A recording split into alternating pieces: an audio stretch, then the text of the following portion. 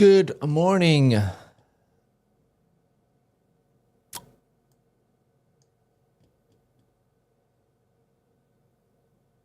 How we doing? I don't see the chat yet. Let me pull that up. Opening range trade is cooking again. Let's see, did Bull Knox copy? Yes, it did. So opening range trade is cooking again. I'm glad to finally get a little bit of confidence with that.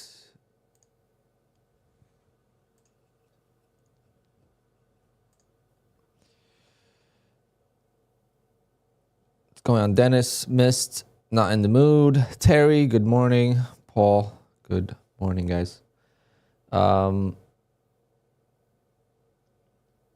Crazy sell-off overnight. Oh, thank God I didn't trade my Top Step eval. I was gonna put on a long couple contracts overnight, but I was like, you know what? I'm not sure.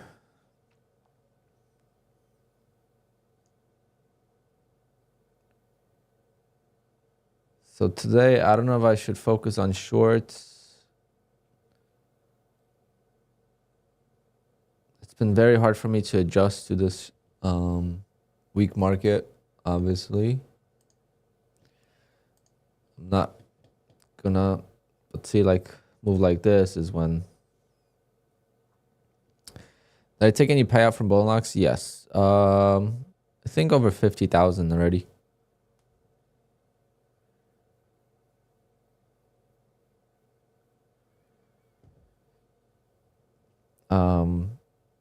All right, so let's go to micros before we mess this up. Oh, just so you guys know, yesterday, what did I say yesterday on stream?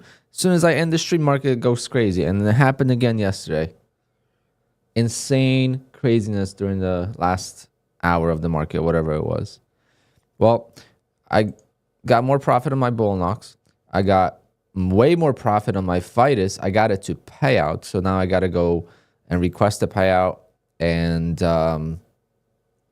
I transition to live. So this 25K account with Fitus, on day number 2, I'll get $1,000 payout, and I'll get to move to live, which is pretty crazy. And I got two more of these accounts to activate. You could have up to 5, so I have 3, and then one Apex account that I flipped yesterday. I made some profit on it as well. I can show you guys the PNL from yesterday. I could find it in my Discord.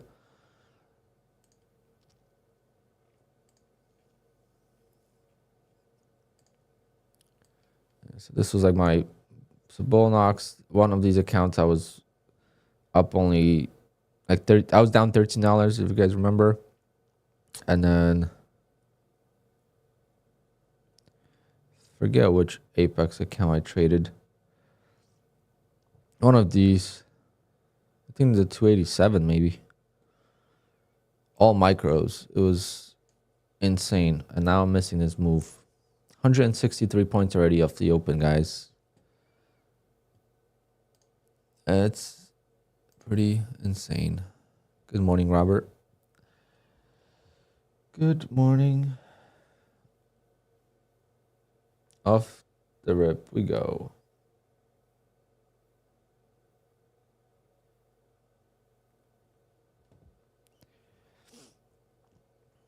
Okay, let me switch to MNQ because I said I'm going to switch and I didn't switch, and then I'm going to get stuck.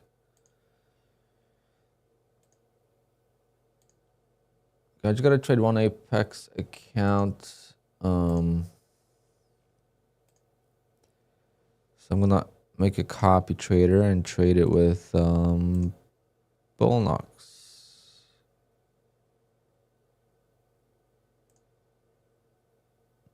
Well, I want to trade my take profit trader account too. I got to trade that for sure.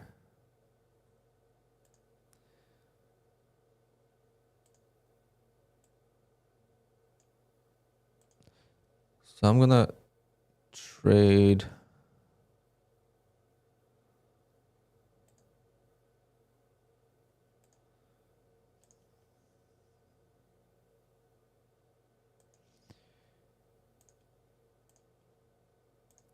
I still got my Tradeify account to trade. That's why I don't like having multiple platforms. And I feel Take Profit Trader is a different platform, even though it's not.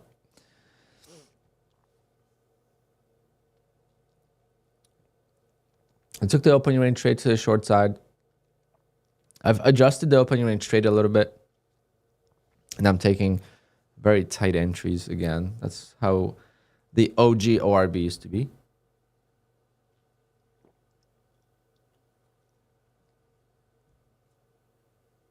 Now, is this just a fake bounce?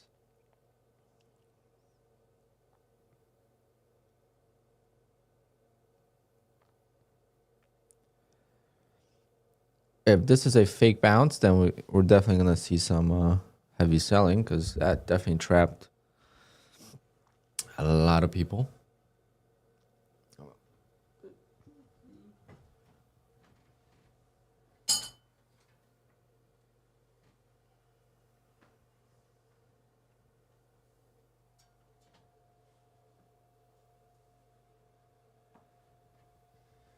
we go. We need the blue in the background.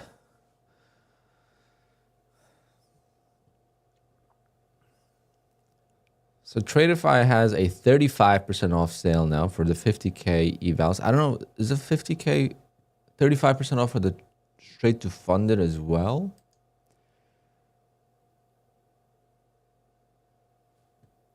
Probably, right?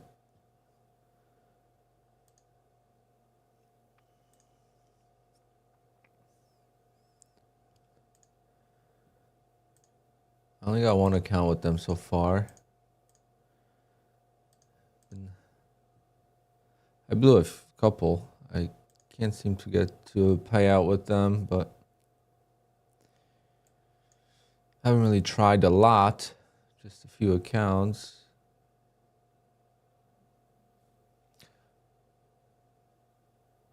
But I'm definitely negative. That's one prop firm I'm negative on, which I don't like being negative on the prop firm, as you guys know.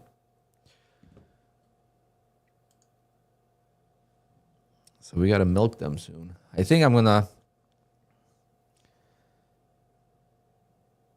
I don't know, Tradeify.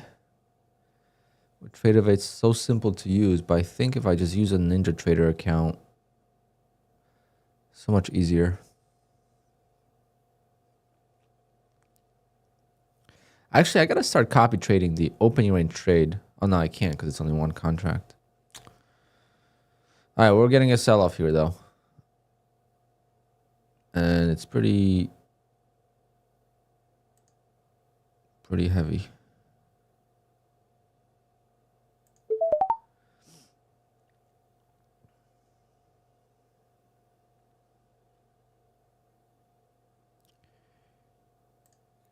Sure. See if we could break the lows.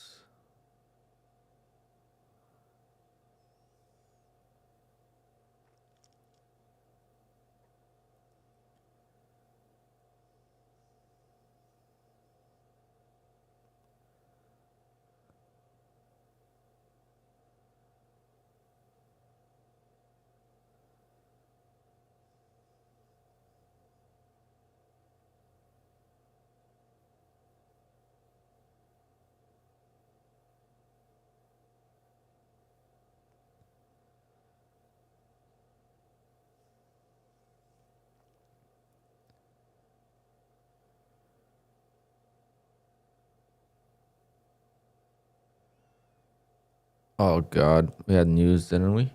Oh, no, it's not 9:45 yet. As soon as it froze, I was like, oh, God.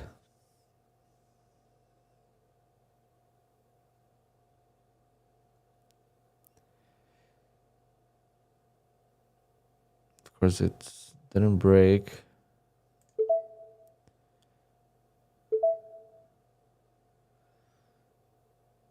I didn't get filled into bull knocks.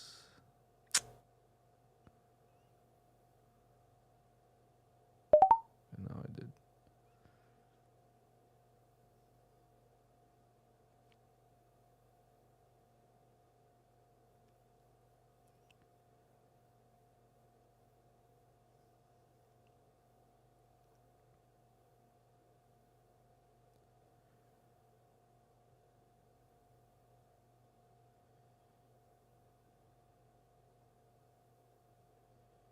52, 53 ATR. This is insane, guys.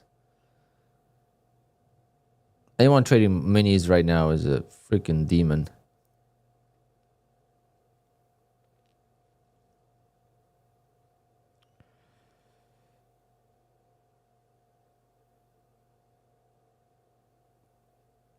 Yeah, I'm down $200 on a couple micros in a second.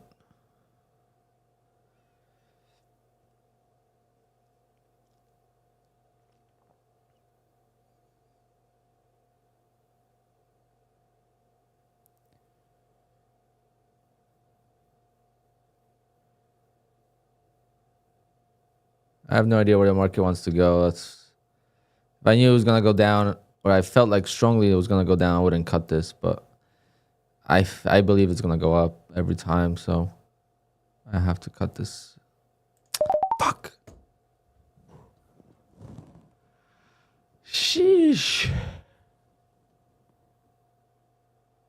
$400 loss on micros. Holy shit.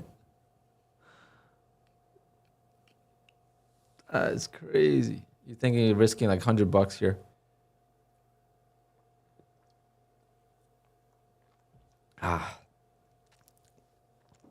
Maybe I'm gonna stick to longs, guys. Maybe going with the freaking short. It's just not my thing. This is what I hate. This is what pisses me off. When I have a bias and I switch it and I lose.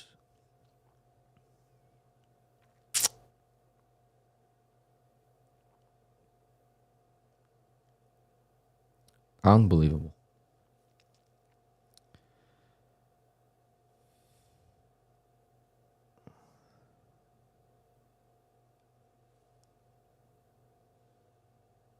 When everyone loses one, it doesn't even exit consolidation. Yeah, because the consolidation is 200 points. Good point. It's like you can't even survive the consolidation period.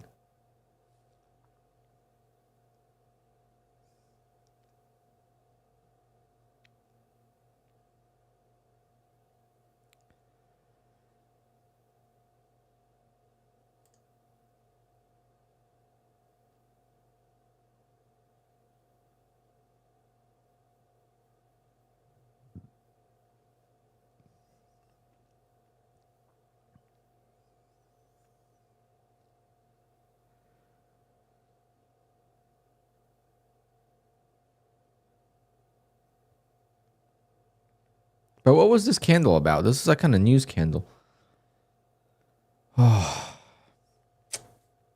Okay, sticking to longs. Until we're way below the lows, I'm not taking any shorts. I just don't like losing on the short side.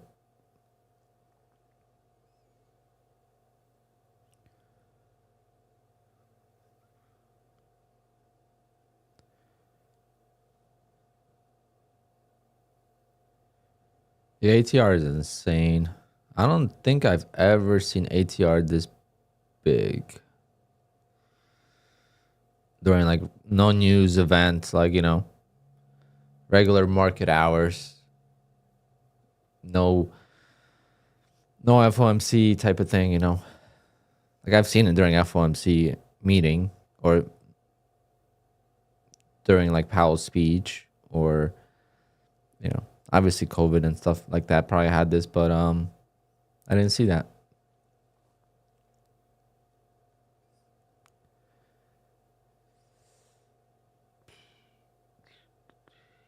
This is a good scalping market, I believe.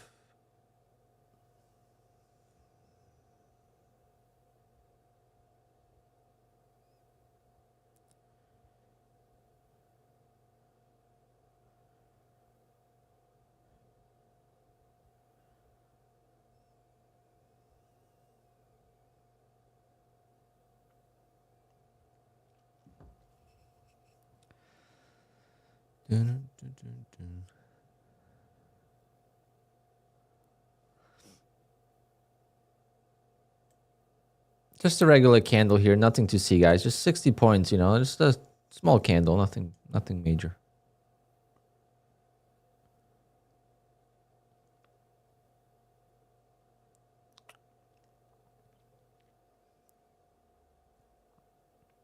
I got a bunch of accounts to activate. I got 2 Apex accounts to activate. I got 2 Fighters accounts to activate.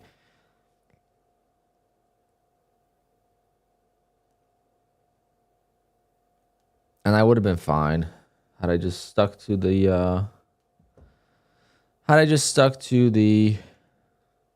range. Add one more. I would have been fine, but of course not.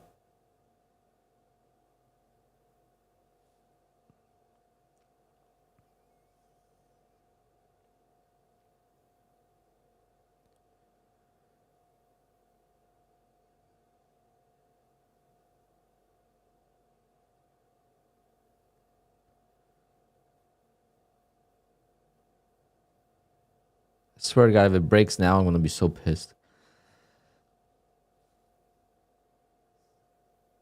I will. 15-minute opening range break. I'll definitely look for shorts if we hold below the lows. But until then, no.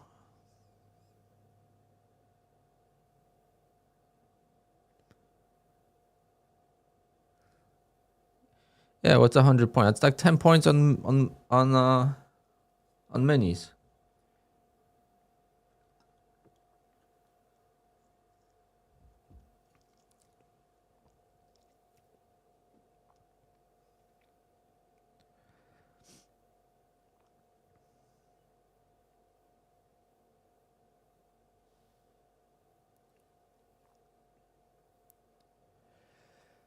Crazy stuff, guys.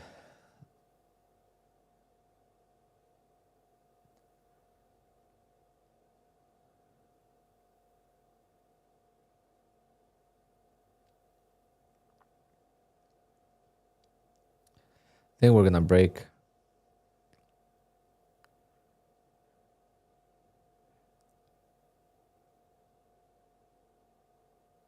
So we have 53 ATR, 171 point opening range, which that I've seen before. That's not crazy. Like it's a big ATR, big range for the 15 minutes, but that's not something we haven't seen. But we did it twice.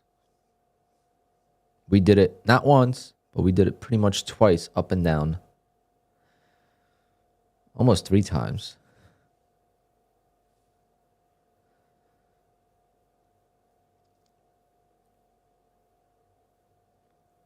Oh, when this breaks, it's gonna get ugly.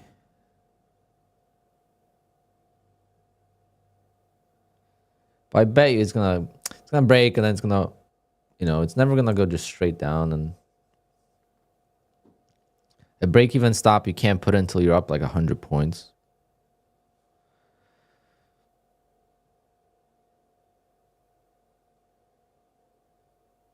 Oh, I'm happy the opening range trade worked.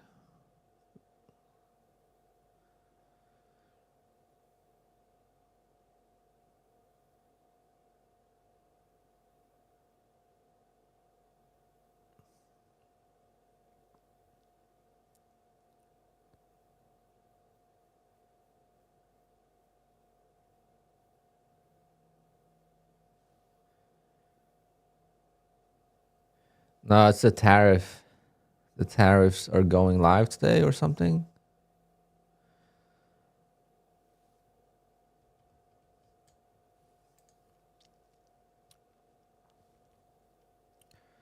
It's the ORB that I use is my version of, it's an opening range breakout, as in the range at the open. You could tell on the chart kind of where the market opens usually, right? You got pretty, tighter candles. It gets a little more crazy here, but not, insane yet.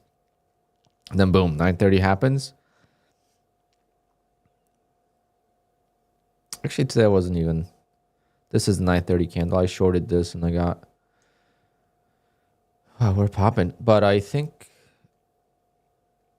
this is a trap. I'm gonna take this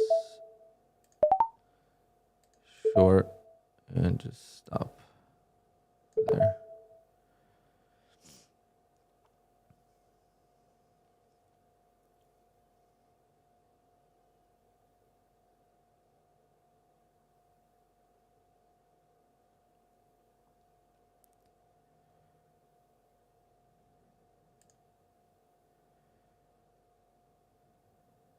Come on. A little bit more. Not gonna get greedy on this. I just want to cut into the loss. Oh my God.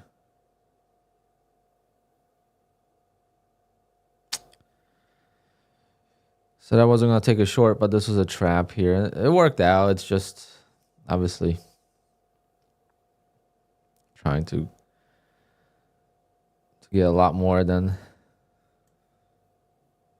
25 points.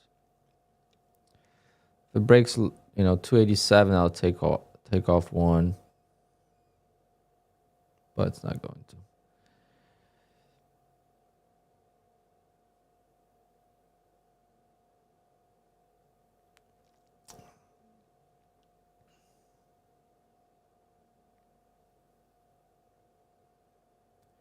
Come on, stuff it.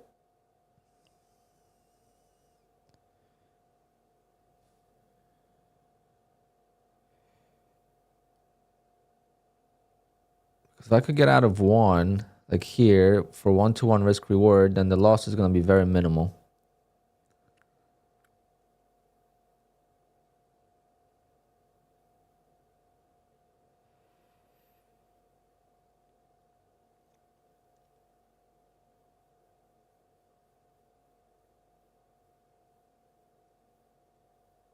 But it's not going. It should have went already.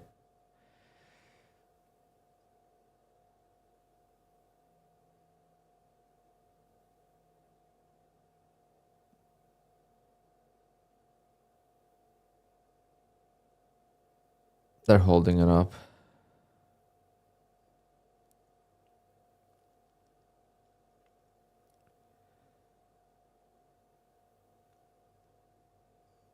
They tease me, and they're gonna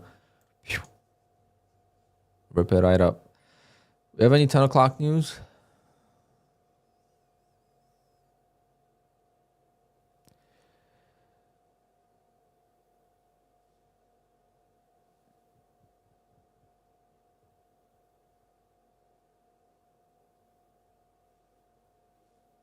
This is crazy.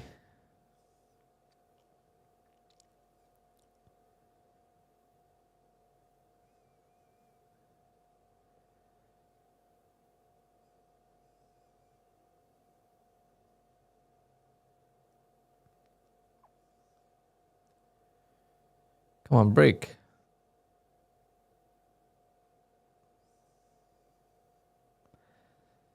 It's curling down a little bit. But we need to break this previous candle low, and we can't. See how it's holding every single candle is just... We need to break and hold below, and then maybe we could get a rollover. There we go. There we go. There we go. All right, so at least now the trade is basically a break even-ish.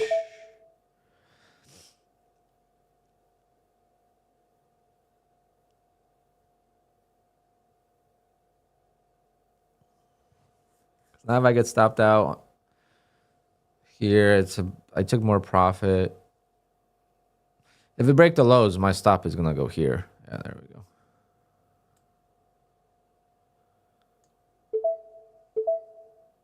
I'm gonna take one more off. Crazy not to. There we go.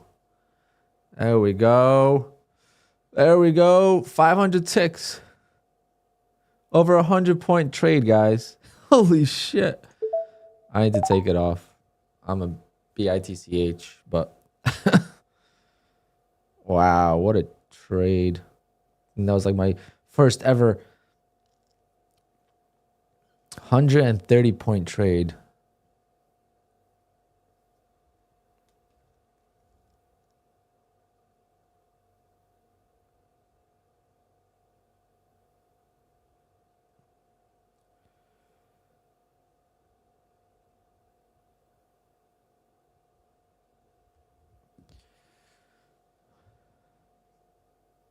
Imagine taking that on minis. I would have not have survived this. I would have probably hit the trailing drawdown.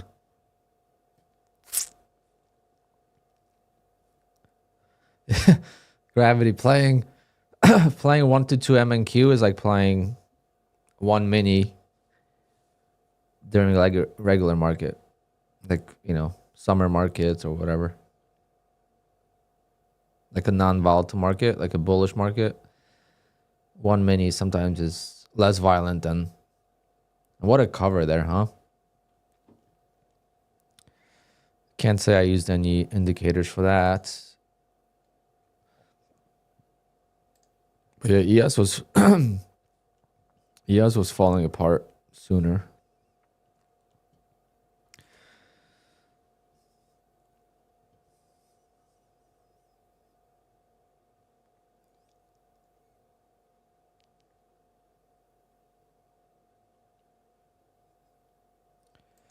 How much would I have made if I took all three? 762. That's why I like micros. You could scale out.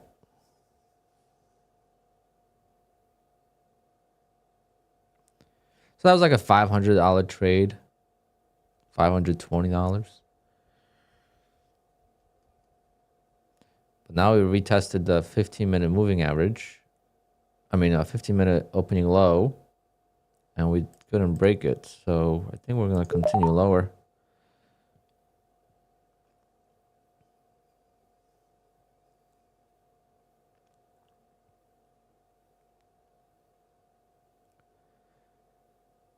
Retested, failed to go higher. Got plenty of resistance there.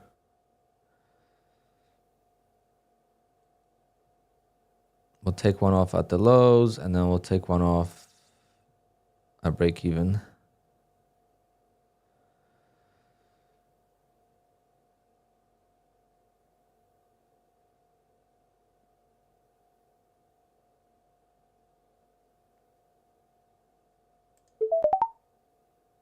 All right, break even, stop on the other one. See if we could break.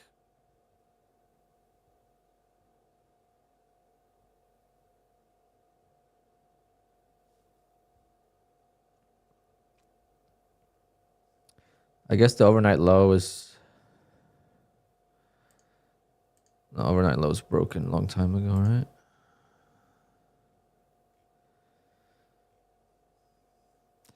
We get stopped out.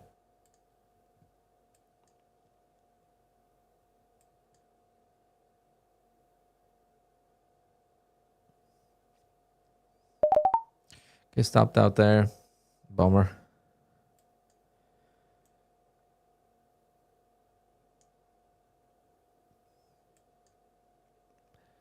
Oh, solid plan.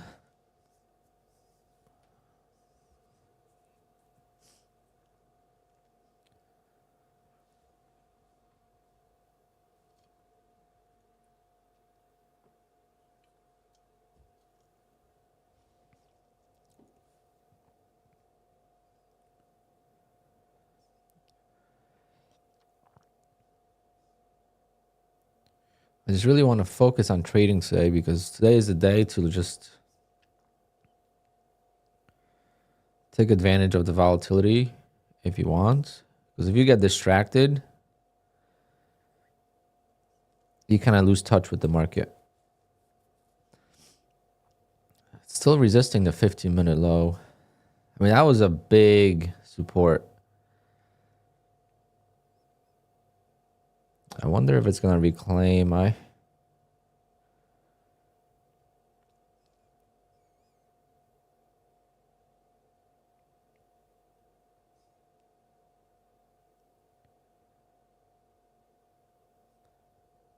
wonder if it's just trying to get some longs trapped in there.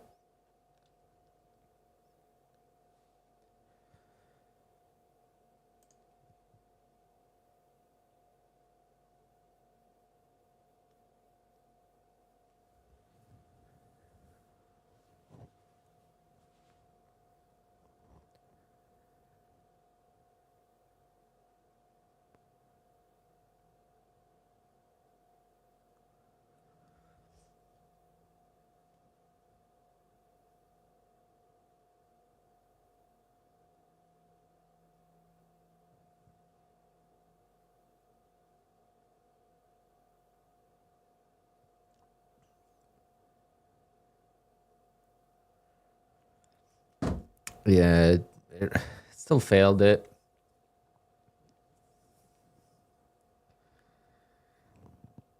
But what a choppy action.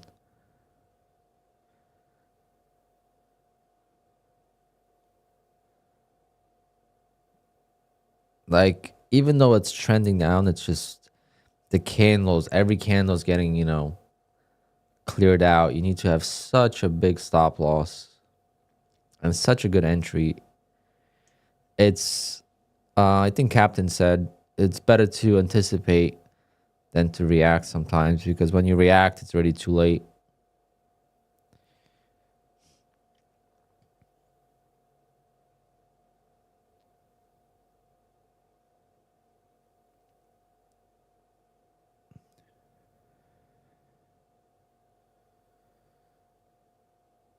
I just want to take one micro on my take profit account, just leave it on the whole day.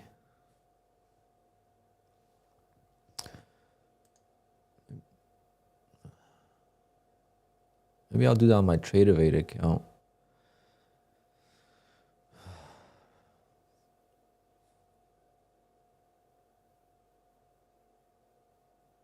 This is gonna break lows.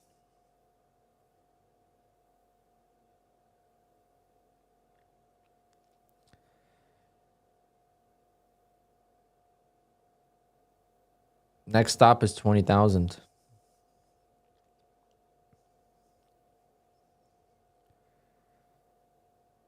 Which seems like a long distance away, but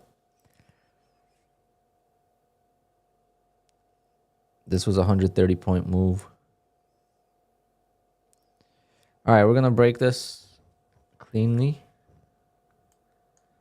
I wonder if I should take a short on my Tradeify.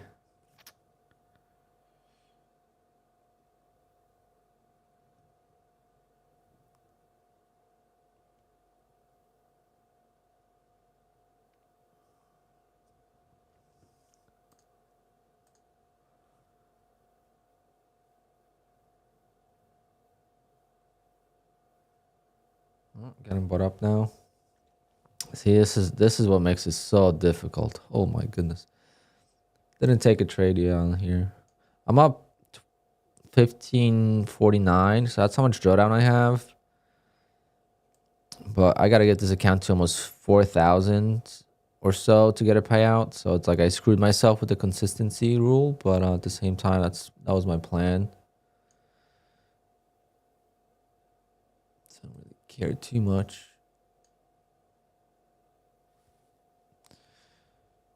Nice, Simon. You got 212 points.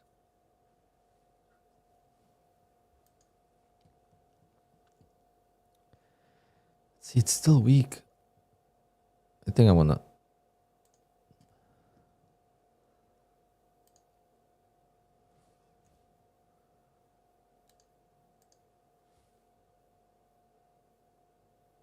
It looks weak 1 second, and then next second it looks strong. But then when it looks strong, that's when you short.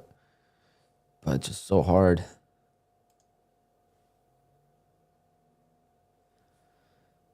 See, like I hit the ask and I missed the fill. See, I didn't get filled on that.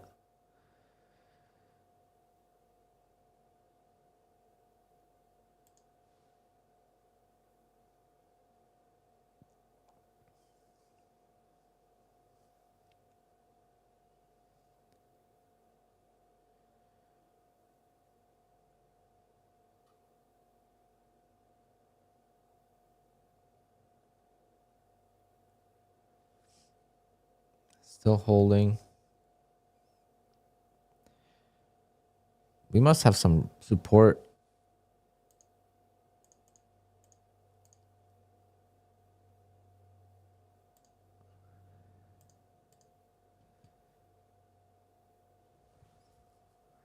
I mean, it's consolidation area here. It's really nothing significant. I mean, I guess the high.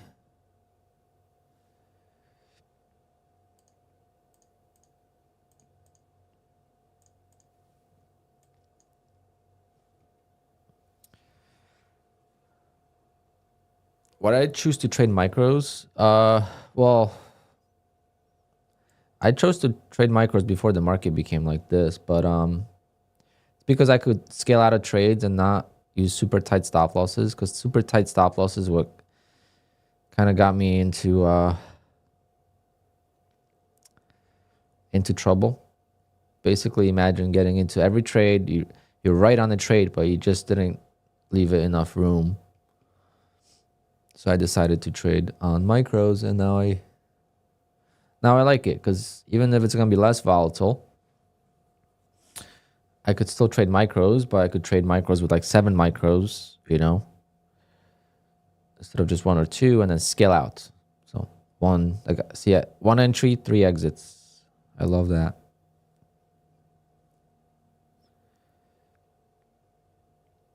Okay. Let's see if we trap right here.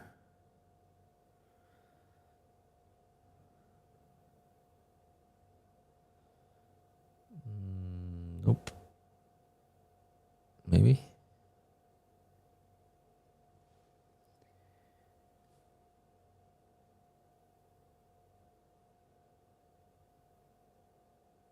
You could also trap up here.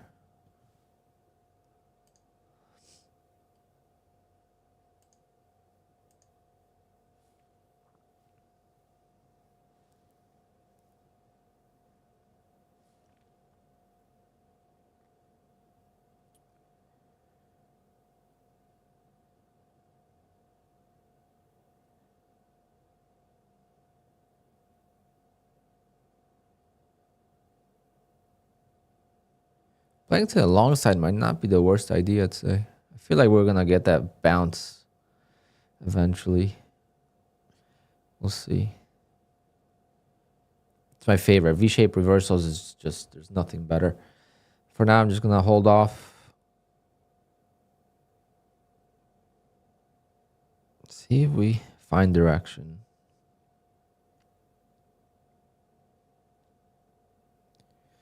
Volatility is slowing down a tiny bit.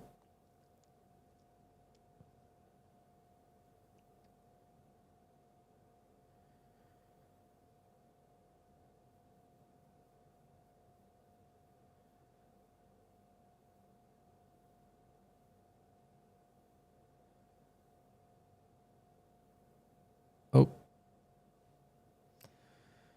Just a random spike there.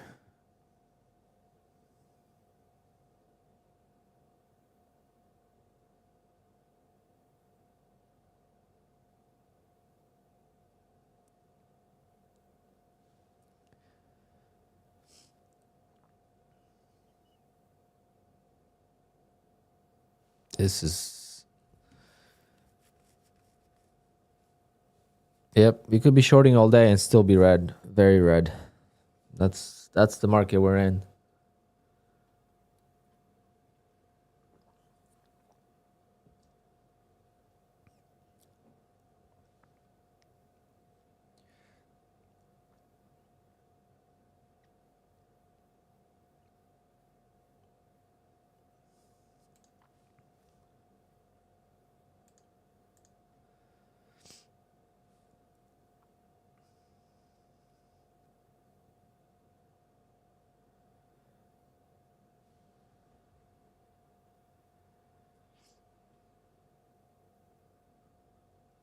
The way to make the money in the middle, I'm going to open positions in the extremes.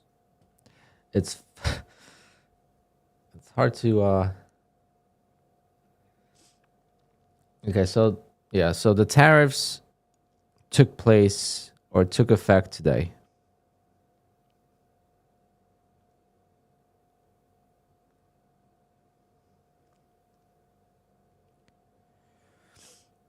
I guess Corona is going to be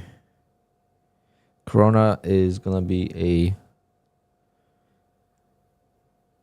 top shelf drink at a bar.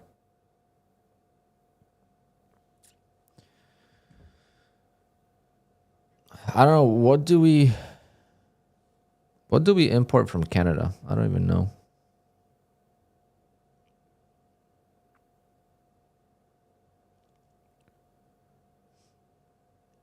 besides hockey players.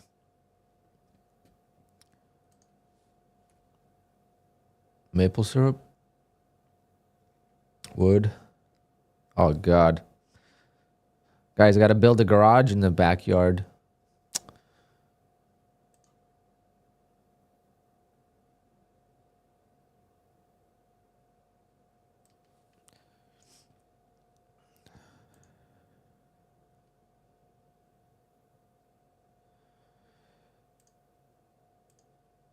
Up a little bit here.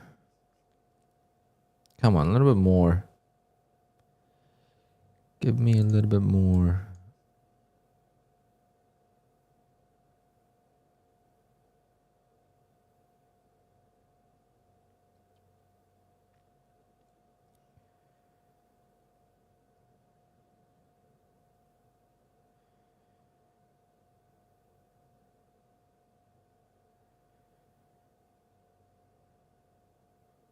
Yeah, boy.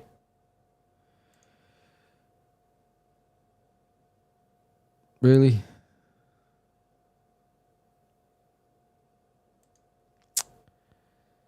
Come on. Okay, I'm going to let one go. See how far we could go for a little bit.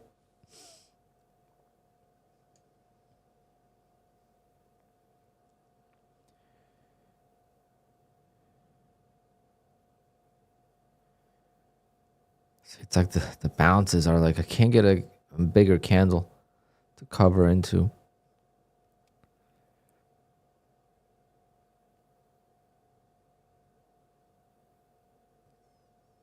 There we go. There we go. That's the candle I wanted. I'm going to cover that for now. $375. Oh my God, I covered too soon.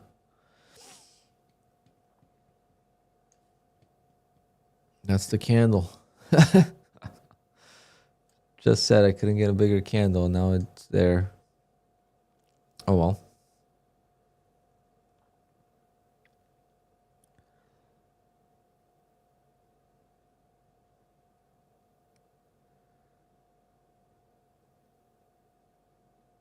Wow. This is silly. Why did I cover that? Why did I cover? Just so anxious. Because I need to make a lot of profit on that Tradeify account. When can I start trading the PA accounts if I just got the evals to 53,000? Tomorrow. Well, technically tonight. After 6 p.m. Eastern time.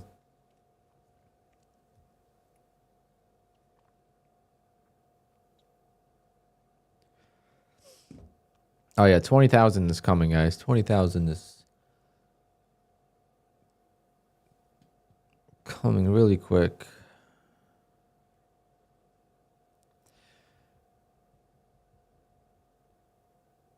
I gotta activate 2 more Apex accounts. Maybe I should and just try to have bigger days on them.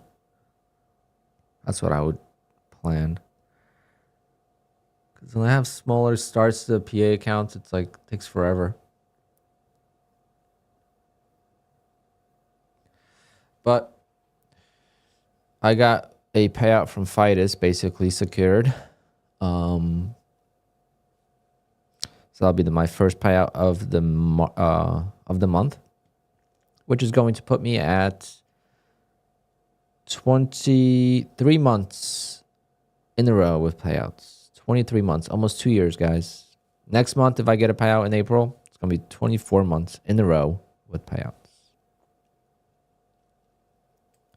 Very proud of myself for that. No matter what I went through, all the ups and downs, I was still able to manage at least a single payout on some months.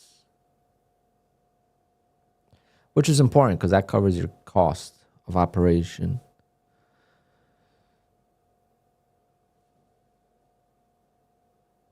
Have I tried the orders grid? Yeah, I have.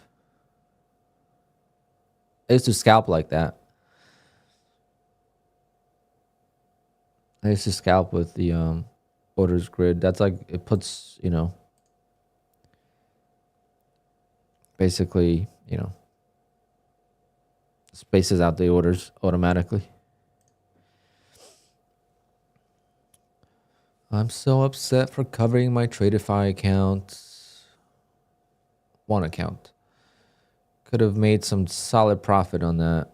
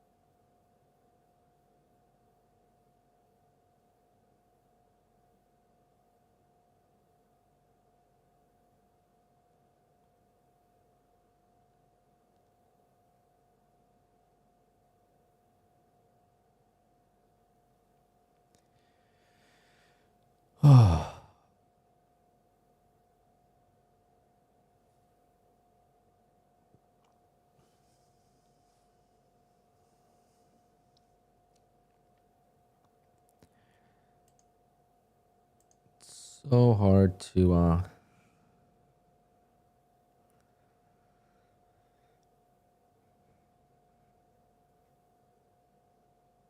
guess I just gotta wait for traps. I don't know how else to enter this.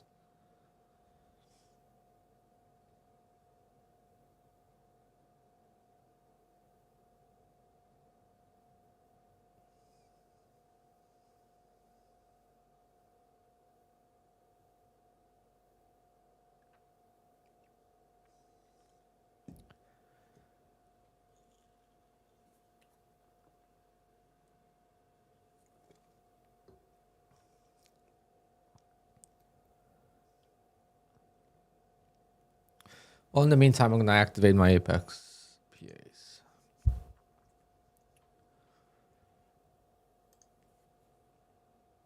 I got 2 more passed.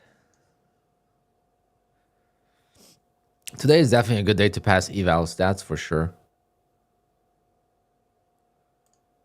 Maybe I should focus on that, but nah. Nah.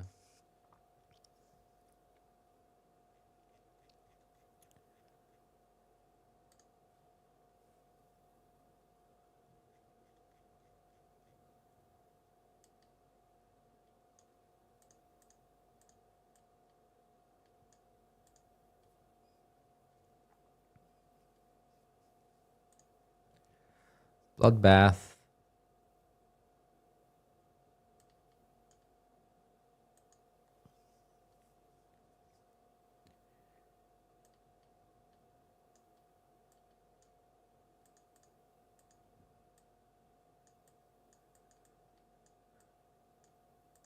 I hope Boomin made some money today. Poor guy got kicked off Top Step 2B.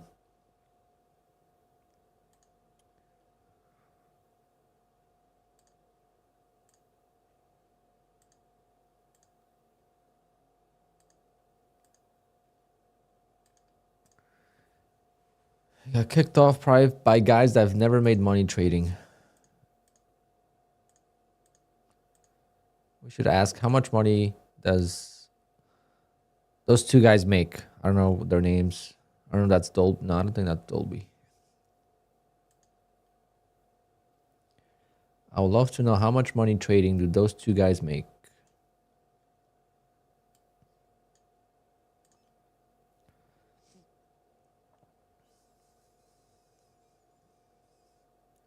Is that from Patrick Wheeling video? I don't know. I didn't watch Patrick's video. I saw this we saw it yesterday on Top Step.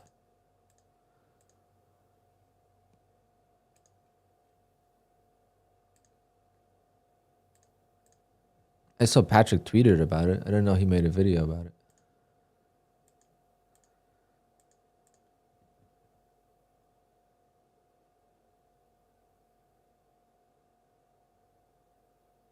He had no stop loss. You don't need stop loss. You just need a daily loss limit.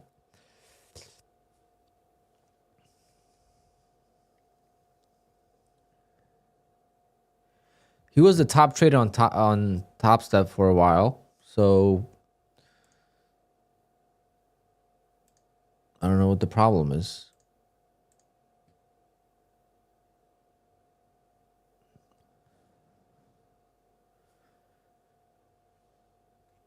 But like we said yesterday, how the hell did they not know how he trades? That's, you have all the data. Like, come on.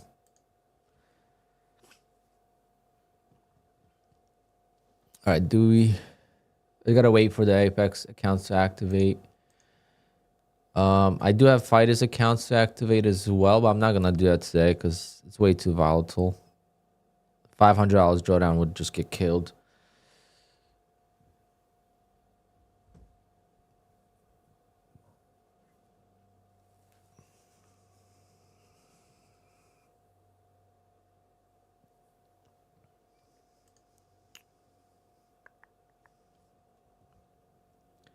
Congratulations, your Apex account is now active.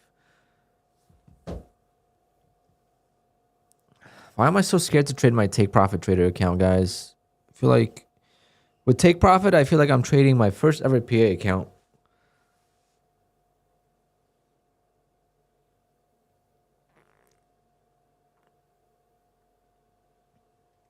Because it's the 5-day eval, I think.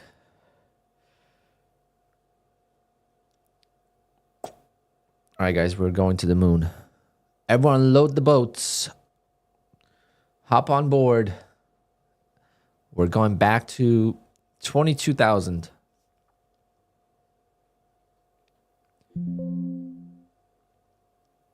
Oh, about to get logged off here.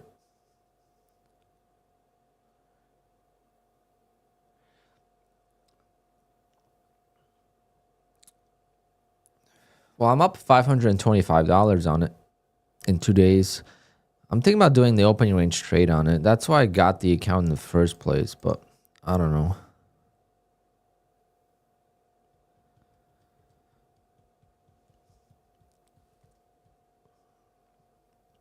I want to get more of them. Now they have a promo for no activation again.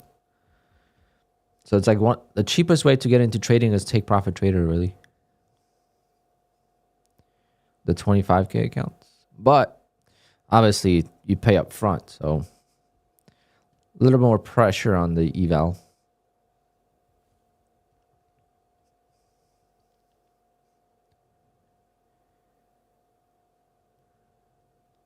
But the opening range trade, I have recordings of it.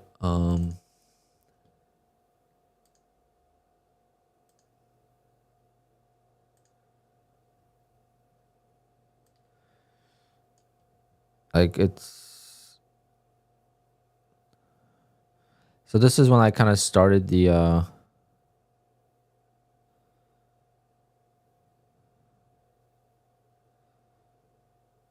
23, almost 23rd.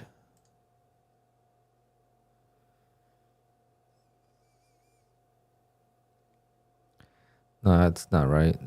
That's not the right date. That's Sunday. What date is this?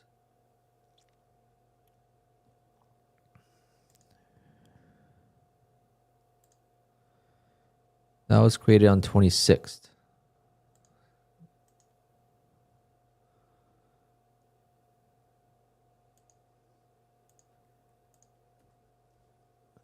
Yeah, so 1, 2, 3, 4, 5, 6. 6 days in a row the ORB has won. If I take the ORB with 3 contracts, 6 days in a row in Apex, that would be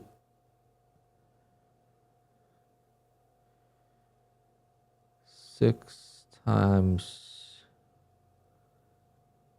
292 divided by 246.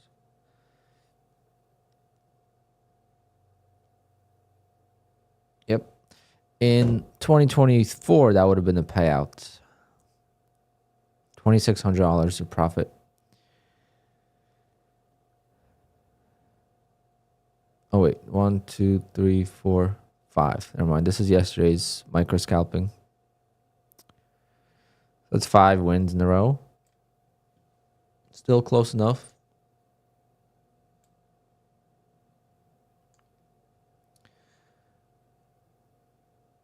Is Take Profit the prop firm that had issues? What kind of issues?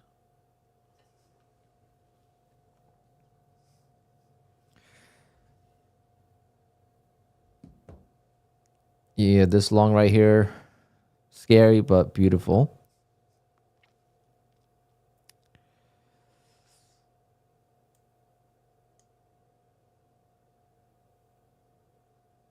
But is this payout issues and solvency? No. Take Profit traders as solid as they come. You might think of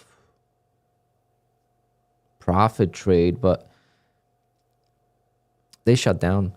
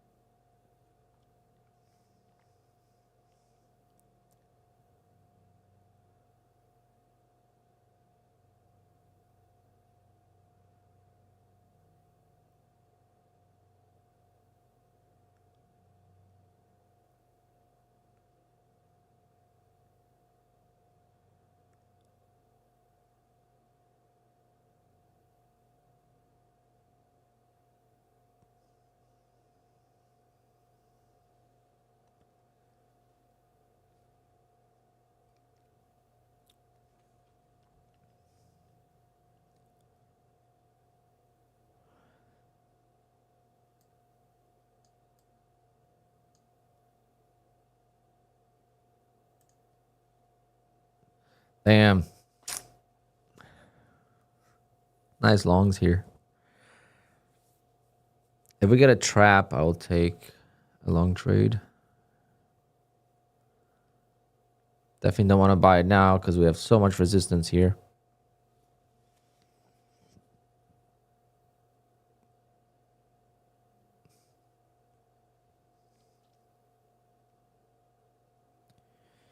Okay, Blue Sky. But Blue Sky, I don't consider Blue Sky a prop firm for one silly reason. It's only one account. But one account, to me, that's not really... They don't qualify for the...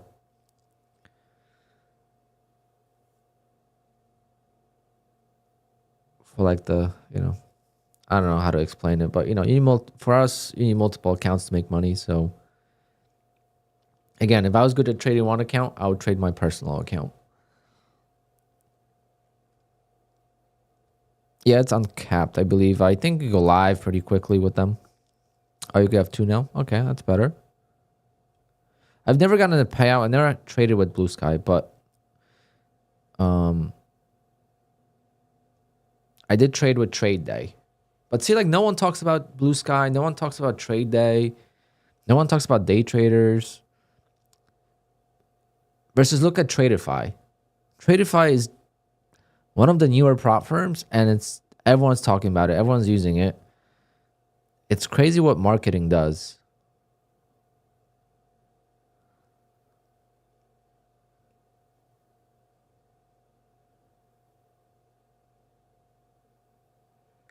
And I didn't trust Traderify in the beginning at all. I remember Brett came in the chat, and I was just like, oh, we need to see some kind of proof first. Because I was right when Fast Track went down, you know. But I think Traderify is solid now. I just don't understand their live accounts. It's a very complicated process. I am excited to see how this Fight is live account works. Because they're in France. So like, what broker are they using? So basically how this works with Fight is, right? So I have a 25K account. You could have 5 of them. It's a 25K account, static $500 worth of drawdown. Okay, it's a very tight drawdown, but it's not a long-term payout machine, but it's a short-term payout machine, because you just need to make $1,500 and you could request 1,000, which in today's world of trading, that's a great deal, right? Because last year you made $1,500 in Apex, you could withdraw 1,500. That was like a money glitch. If you think about it now, that was a money glitch. But now with this, you could request $1,000 of payouts, and then 500 goes into a live account. So you start a live account with $500.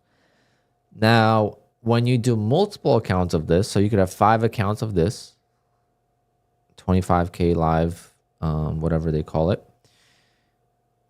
And every time you get another account to the payout level, the $1,500 level,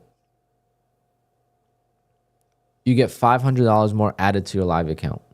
Okay, so you could do up to $2,500 of drawdown in your live account. And this is a real drawdown. This is not end of day. It's like funding a $2,500 account on your own.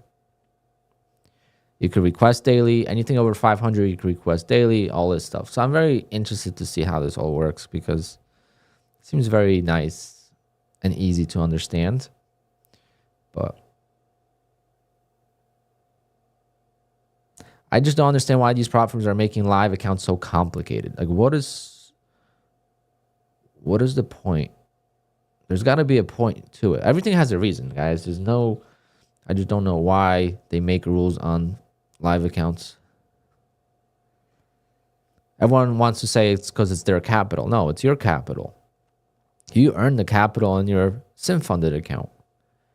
They didn't pay you from your sim-funded account and then start a new live account. Like, that would make sense. Like, if a prop firm, let's say you have a 150K account with Top Step, which is 4,500 worth of drawdown.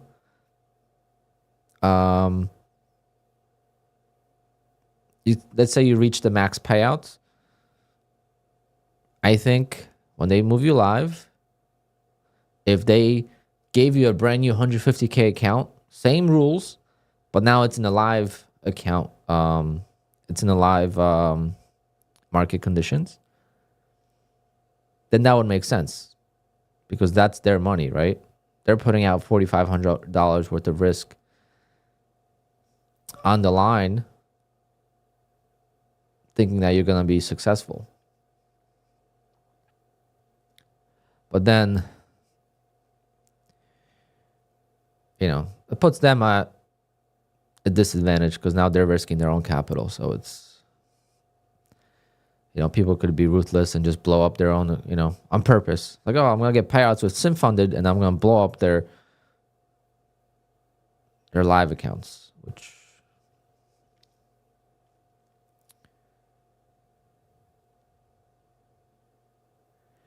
RS, the futures firms are real headache to figure out. They used to be very simple.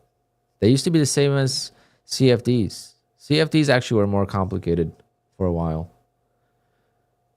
But now the problem with the CFDs, obviously a lot of them went under. And the same thing with prop firms with futures. Now, they didn't go under. Some of them did, but the solid firms didn't go under. But they definitely felt the heat from profitable traders. There's just no way that they didn't. This is why all the changes are happening. Prop firms made it too easy. There was too much of competition last year at this time, and like 15 months ago. There's too much competition, and prop firms just kept making things easier and easier and easier. From 7-day eval to 3-day eval to 1-day pass. I mean, once the 1-day pass came out, that was like, holy shit, this is going to be great. Top Step went from 2 stages to 1 stage. They removed the daily loss limit. So many things happened in the space 15 months ago that people just forget about.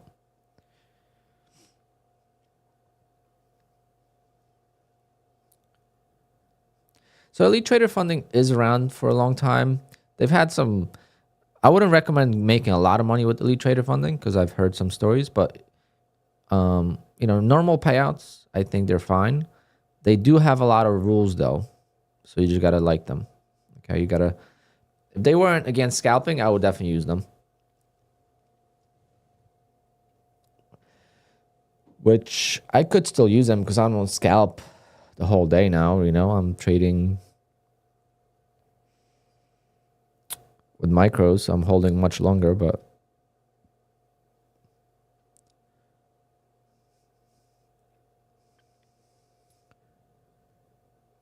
yeah. The thing is with Elite, you gotta request small payouts, I think. What counts as scalping? Trades under 10 seconds.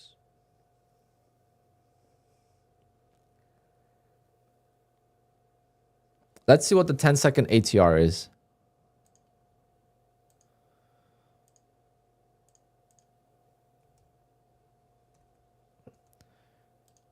All right, let's see. The 10-second ATR is 16 points. I mean, you could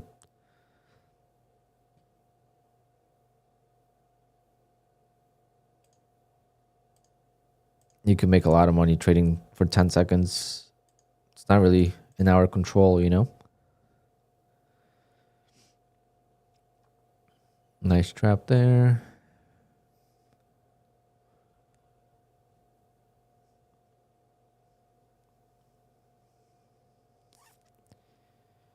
Okay, we're slowing down a tiny bit here. We'll see. We want to take more trades ASAP before.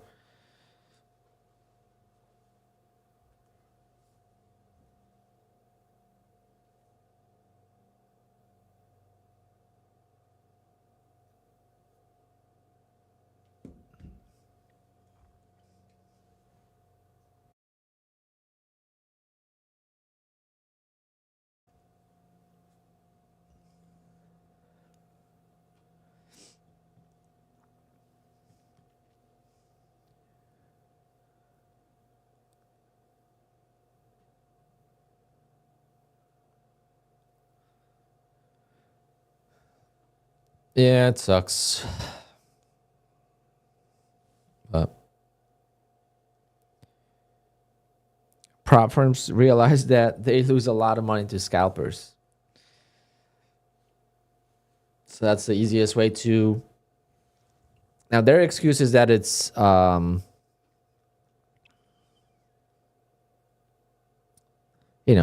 realistic in real markets, but it is. I mean, NQ and ES are as liquid as it gets. If you could scalp stocks, you could scalp futures. I mean, let's be real. The liquidity is there. And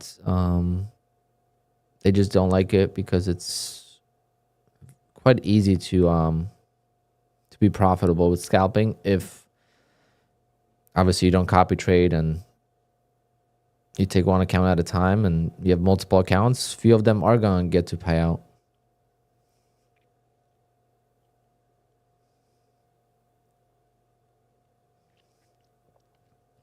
Are you not allowed to scalp with Apex? You are, but Apex has a 1 to 5 risk reward rules. But I think they're going to get rid of them. That's the rumor in the streets.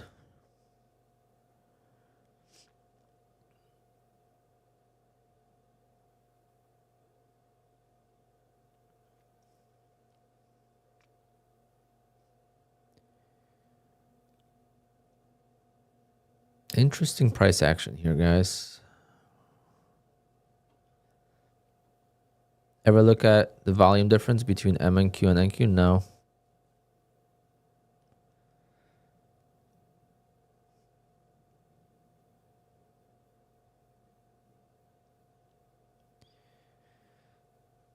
What is the difference actually? Oh, well, that's a good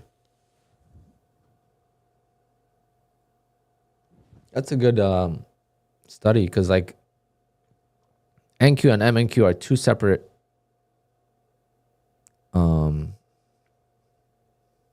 instruments. It's not like, you know, MNQ just mirrors the NQ. It's somehow they're separate, but they're going this. They trade the same, but sometimes there is a slight difference.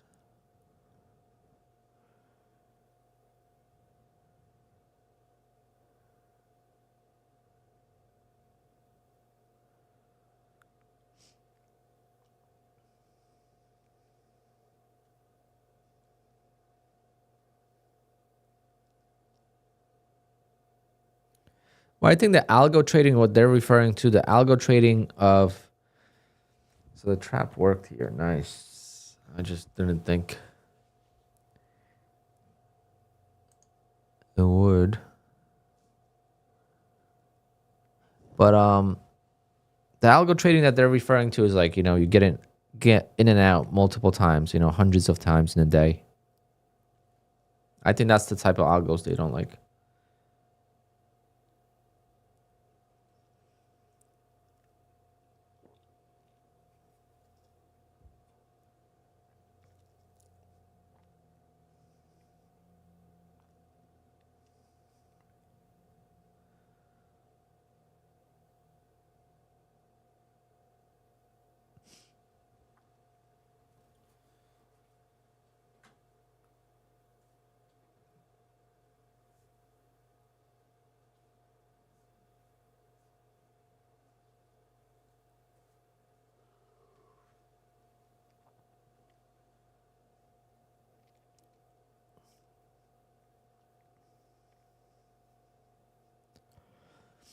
I would love to find a set and walk system that's profitable.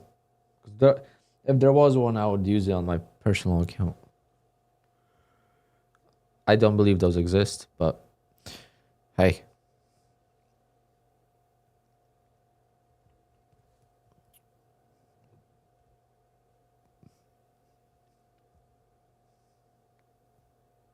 Can we pick a direction here, market?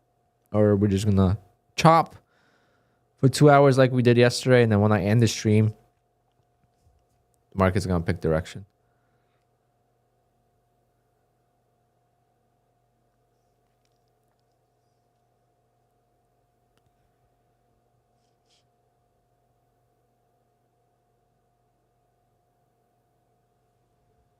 Give me 1 second.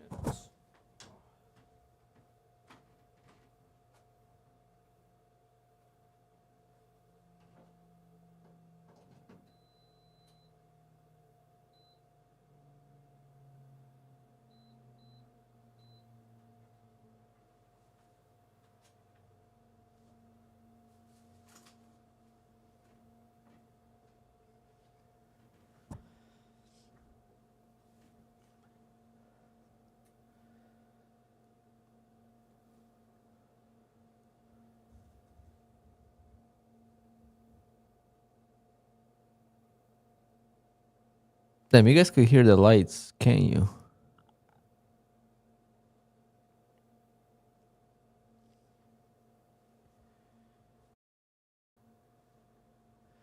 Do you guys hear a hum in the stream?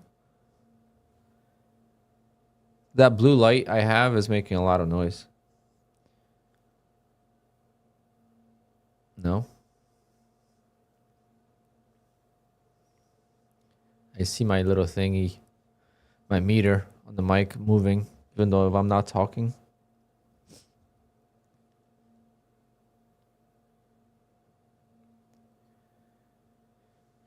All right, so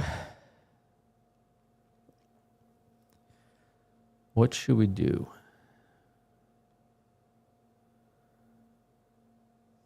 I should request that payout from Fidus to see what happens. I just gotta take a picture of my, you could hear a fan.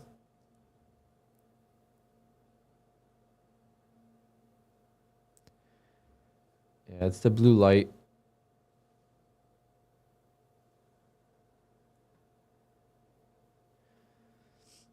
But it just makes the skin tone a lot cleaner.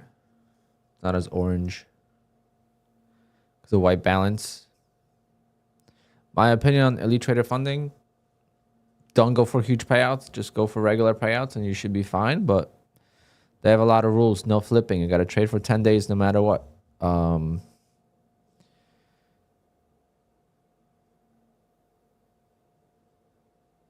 They have consistency rules. They have a lot of rules, so you got to get familiar with them, but it's actually not bad.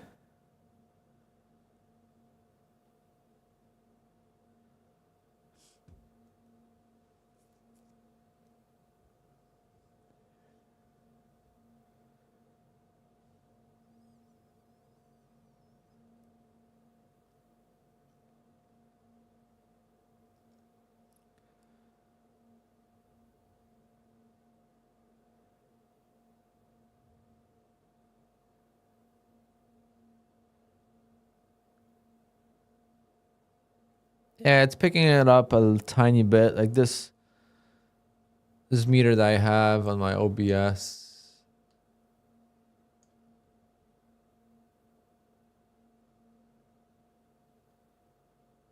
You could see it moving. That's why I was wondering.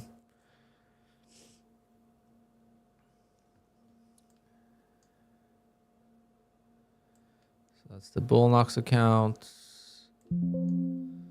Oh, I gotta log back into my Apex. I hate that it logs you out. Oh. Come on, market. Just do something.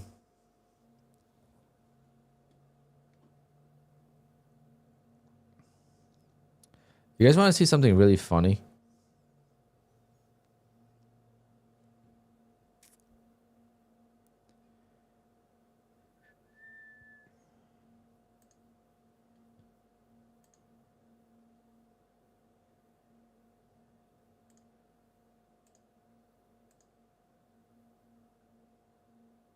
I still have, I don't know if it's still going.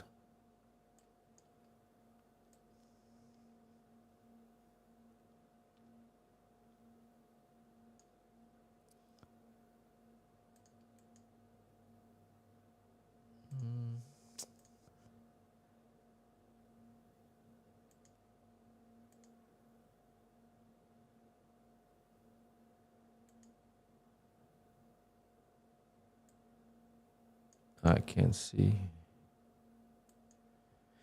Never mind. I was gonna show you guys something funny with one of the evals.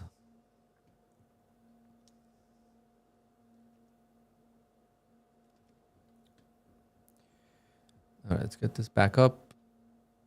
And let's focus here. Let's try to trade.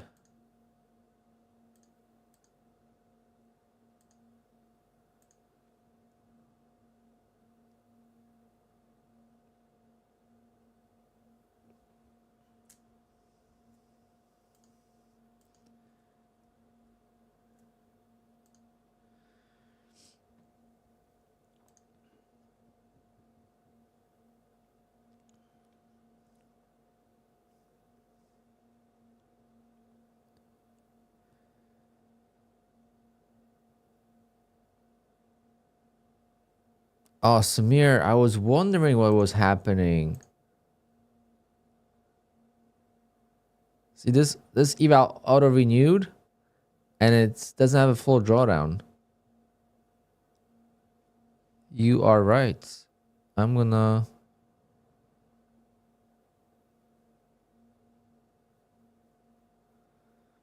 How is it possible to take out cash on day one?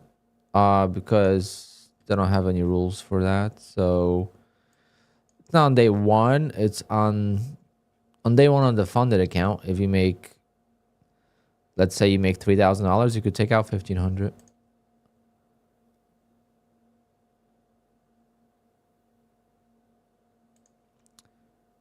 I gotta message someone from Apex about that.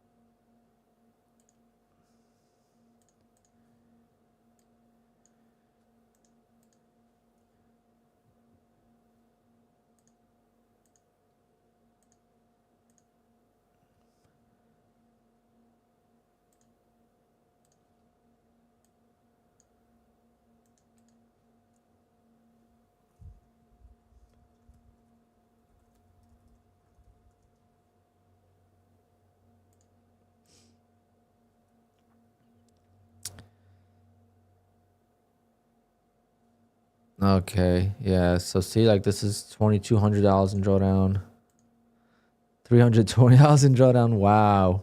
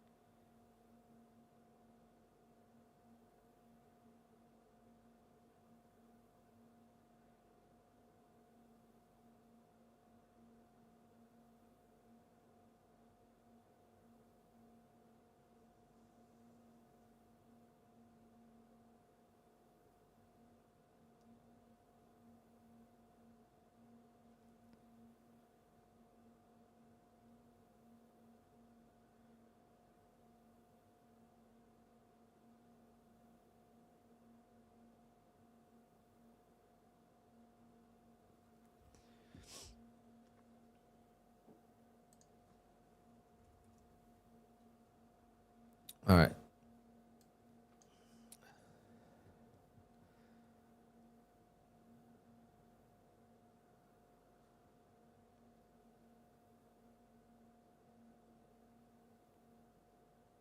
Yes, that's why I don't trade with Tick Tick Trader. Tick Tick Trader has rules against scalping in the first 5 minutes of the open, and that's why I don't trade with them, because I tend to scalp. But yes, I'm aware of that. It's been a thing for them since the very beginning.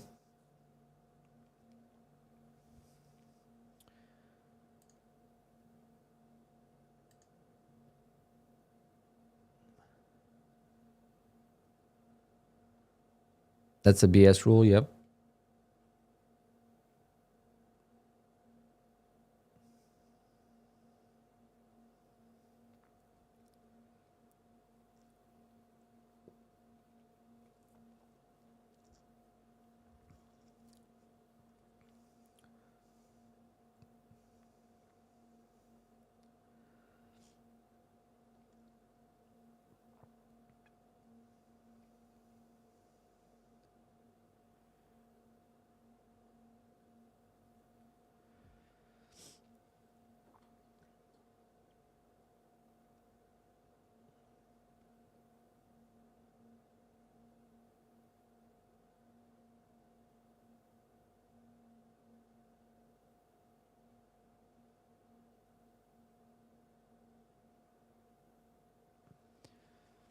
All right.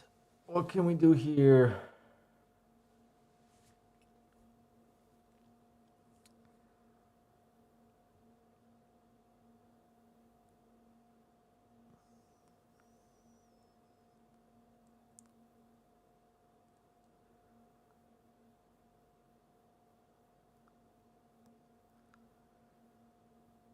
It's no direction. It's so hard to pick.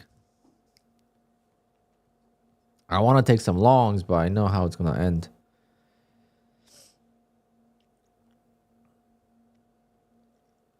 As soon as I take that long, it's just gonna consolidate, and then boom.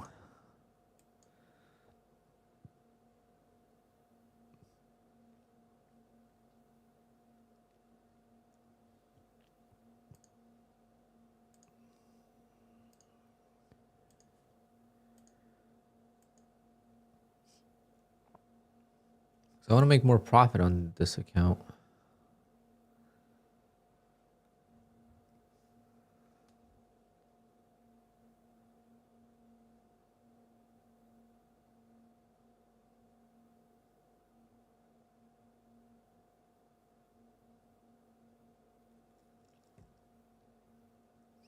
How's my wealth chart? I haven't touched it since yesterday.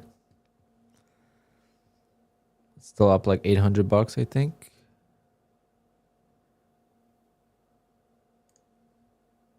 Still have it open here from yesterday, so it's all glitched.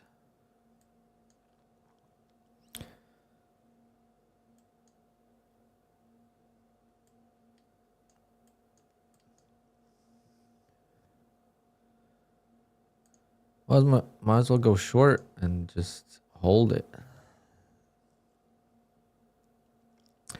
There should be also like a pass equivalent.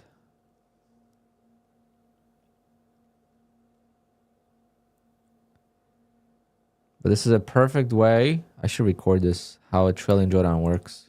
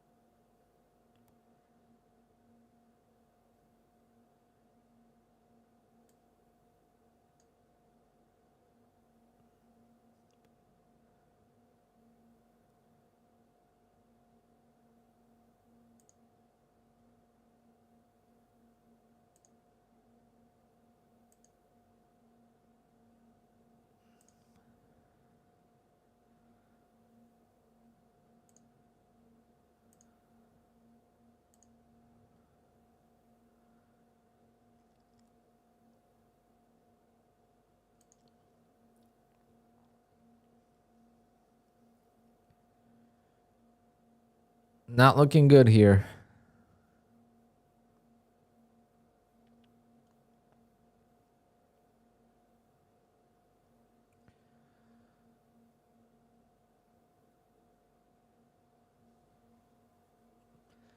The chop. Not that I want to be funded with this account anyway.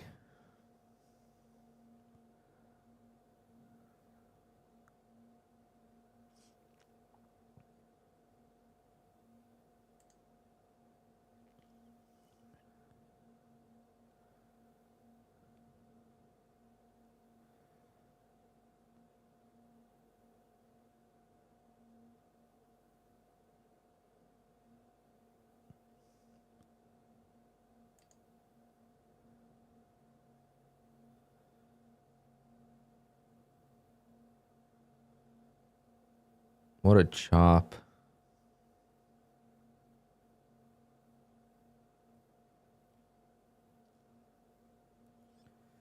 I don't even know what my balance is. I guess this is updated.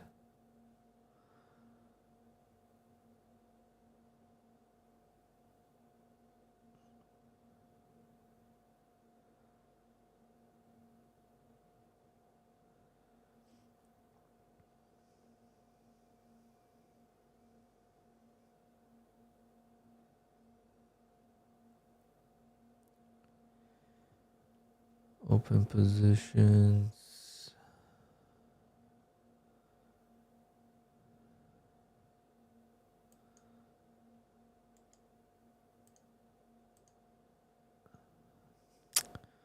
Clunky as hell.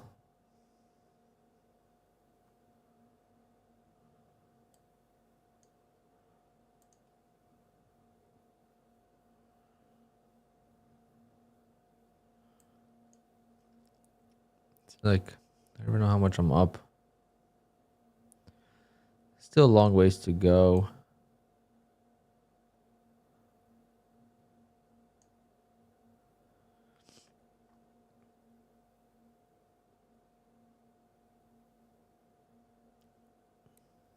I don't want to get funded on this.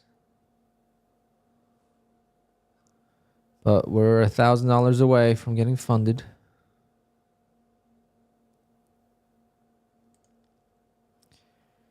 Take one off.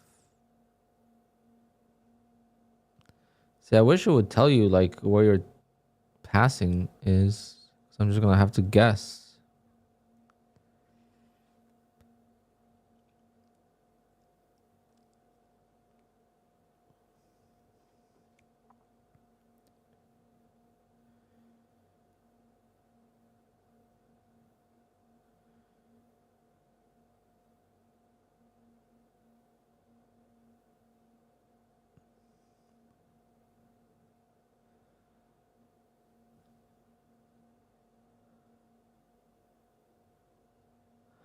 Wealth Charts is like a platform, kind of like Top Step X, but still clunky.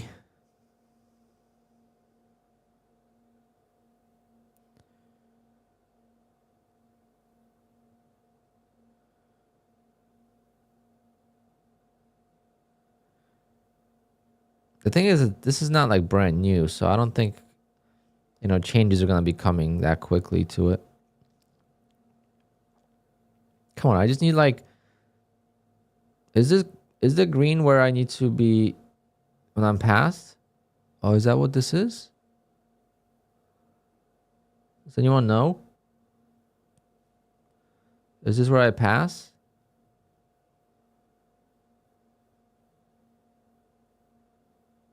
I think this is it. I think this is where I pass.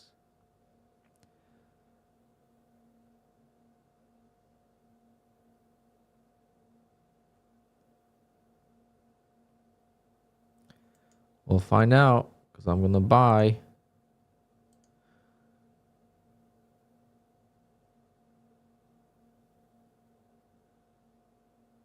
Yeah, boy. What the hell's going on? Are you kidding me? I didn't pass. Oh.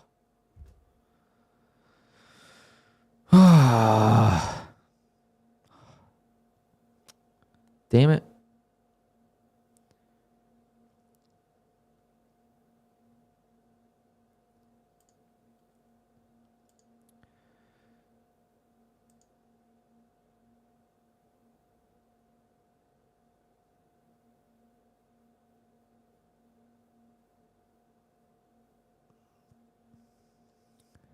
I saw the max balance and I got out thinking that's what I needed, but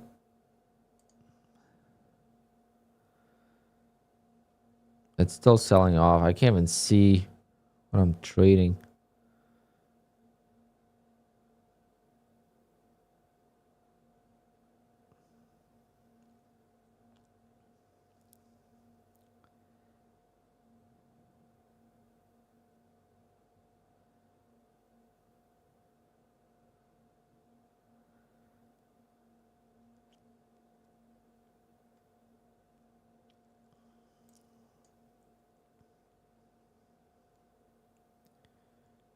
Am I even in a trade? I can't even tell if I'm in a trade. I think I am. Yeah, price is moving.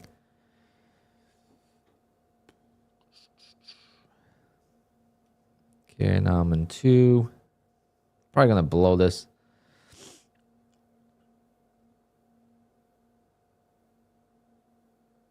No, back in 1.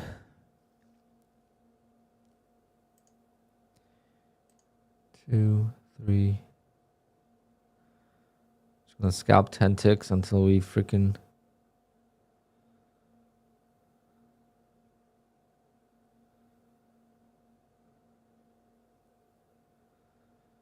Just watching this here. There we go. Okay, we don't even need to make that much. Woo! We passed our first wealth chart account. As soon as I said, I don't even want to pass this, it just reversed and boom. Well, I don't know how I'm going to trade this one, but I guess we'll have it in a... And I guess this is a useless recording.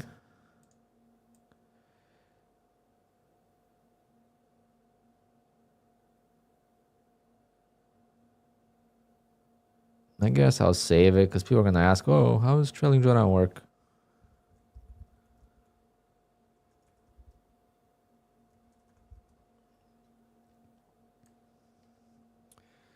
All right, well, past my first account here, so and look at that spike.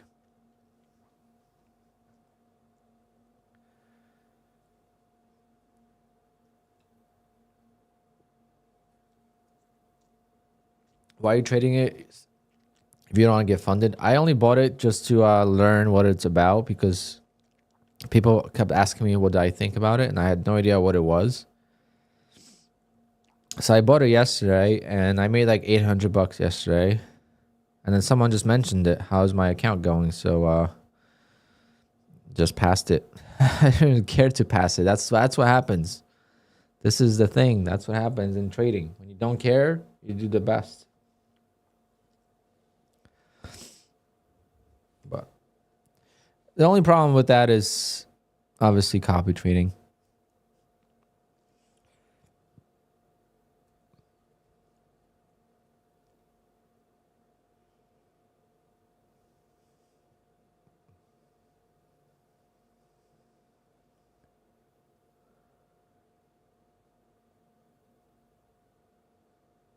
Day trader is 4 days to pass? What?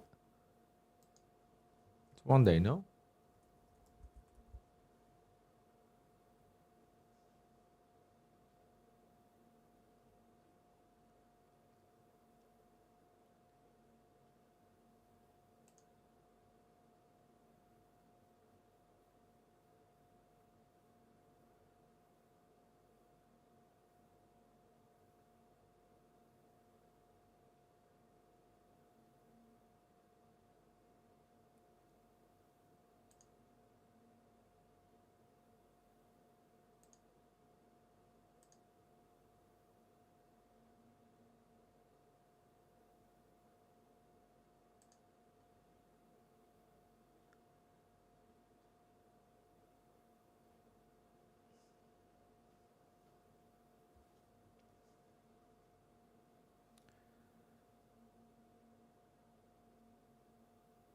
It doesn't even say where, how many days.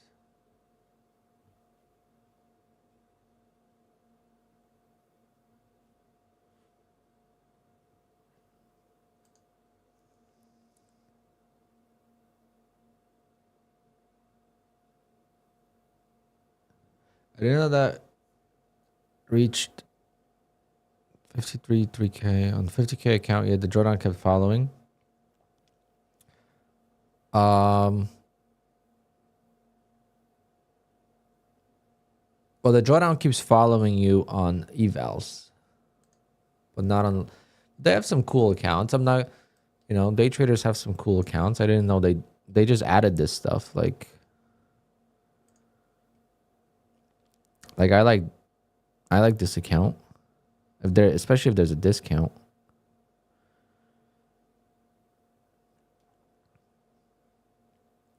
But see, it's $2,500 target with 750 drawdown versus on Fidus, it's $500 drawdown and $1,500 target. So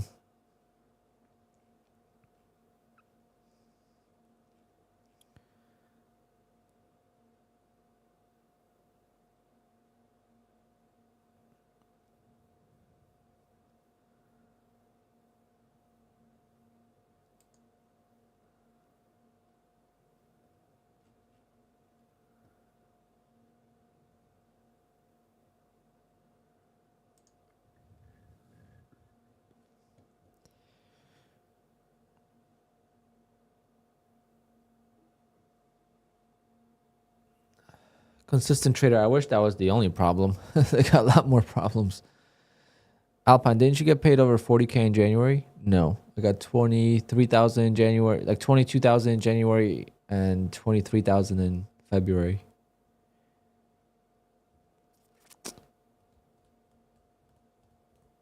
So about 20K a month, which is not bad. I hope to do the same in March. Kind of need to speed the process up here because I'm not going to get there if I don't push.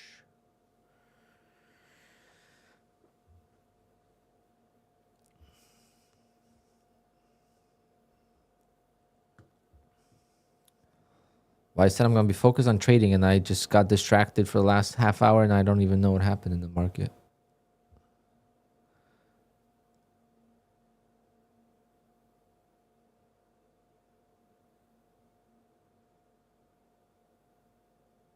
What prop firm is PP? It's the PP Cash, baby.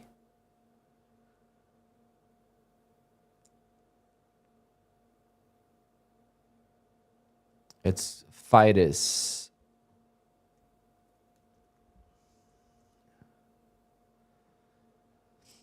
I'm not affiliated with them, but I'm trading with them. They came in here one time, so My code works, but I don't get anything for it, which is great.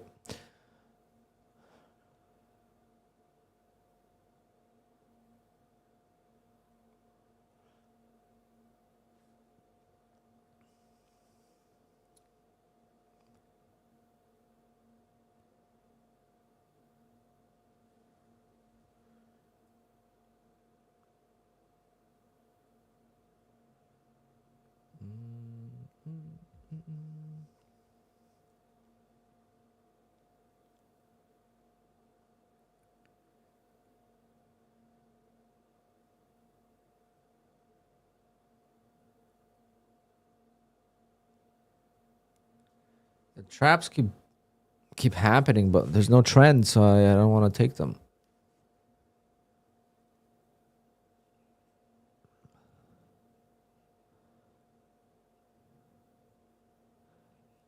I think we're gonna continue lower. I think this is just a consolidation, and it's been doing that lately.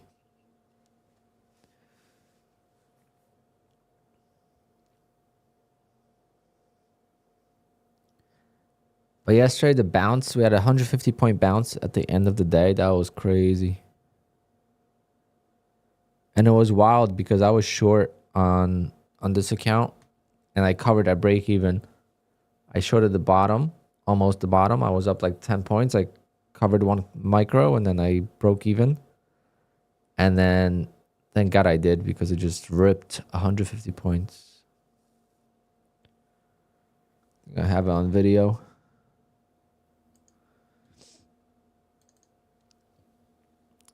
I was doing a lot of scalping. Oh, right here. I don't have it on video, but see, I shorted.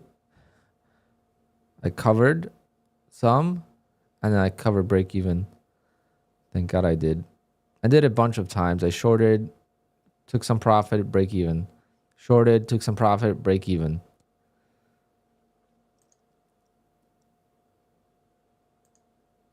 The only time I didn't do that was here, the initial trade. But yeah, I kept scalping a lot. Just micros, so it kept moving like 20 bucks, you know, $10, $15. Then I was like, I think here I got it. No, here I was $10 away. $10 away from getting the payout.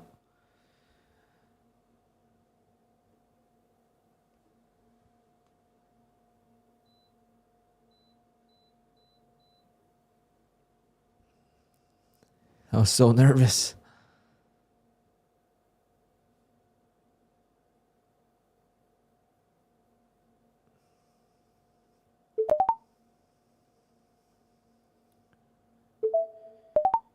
Boom. Got it. I was so pumped.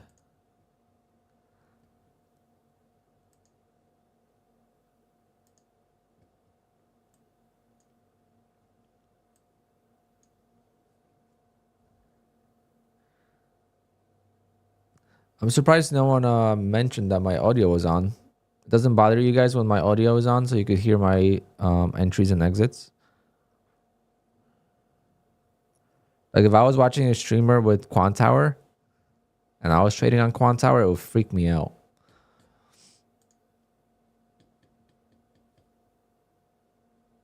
I'd be like, oh my God, did I leave an order on?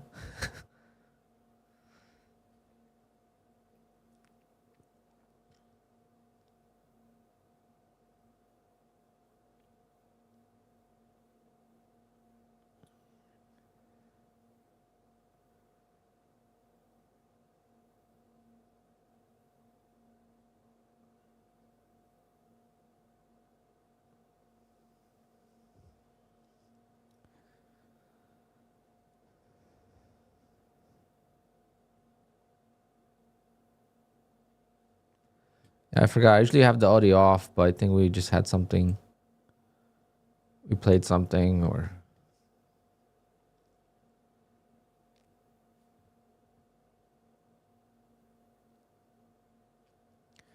Today is the last day of the sale from Apex.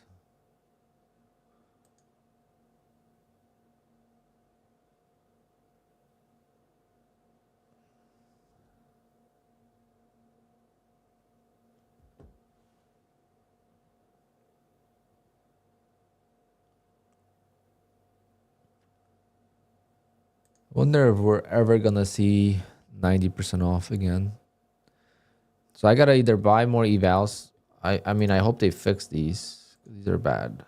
See, like I don't have full drawdown on any of those evals. So they gotta fix that. And then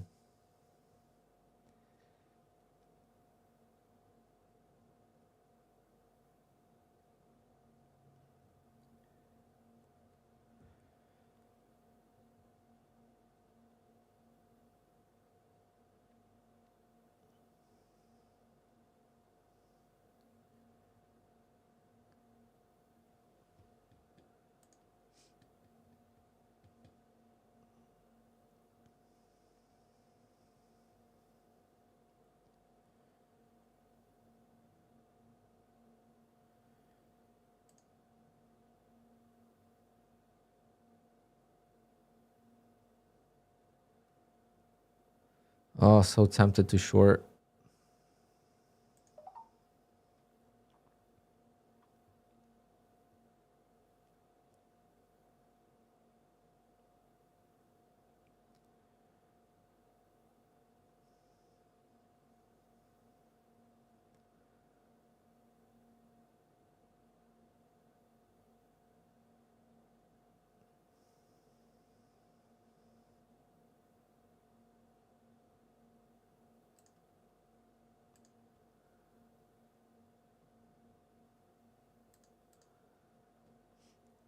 Nope. No follow through.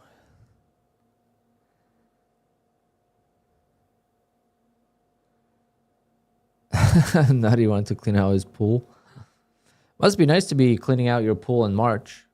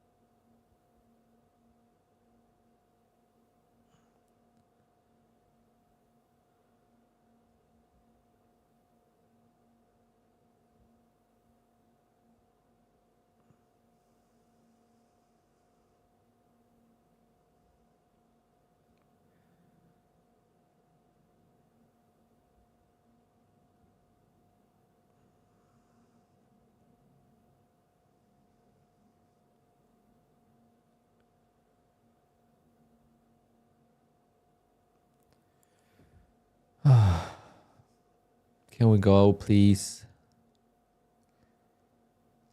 How many days left for Nutty in Florida? I don't know. We're most likely gonna do a BDH trip. So I'm probably gonna fly in to BDH and do a show with Patrick, Nutty, and me before he leaves.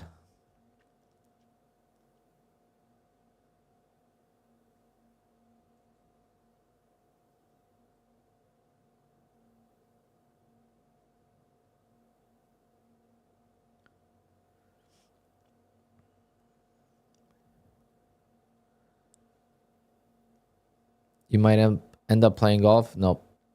Nope. Nope. Nope. I'll be the caddy, so I'll drive them around and I'm gonna drink some beers after I drive them, of course. I'm not gonna be drinking and driving, just first we're gonna be driving, then we're gonna be drinking.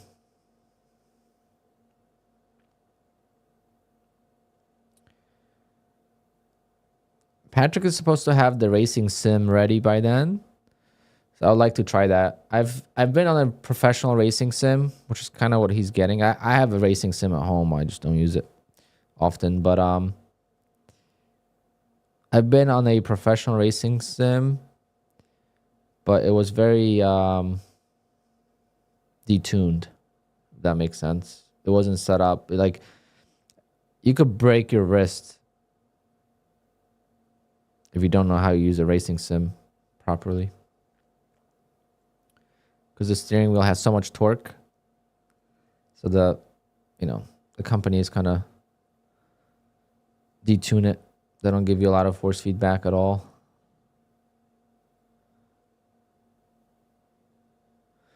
Oh, my beer belly is back, especially since I got hurt skiing. I feel like I gained so much weight.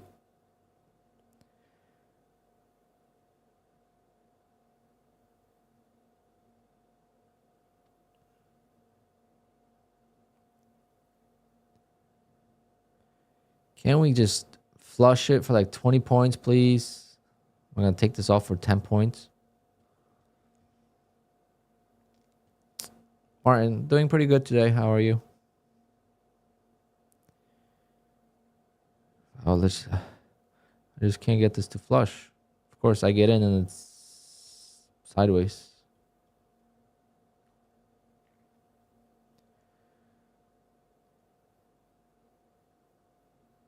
It's teasing.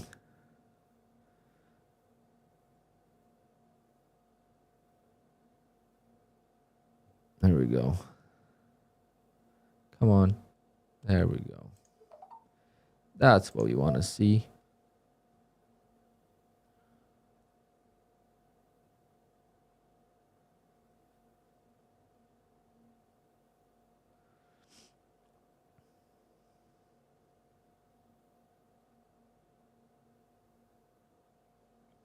Definitely don't want to take this off break even.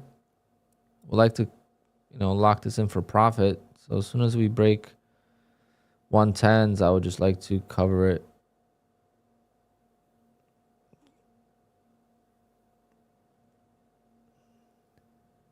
That's like a 40 point.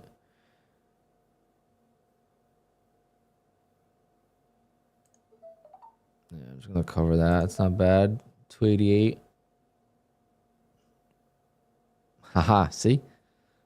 I couldn't tell you guys this. I knew this was going to happen. Like, I just couldn't say it because then all of you guys would have covered and then I would have been able to get out. But I just knew. Yeah. Thanks for letting me know, guys. Yeah, I have an earpiece. Guys, you just don't know about it. Yep. It's simple, guys. You just got to cover there when they tell you. And they say there's no luck in trading. Yeah.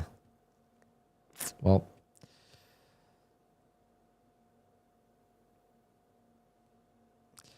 That was as lucky as it gets.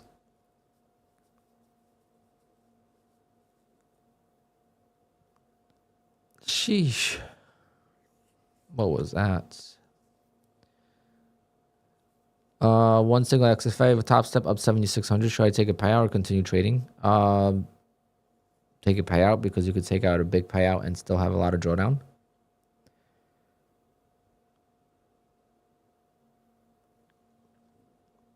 Is Nutty still short? I hope he's not.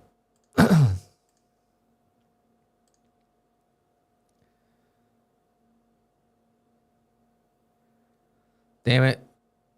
Who blew the take profit trader account? Damn, look at Nutty's fancy Ninja Trader. Man, look how I'm being all fancy. On 18 holes. Oh, he's talking golf. Of course. Over. Well, since I've been in Florida, back home on the home course, I shot 2 over once on 18 holes. But since we've been here in Florida, yesterday shot the best round I've shot in Florida, and I was 8 over on 18 holes. So it was a really good round. It was a lot of fun. So, all right, guys, thanks again. Under 100, under 80. And it was with a sore back. My back bothers me a little bit, but not too bad. Anyway, thanks, everyone. Oh, no, Alpine. You're getting a golf cart driver's license ready. Let's go. Wait, Alpine, are you doing the BDH trip? Are you going to do it? Hang on, we need to find... Alpine, you're going to be my caddy. I love it. That would be awesome. Okay. Well, just so you know, Alpine, I'll send. Well, I already shared. So, 19th and 20th is when I'm going to be at the BDH. So, that'd be awesome if you could make it at the same time. That'd be awesome. So yeah, I did commit. I'm going the 19th and 20th is when I'm going to be there. All right, guys. I'm going to sign off now. I'm walking away from this. I don't even know what to call it, but craziness. Just don't embarrass me asking me to play golf. Alpine. I say this in the nicest way possible. It can't be too much worse than Patrick. Sorry, Patrick. No, actually, Patrick wasn't terrible. It wasn't terrible. It just wasn't good. Yeah, got it. All right, sounds good, Alpine. Take care, everybody. Appreciate everybody. Take care, and God bless. Oh, man, that's pretty funny. All right. All right. You said 18. No, you said 19, 20th. My brother's birthday, but oh, that's St. Patrick's.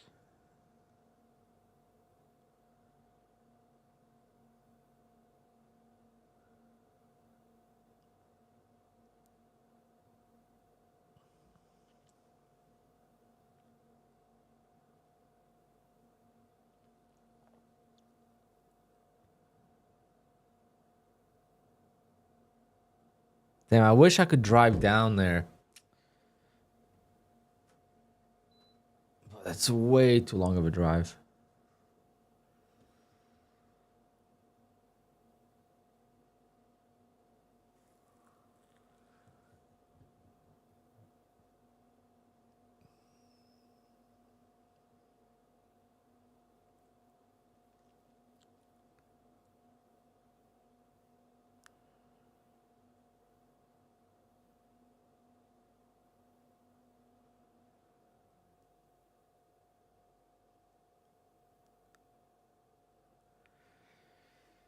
Oh, man.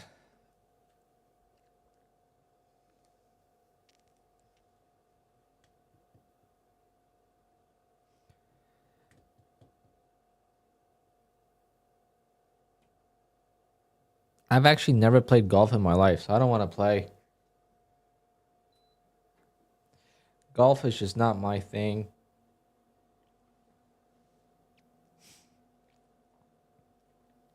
Actually, I've been to a driving range, but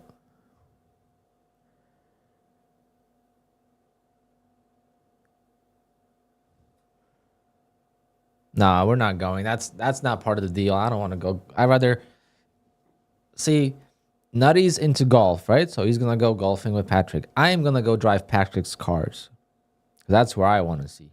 I'm into cars. I want to hear the exhaust on the GT3 RS, and GT3 RS and the Aventador are two of my dream cars. Like those are my like if I had to choose two cars to own, those would be the two cars to own. Mainly because of the sound, obviously.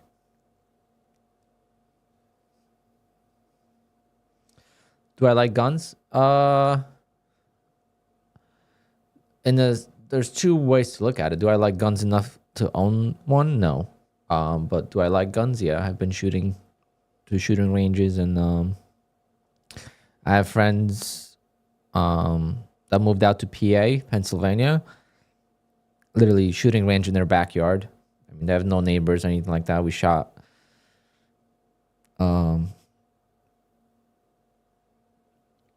I think like 4 different guns. So I like shooting guns and I like paintball. So do I like COD? Yes, I love COD. Can't wait for Verdansk. I should stream COD once in a while. Patrick Whelan's Aventador needs a new motor? No. Why?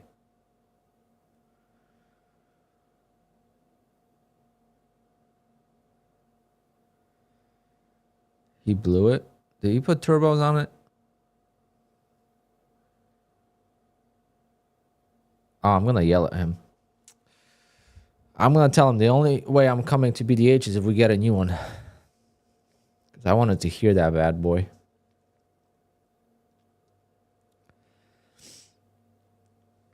I know the Aventador he got is very old. Like I think it's like the first year,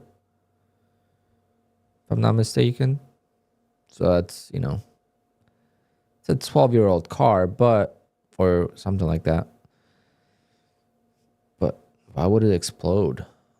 Unless it was beat to shit prior to that by previous owners.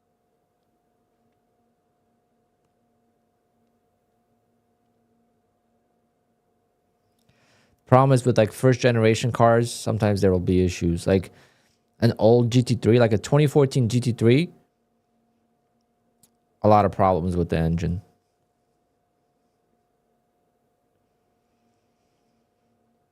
And then like the 2017 and on GT3 is indestructible, you know? So it's like,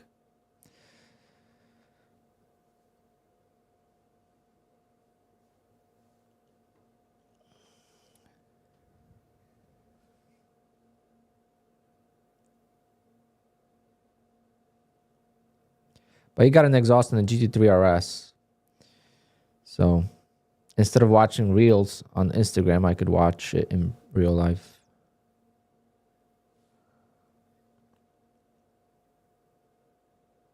I'm doing my exhaust on Saturday for my car.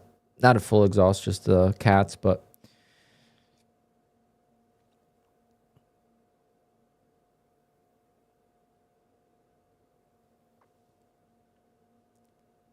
I think I'm going to be done for this account. I mean, 288 might as well be done. Let's just go to new accounts. Should be more aggressive on these. Again, first day.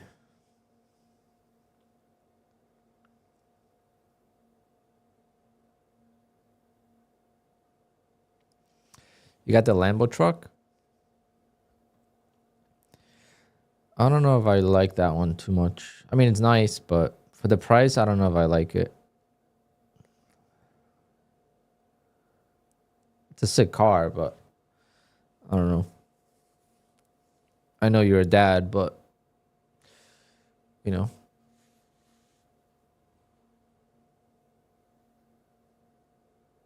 But again, cars are preference, right? Everyone's got their preference.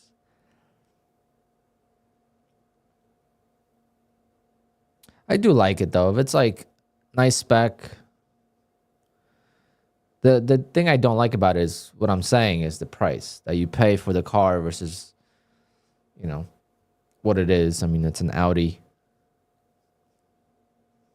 basically.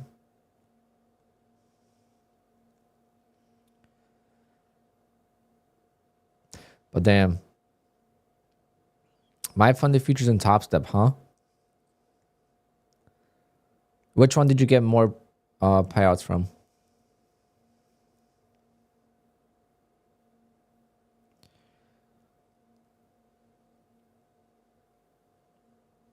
Which one was the better one for you?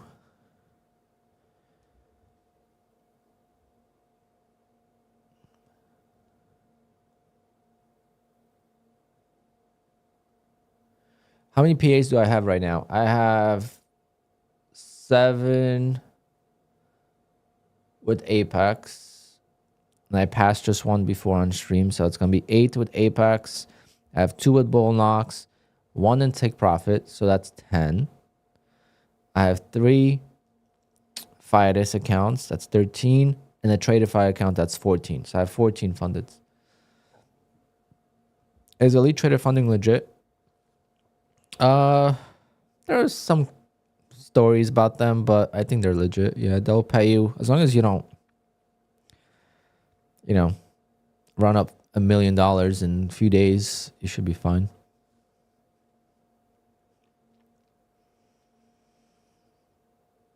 But they have a lot of rules, so that's the thing.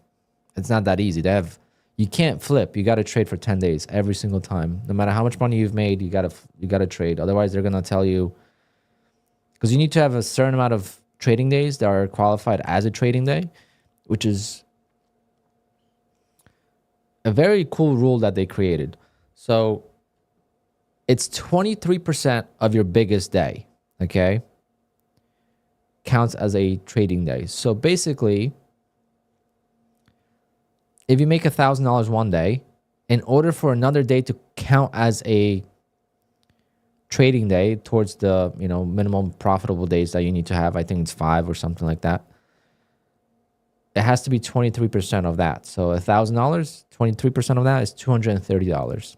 If you make $10,000, you need to make $2,300 in order for that day to count as a profitable day. So I think it's a pretty solid rule, easy to understand, right? And that's the key. We don't care about rules. Just make them easy to understand and don't leave it up to discretion.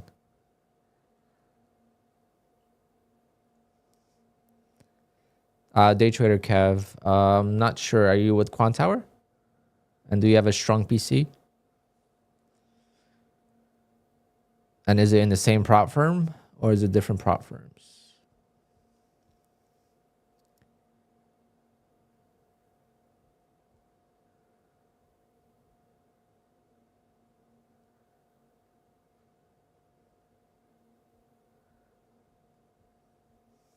Interesting. I don't really have that issue. Like I'll have like an occasional issue, but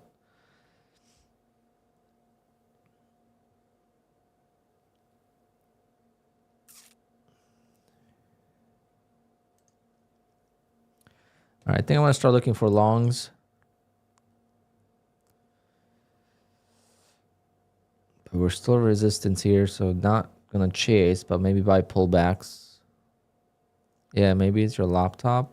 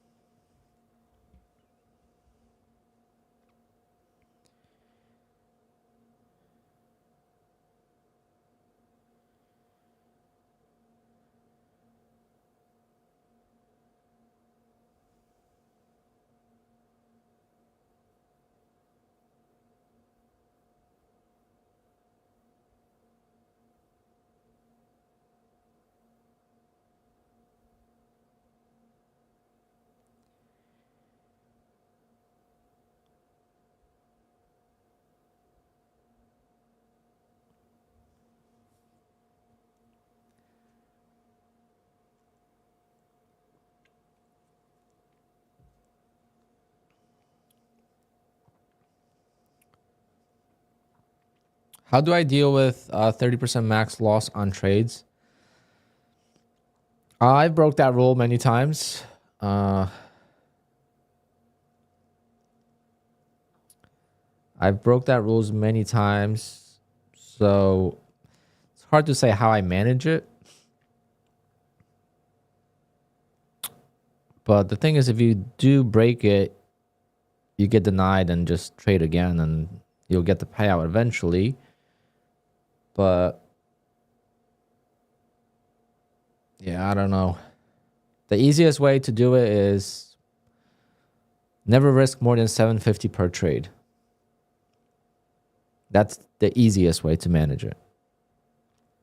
But when you scale in and out, that becomes very complicated.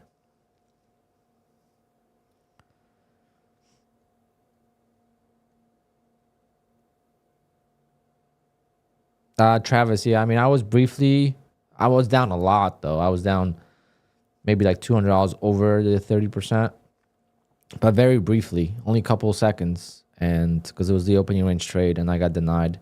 So it all depends how you look at it.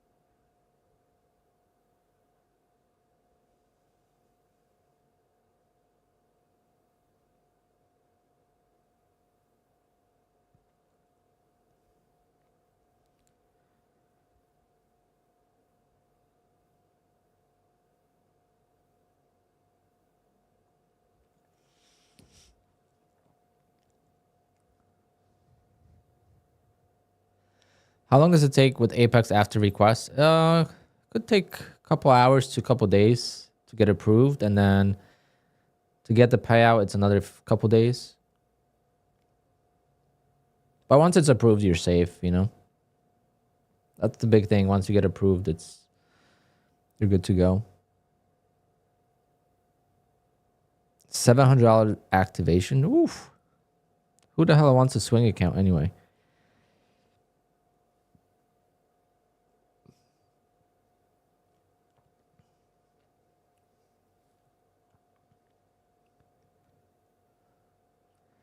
I need to open my brokerage. I have a brokerage. I just got to see if it's all good with TD Ameritrade. And I want to take like 25% of my payouts and buy the S&P 500 or something like that. Or maybe Apple. I'm going long. We got some momentum here. This is a new account. Very aggressive on it, guys. Don't care, okay?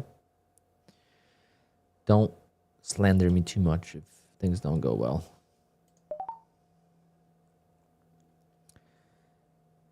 I'm going to add. We'll aim for...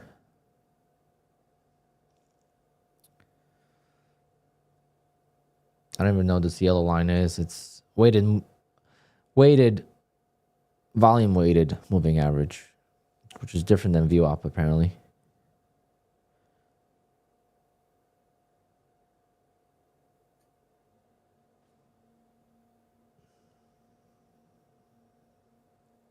We might get a trap down here though. So I'd like to get this to break even as soon as possible.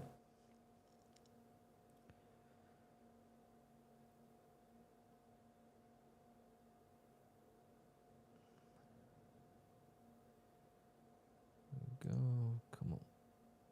There we go. Give me a little bit more.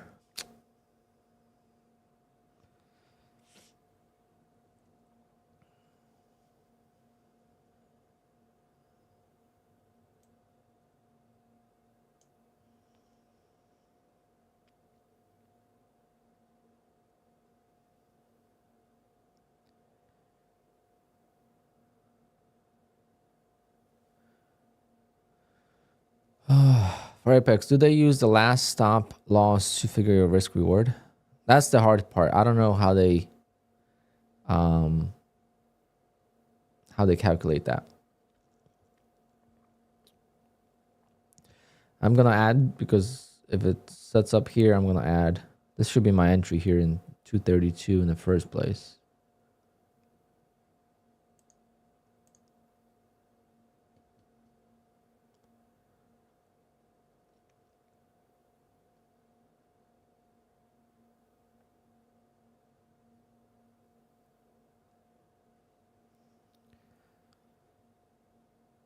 Yeah, I think it's gonna rip higher. It might need to go to 230s first.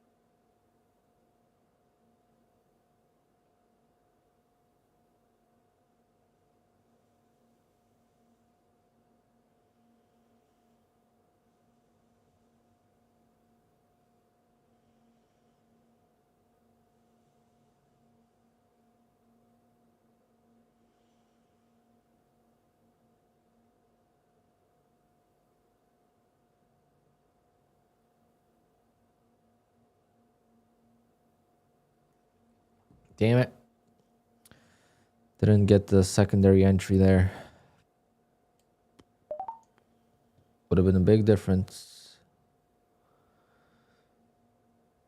Oh, least estimator, no.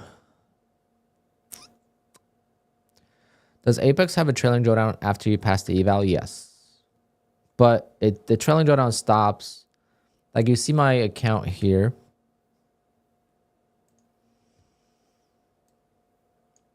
See this account? The trailing drawdown stops. So see how this is the trailing drawdown value? See how it stops? So once you get over 2,500, it stops. So it's not that bad. Not the best, but not the worst.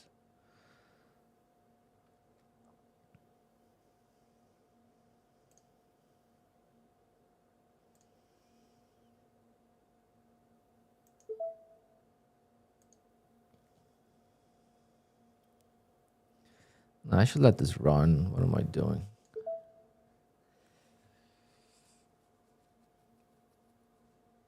Make this worthwhile.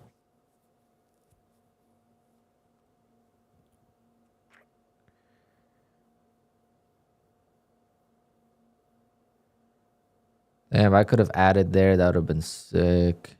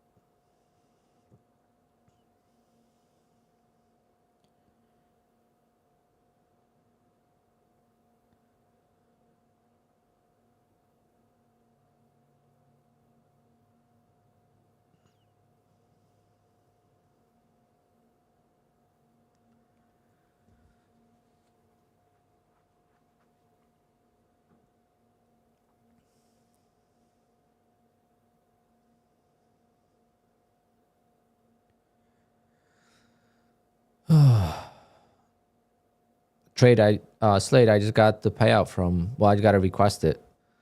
But, yeah, it's interesting. It's not like we're not gonna make a lot with them because there's only one payout, but like just getting one quick payout is nice.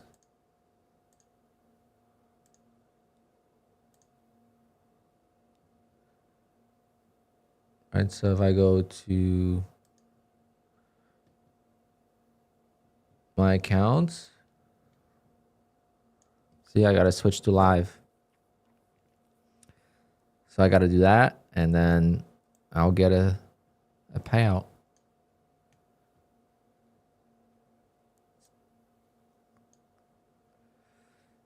I like it.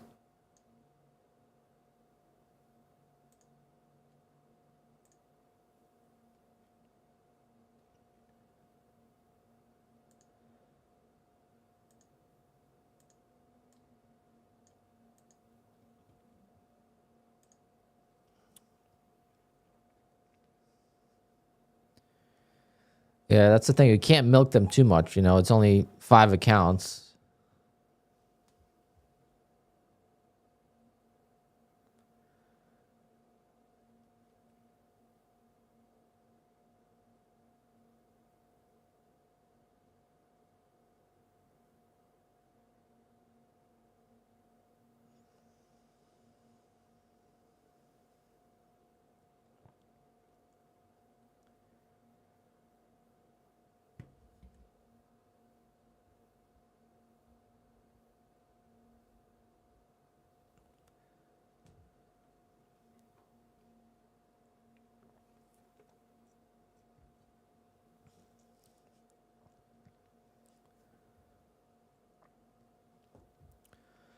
Come on. It's 500 to live. But so you get, you know, account. It's a static drawdown of 500. If you grow that account to, let's say, 1,500, now you have $1,500 in an account. Then you could start, you know, playing a little bit bigger, and you get daily payouts. So it's basically like take profit account at that point. It's just the initial steps. You got to take it slow, but then after that, And then every time you get a payout with other ones, so you could have 5 of these accounts. Every time you get a payout, they add $500 of drawdown to that one live account. You can have only one live account, but you can have 5 of these. And each of these will add $500 worth of drawdown into the account, which is a pretty cool and simple way of getting to live. But I don't know what live account they use because they're in France. So I just got to submit the documents. I got to submit my license. Damn it. Should have sold. So I could have rebought some more. But I'm going to be aggressive on this, guys. I'm going to try to make around $1,000. Okay. I feel like jump starting the first day of PA account is something that helps me get to the payout quicker.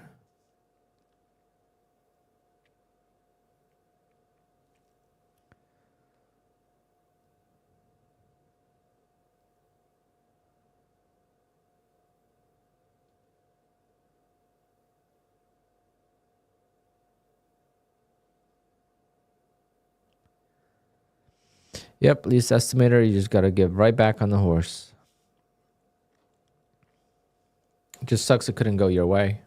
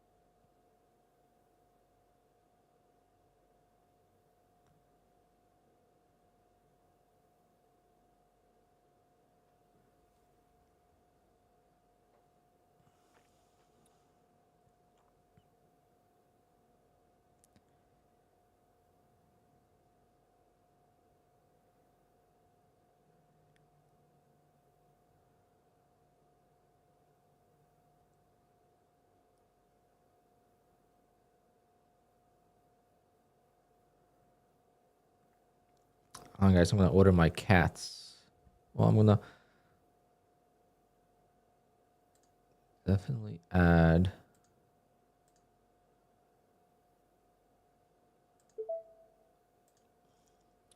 So we got a trap either here or here.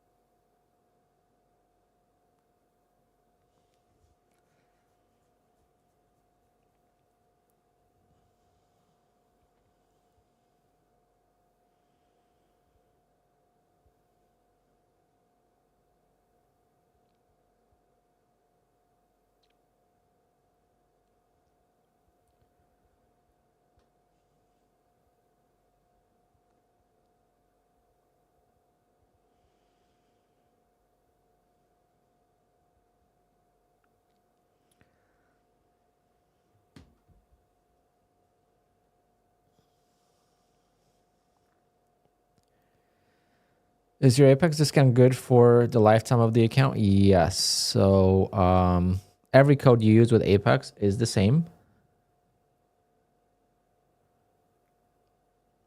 Doesn't matter if you use mine or someone else's. It's always for the lifetime of that evaluation.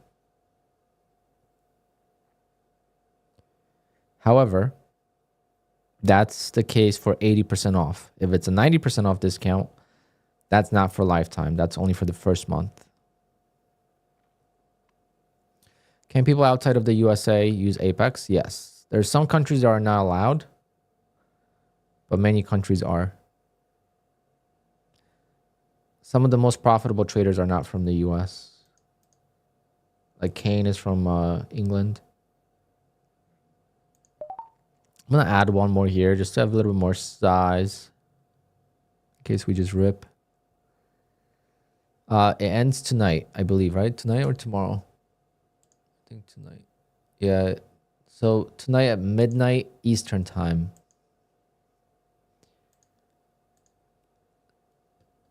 And we'll see if they probably won't extend it because they just extended it, but we'll see. Problem with Apex is they've been very inconsistent with the sales lately.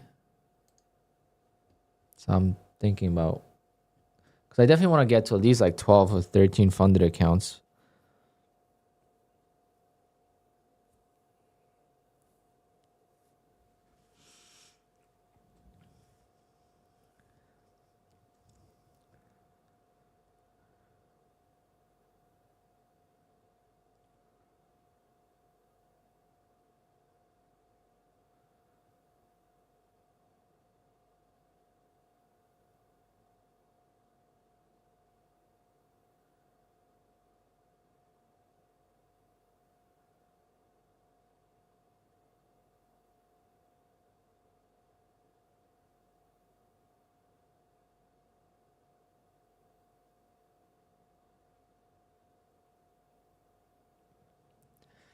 Oh, crazy chop.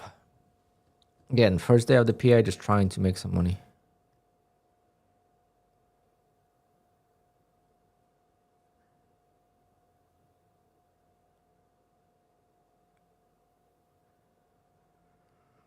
Oh, man.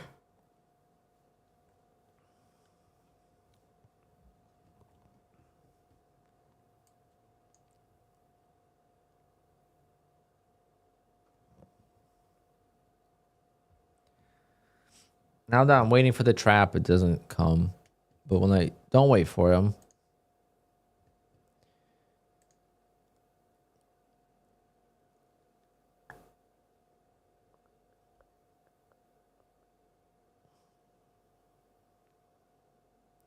it's not as volatile now. It's 22 ATR. This morning was wild. I mean, almost 60 ATR, which is the average true range in 1 minute candles.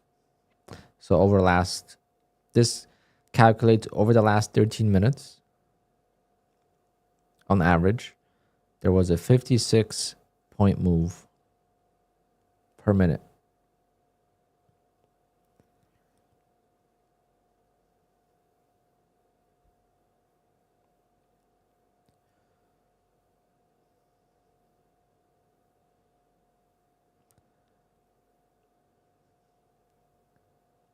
Okay, let's see. See, I don't like this lower high anymore. This is not the most perfect trap. Because we already have this lower high, so now it's like a head and shoulders, so it's not really. So if this wasn't a brand new account, I don't think I would hold.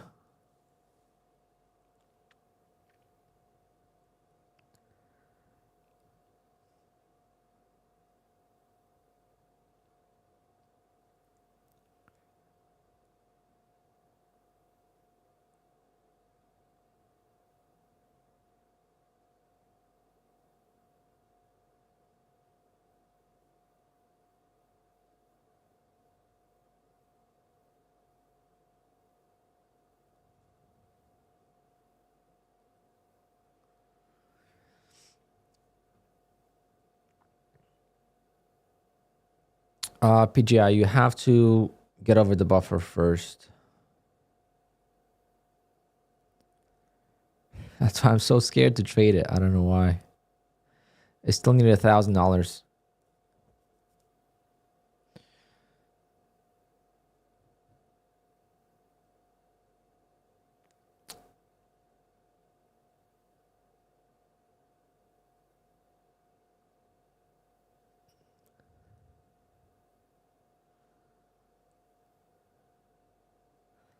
Actually, I don't know if it's per minute. It's over the last 13 minutes. That's the average move per minute, I think. I think that's how it calculates it.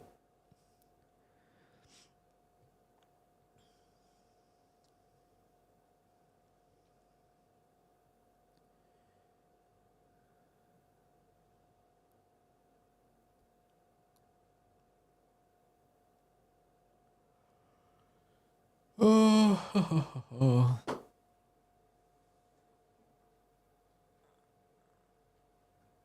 So I guess, guys, BDH is going to be March, as long as Patrick's good with it.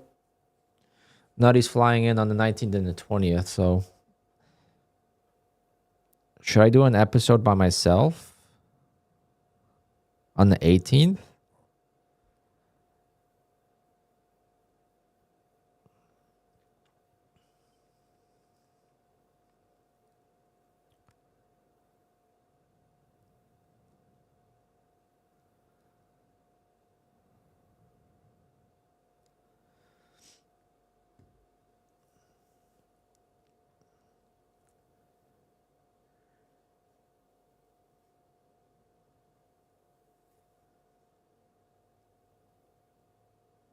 Am I still planning on trading stocks? Yes.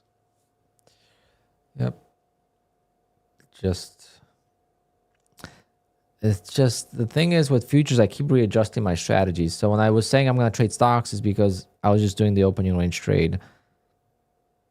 Now if I'm trading like this with stocks, it's going to be hard to kind of split the time, you know? Because the way I trade stocks is very hands-on.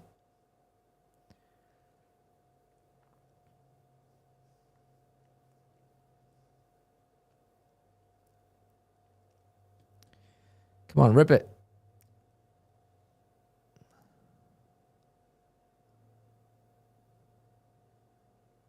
So you're saying is here 54, but the candles look, I mean, how can that be? If one candle is 100 points. Oh, I see what you're saying. Okay, I see what you're saying. So it is the average movement over that course of time, because some candles are 100 points, some are like 20 points. Yeah, that makes more sense. Because the ATR never gets to 100. You're right.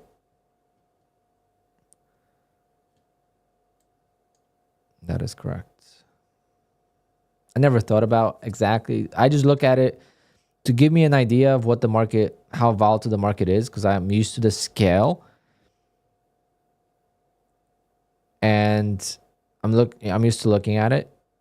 And sometimes the scale here is so, like, look, this is 20 points. Every increment is 20 points. The chart looks the same as if this increment was every 5 points. The chart was going to look the same, the size of the candles and everything like that. But the scale is so different. Sometimes this is like 2 points. Can we go up? What is this yellow line? Take it off my chart. Oh, wait. That's the VWAP. I thought this was this. My VWAP is indeed yellow. I thought it was green. Yeah, it is yellow. See, I kept thinking my VWAP was green, but it's yellow. Make it something more.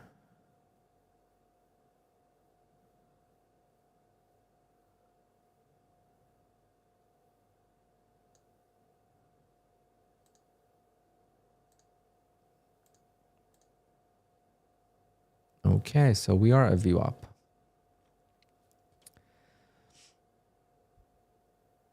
Guys, just play the bounces of VWAP. It's actually great. You could see here, we bounce right off VWAP, you can make money. Then bounces again, short, make some money. Very easy strategy.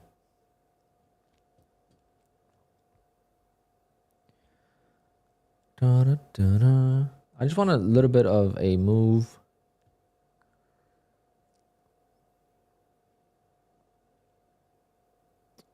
could sell. How much was I up on this? 24 points.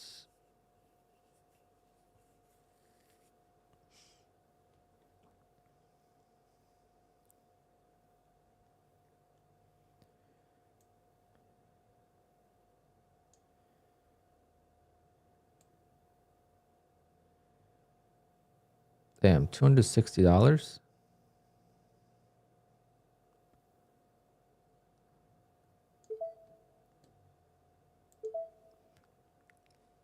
Again, I'm playing this more aggressive. I would be taking profit usually, but thing is I could have taken profit, rebought, take profit, rebought like 5 times already.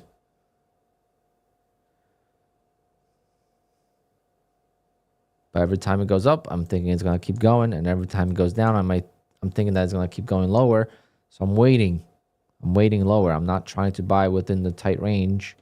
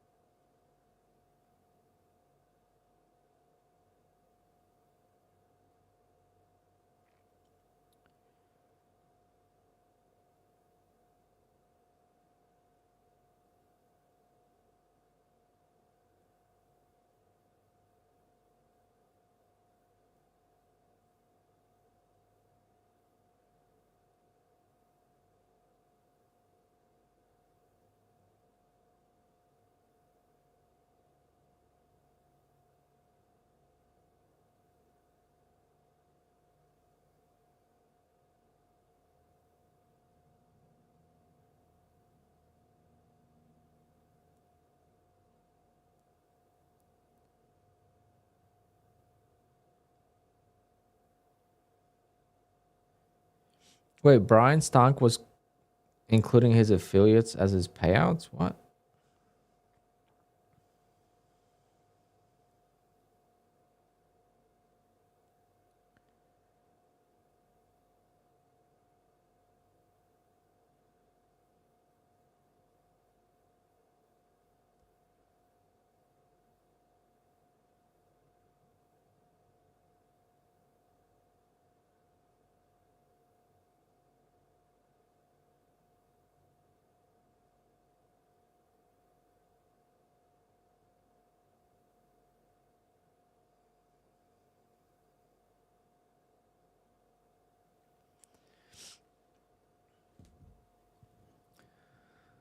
I'm looking at it now on Twitter and I'm so confused what's going on.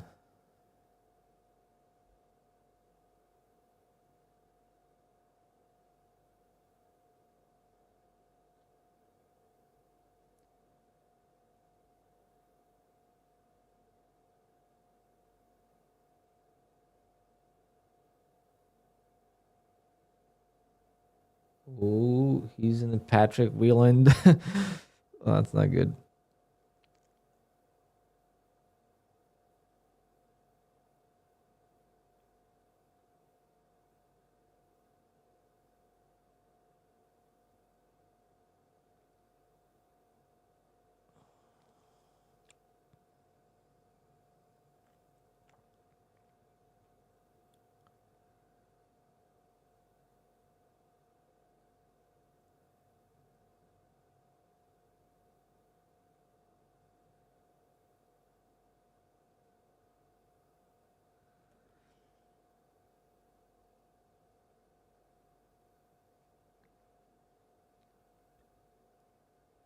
Dun, dun, dun, dun, dun.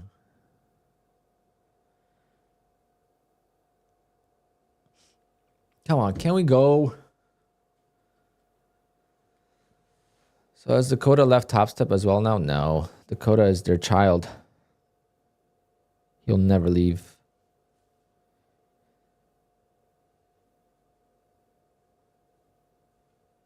Dakota's making so much money with Top Step. He'll be silly unless they let him go, but they wouldn't let him go. Dakota's... I got nothing. I think Dakota's pretty laid back. And I don't like his agenda about the live traders and all this stuff. But again, I don't get involved in the drama.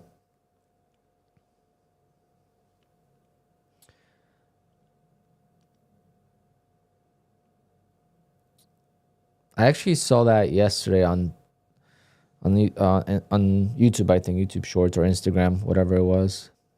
Someone talking about Summit 1G. I don't know if you guys know who that streamer is. But Summit 1G is just a laid-back dude, one of the biggest streamers, and does not get involved in any controversy or any drama. Just keeps going about his day, doesn't make enemies. I'm like, oh, kind of reminds me of myself. I don't know if he ever played COD. I don't watch him because I don't like the games he plays. He did play a racing simulator for a while, but the viewership wasn't liking it. But I watched him then. I thought it was pretty fun. He plays like old games and GTA and just a very cool vibe.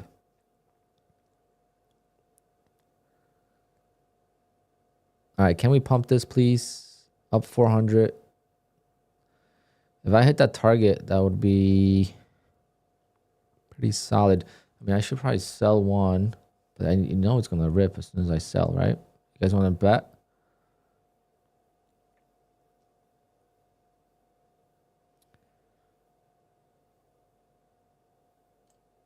Watch. Watch this.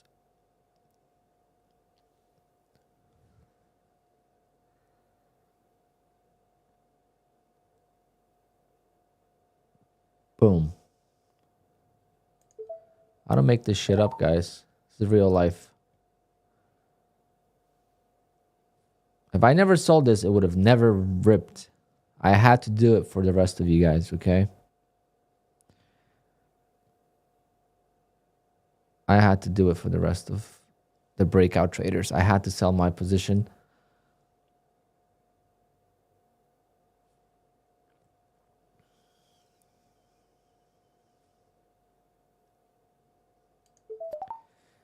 Still got one more.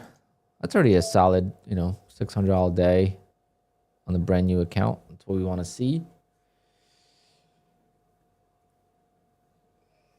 Is it gonna rip to the highs though? Do we hold? Or do I sell at 400? I might sell at 400 because that's like or do I trail? Do I trail this by one candle? We'll trail by one candle, see what happens. Or do I just keep adding to it on pullbacks?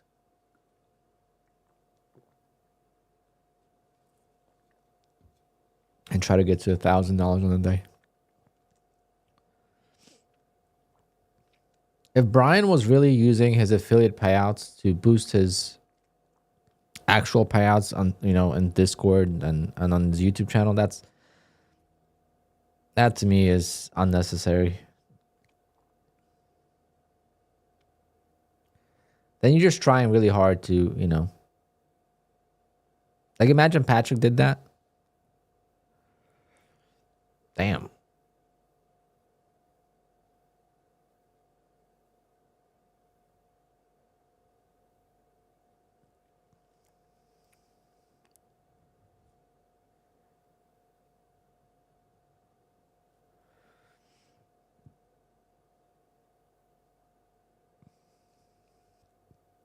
Racing sims are crazy streamers getting sponsors, but that's the only reason why they make money.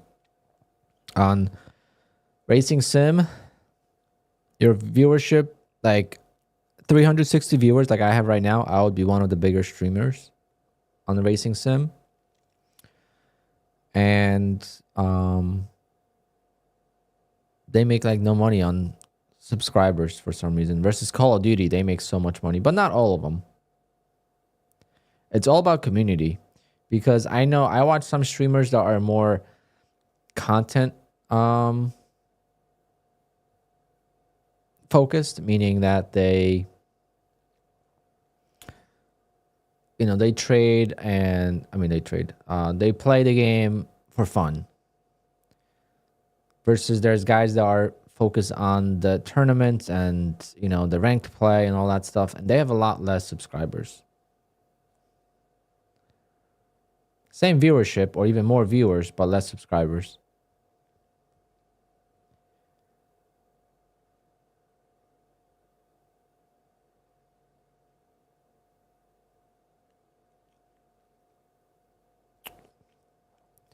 Well, I don't agree with both of them.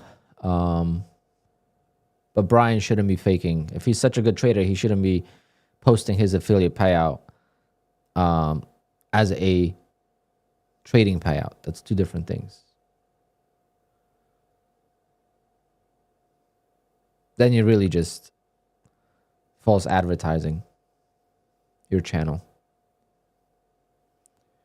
And I thought Brian was a good trader too, so I don't know why he would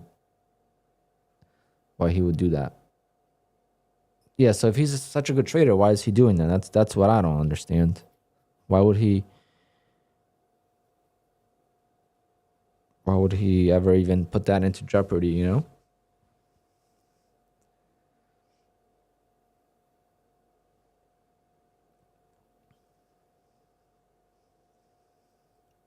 Yeah, trust me, I don't really care too much.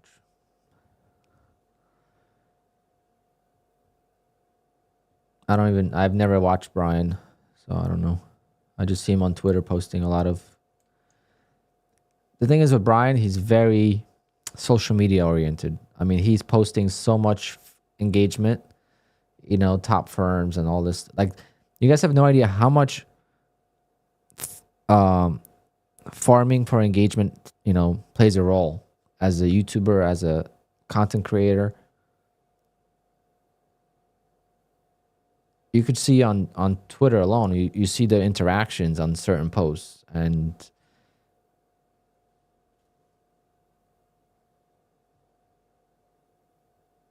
I mean, there's nothing wrong with it.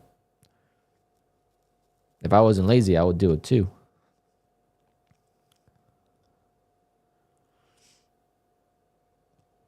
All right, we're getting pretty extended here. So I just keep trailing by one candle now.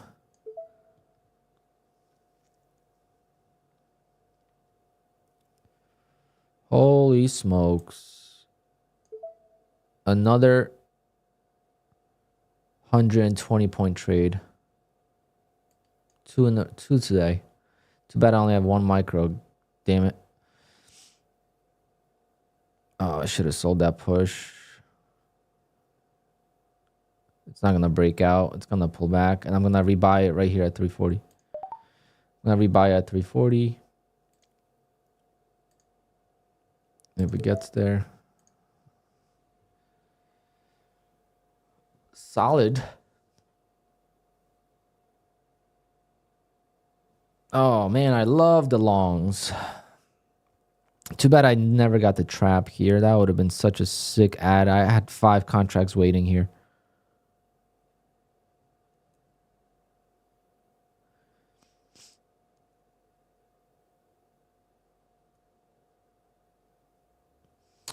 Yeah, I mean, most YouTubers, I mean, the bigger ones need some kind of, you need drama in order to to get views. I mean, there's no other way. I am lucky that I established my channel before that. Oh, after all, we should have trailed that one candle, guys. We should have trailed the one candle. Should listen to myself sometimes, you know?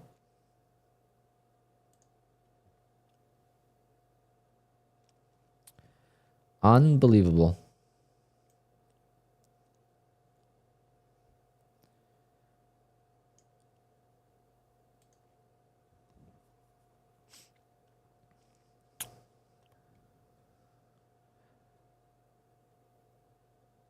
Why can't I trade like this and like copy trade?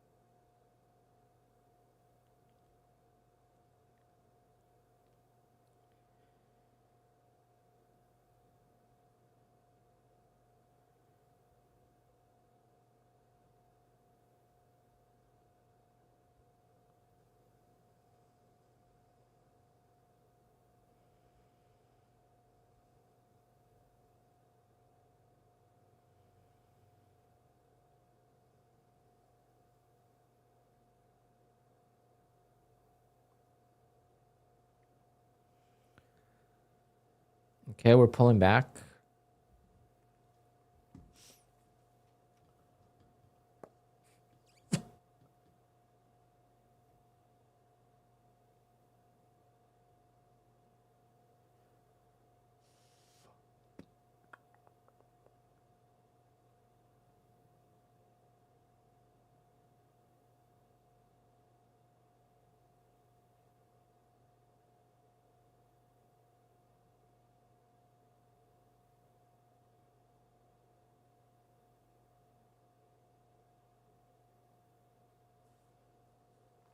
Whoa.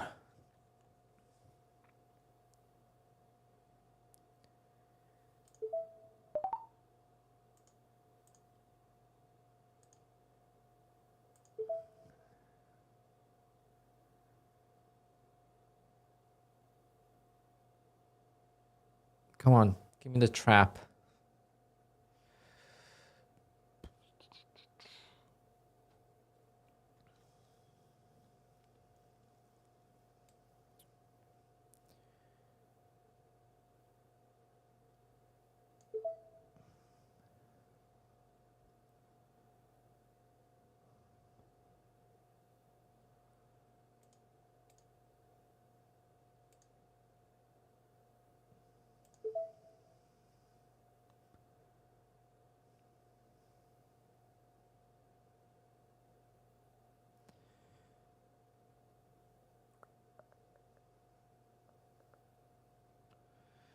Come on, are you serious?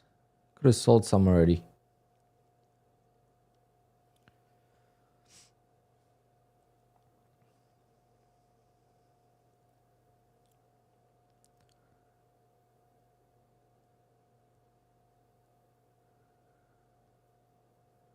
Damn it.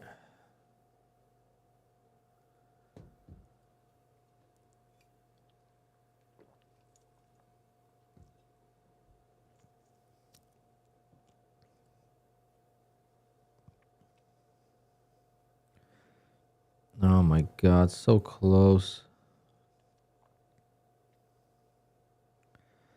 So now this retest is not as good anymore. It's like the bounce already happened. We'll see the straps.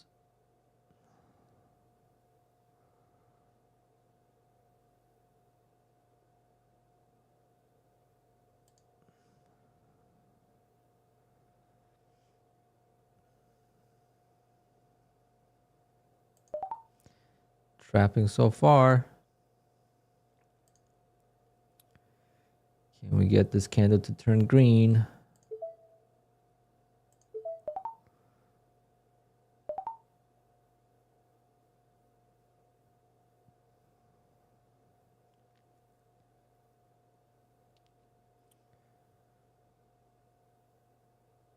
Come on, one more push.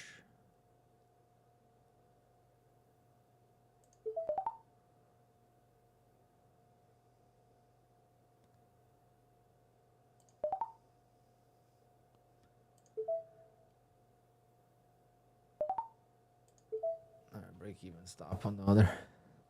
Just too much size, up too much on the day to kind of play with fire. Although I think this is going to go up.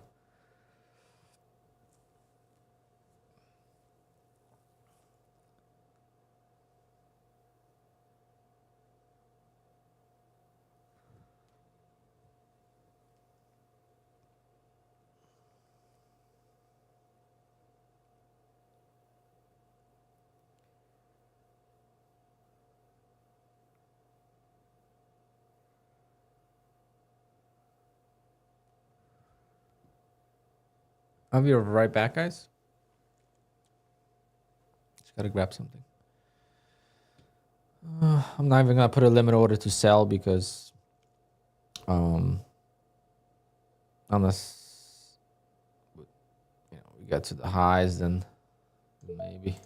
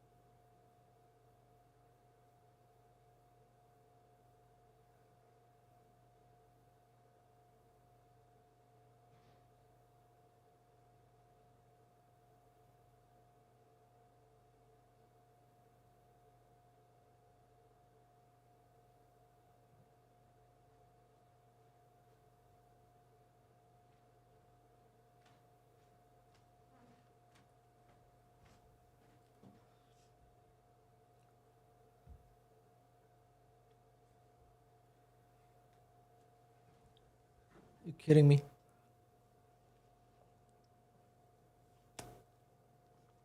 Unbelievable.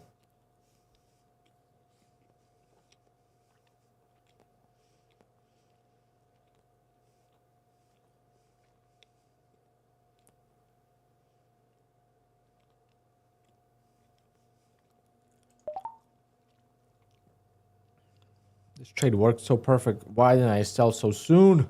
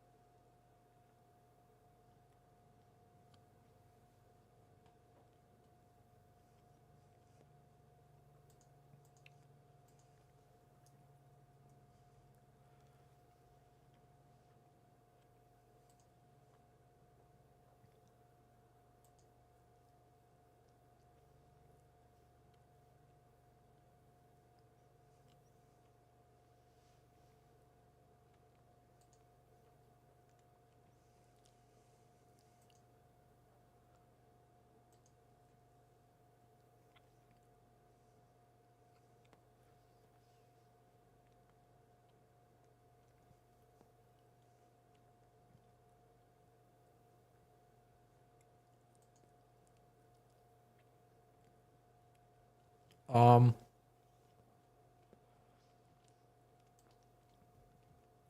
got to submit this with bull knocks. You submit W9.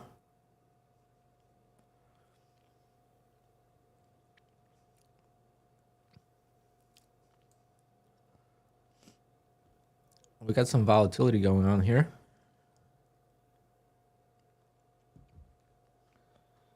This is called ponchek. It's a Polish donut for Fat Thursday from last week. But it's homemade.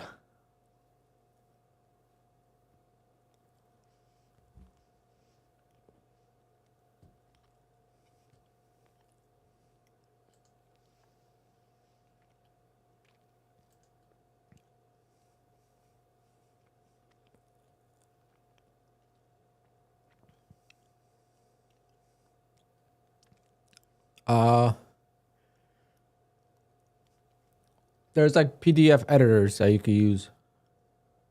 Just Google it.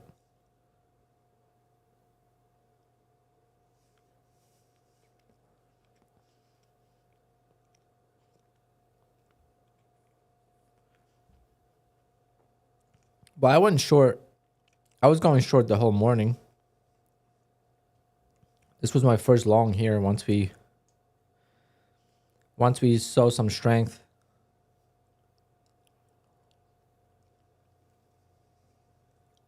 Yes. I don't know what kind of jam. This one doesn't have it? It does. My dad must have missed this one. Didn't fill it up. Huh.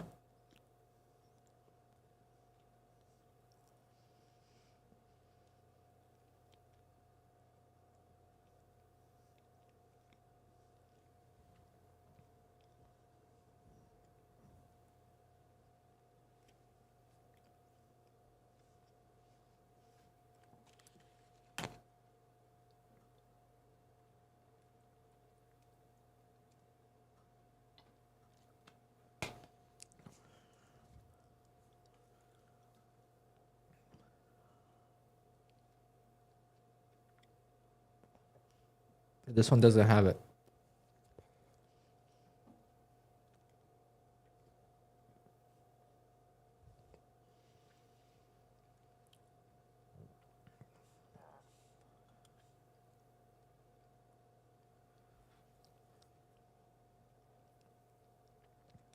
Oh yeah, it has to. It's just dry as hell. I can't eat it.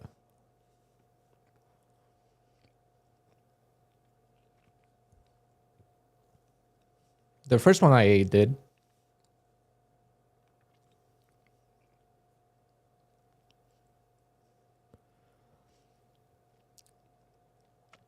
It's a bad word in my country. What is?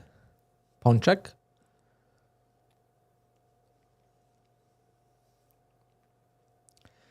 Ponchki, it's pronounced.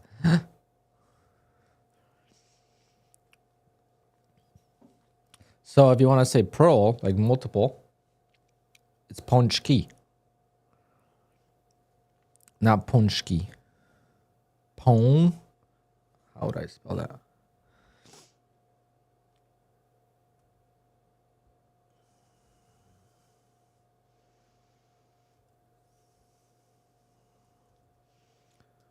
Ponchki.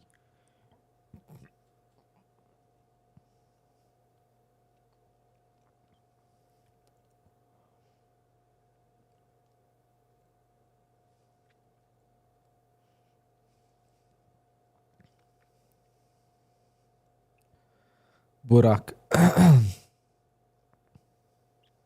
10 minutes into the market open. Yeah, that's the beauty of being able to copy trade all your accounts.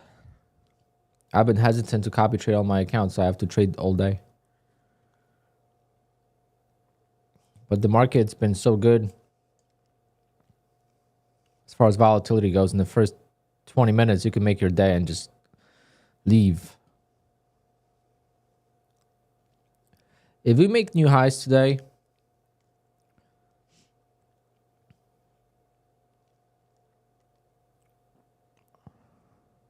That's going to be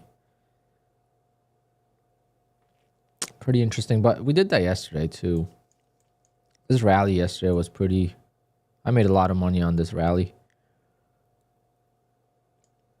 Made some on the... I was shorting a lot yesterday too. But if we get a rally, I should do some evals. But my evals are all screwed up. What's my plan moving forward? Do I plan on trading accounts individually? No, not all of them. It takes too long, too many trades. I just need my confidence back, which I think I've been doing pretty well. Like today I took 5 accounts on the opening range trade. Versus yesterday I only took 2 or 3. 3.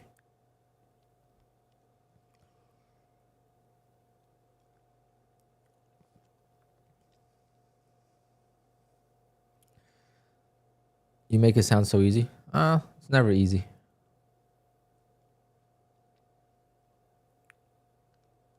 I wish it was easy. If it was so easy, I would have 25 accounts right now instead of whatever I have. And that would be at another payout. Every 2 weeks, I would get a payout. But no. 2 days ruined me. 1 day, really. 2 days, because I lost like 4 accounts 1 day. And then I lost all my accounts the next day. Whatever that was. Wednesday, Thursday, or Tuesday, Thursday.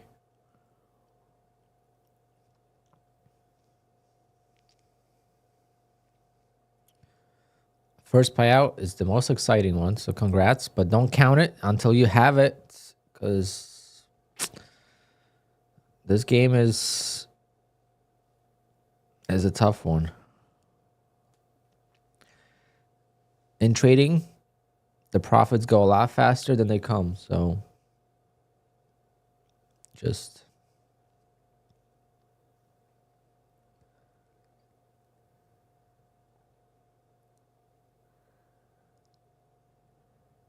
But there is no consistency on Top Step.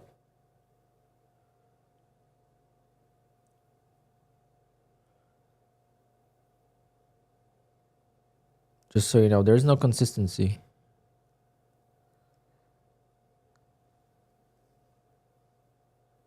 Yeah, 5 winning days, yes. Okay.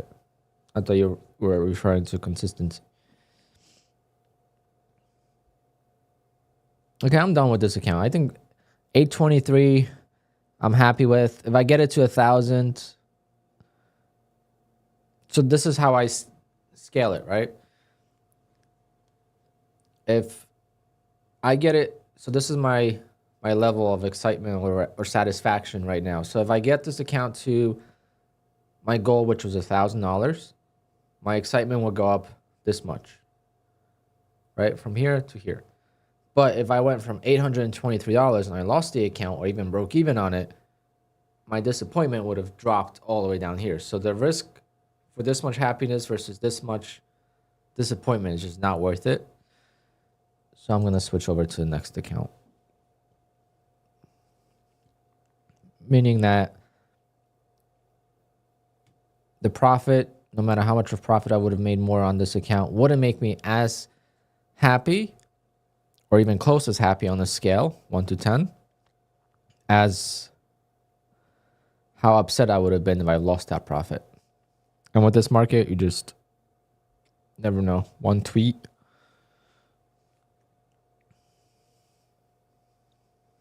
This is pure chop and 28 ATR. This is an ATR we used to see during the first hour and a half of the open during normal markets.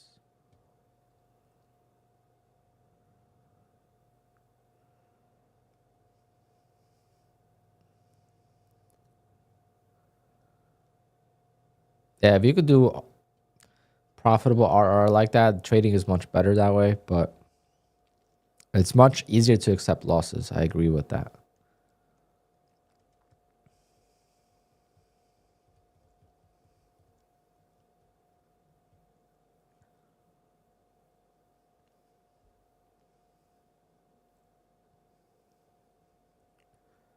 The first account that is at 52,931, I got to get that account to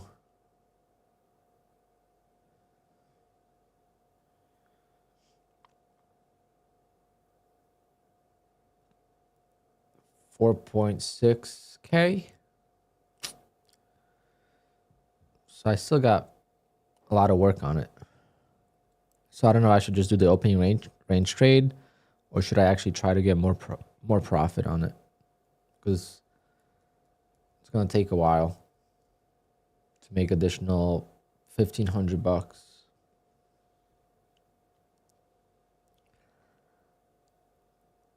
I just can't hold the winner. Well, neither can I. I could hold the winner with 1 micro. Look at this trade I just had, right?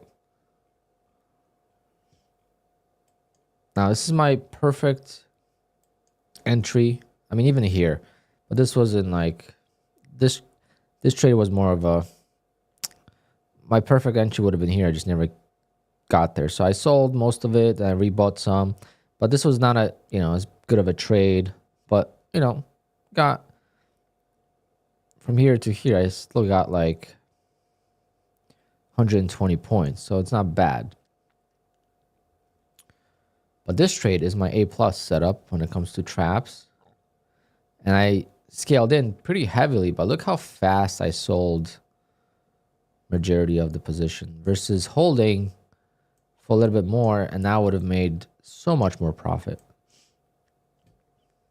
So I could hold with 1 micro, but that's why I like trading micros right now, because I could have that one runner, and this makes me, the P&L might be not that crazy, but this makes me feel so good. I sold some, I trail it, by a candle, and then I would have even got my target, but I just jumped out of this because it pulled back, and I jumped out. Okay, we're getting a pullback, so let's see.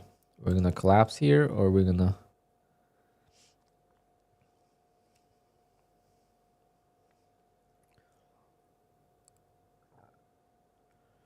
Yeah, the 40 stop loss, that was good, but I was getting stopped out way too much, and it was just annoying. Do I usually always trade 1 MNQ? No. This is all new to me.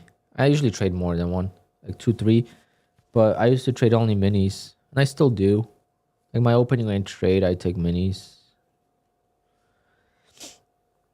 But I want to have a dedicated set of accounts for the opening range trade. So when I lose on them, I just don't touch them.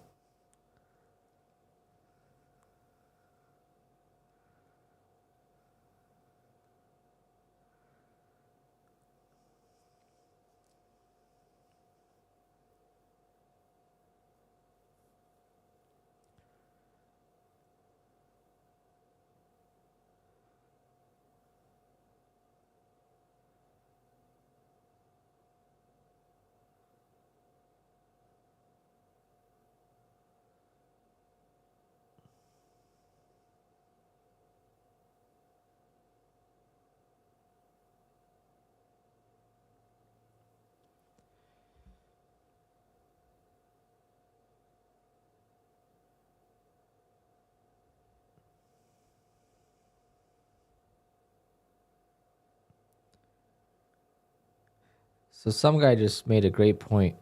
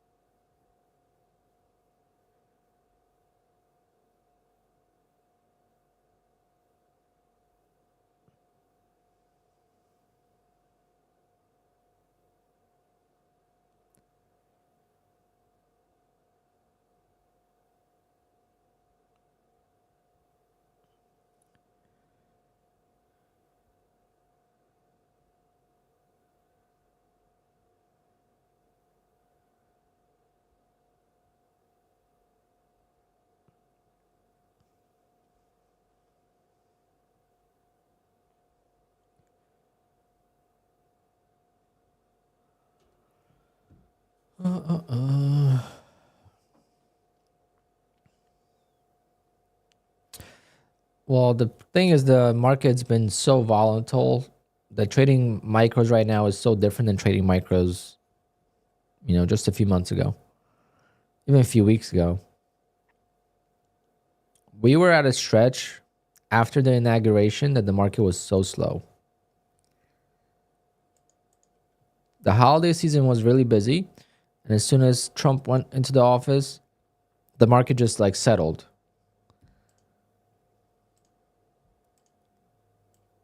And we could kind of see it here. It was like we had a bigger day here, 27th. That was FOMC though. That was a crazy FOMC, I believe. Was it this day or was it this day that the FOMC had a 1,000-point drop? But this is all like chops. See how these small days, like these tiny days, like look at all these small days here. I mean, trading micros on days like that was tough. I mean, this is 228 points all day.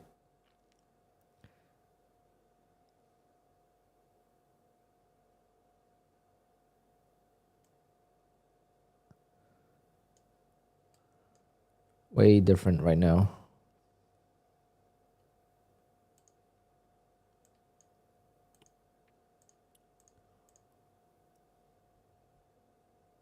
I've never heard of alpha futures,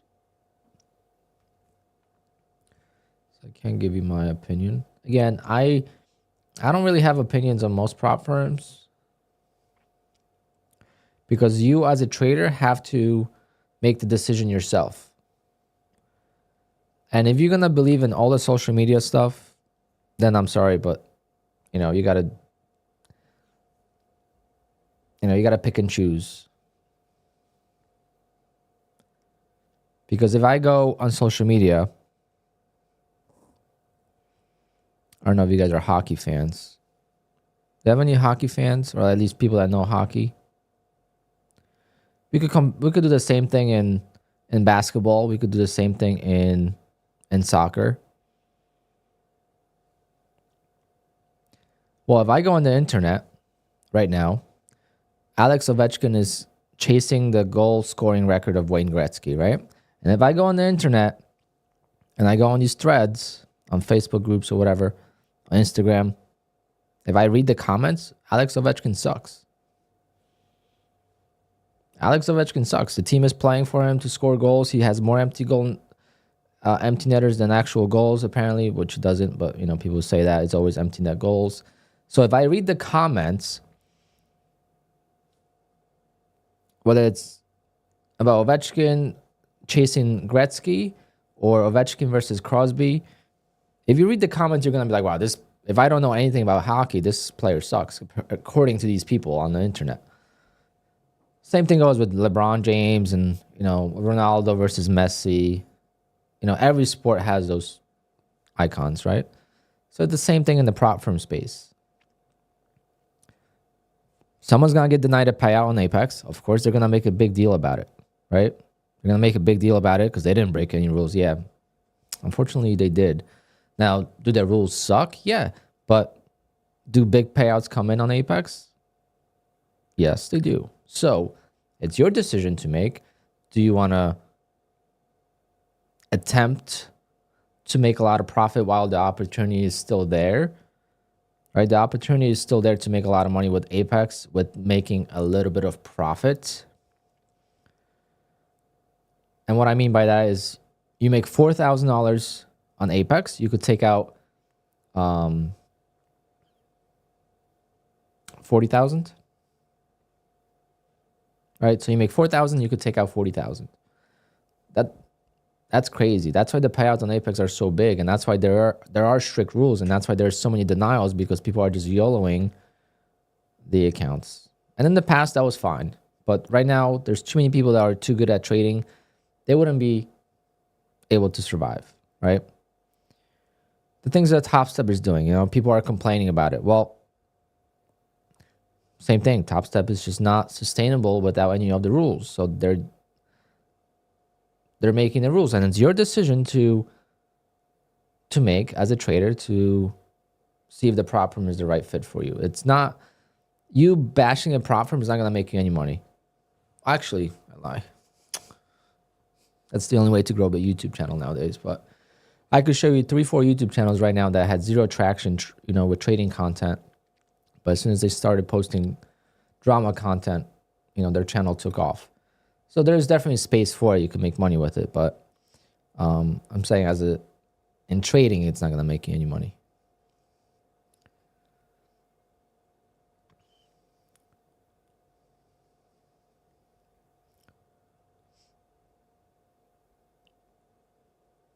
Apex gets every excuse from YouTubers. I'm excusing all the prop firms, not just Apex. People want to, in the past, it was blaming the market, right? It's always the market's fault. It's not my fault. It's the market. The market's choppy. The stop hunting. You can make affiliate money with every prop firm. That's not. I don't know what to tell you guys. I mean, look at my payouts, right? I trade with every prop firm, and you see which I'm making the most with. And again, this is what I'm saying. It's the personal preference. This is exactly what I'm saying. It's a personal preference, because if you look on social media and you read about some of the things you read about, you're going to be like, wow, LeBron James really sucks. He's this terrible basketball player. If you read the comments of strangers on the internet, that's my point. It's your decision to pick whatever prop firm you want to trade with. It's not mine. I'm sharing you guys what I'm doing. This is what my channel is about. It's always been about that. It's what I'm doing. What you're doing is going to be your decision, and I hope that you're old enough and mature enough to make that decision.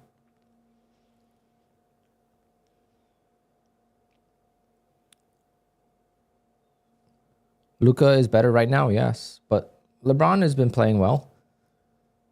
I would love to see them win the championship this year. That would be such a gut punch to the Mavericks.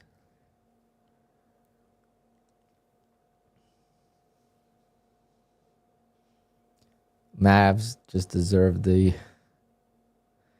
Apex is the worst. Okay, that's your opinion, and that's totally fine. But the world above. So what I'm going to ask you, and we're going to do a giveaway thanks to you, okay? Because now you're going to email me your payouts from other prop firms, not Apex. So instead of, and then whatever prop firm you're getting a lot of payouts from, I'm going to look what the cost is for evaluation, and we're going to give out 2 evaluations for that prop firm of your choice, okay? So send me your payouts from whatever prop firm you're making money with, and then we'll do a giveaway. So we're going to turn this into a positive instead of bashing prop firms.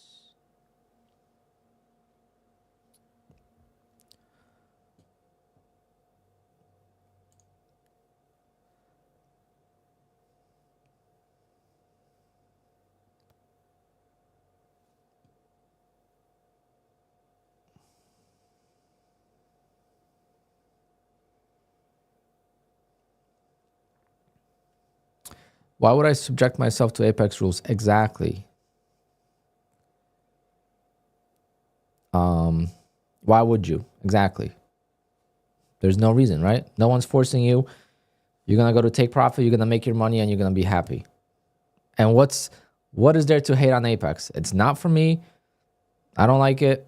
I'm not going to trade with them. Don't like the rules. I don't like the rules either, but I like money. So I know I can't trade on take profit and make the same payouts, because on Apex it's easier because of so many accounts.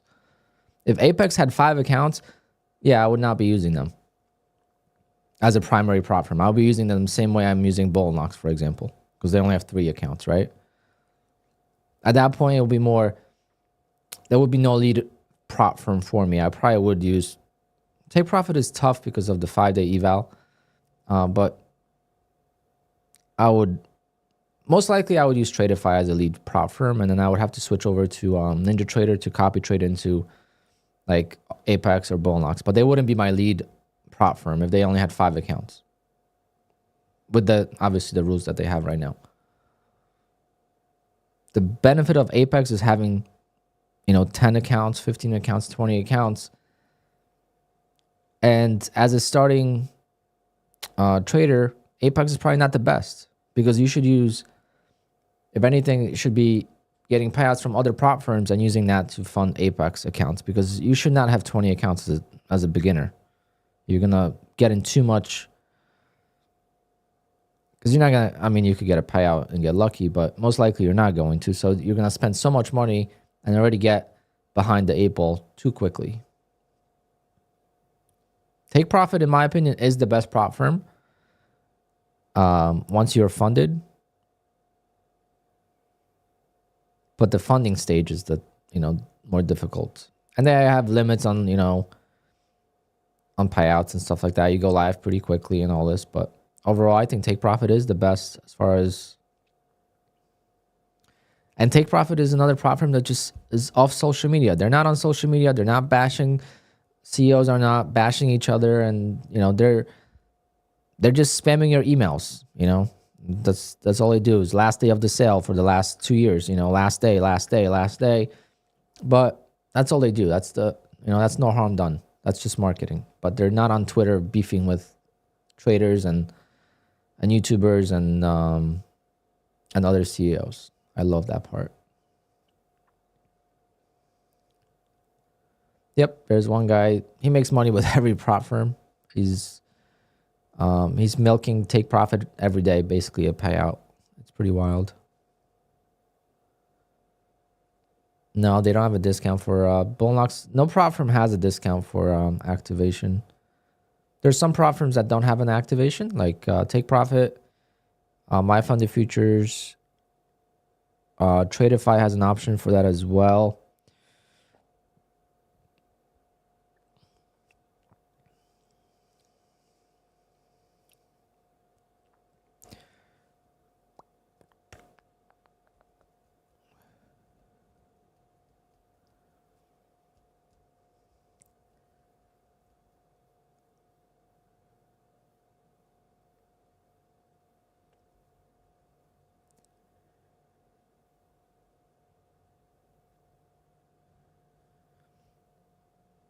No, I didn't see that.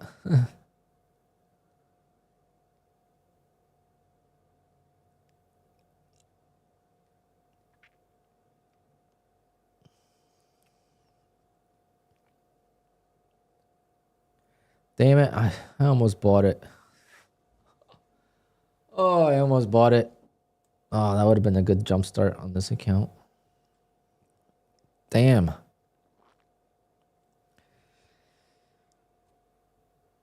Apex is number one highest payout for futures. Yeah.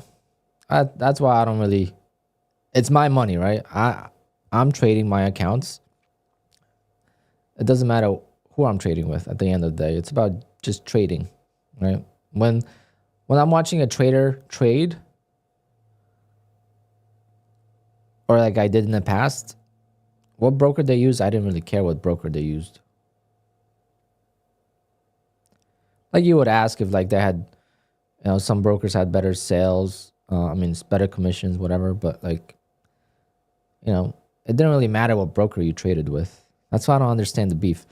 Because you could trade with every prop firm and you could choose which prop firm you want to trade with, and you could not trade with another prop firm. And calling a prop firm scammy is, it's just playing the victim card, in my opinion. But that's my opinion again. Everyone has an opinion, and everyone is entitled to their opinion. But wow, you guys saw me on the bid right here, right? I was holding the mouse and I was about to buy this breakout, and then I was like, maybe I won't.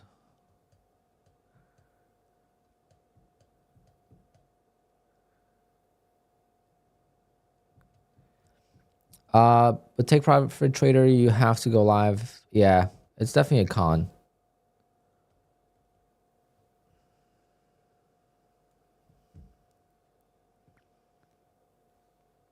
But,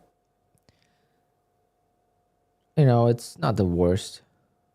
Because if you lose the live, you could go right back to funded, right? So it's not, that's the only thing.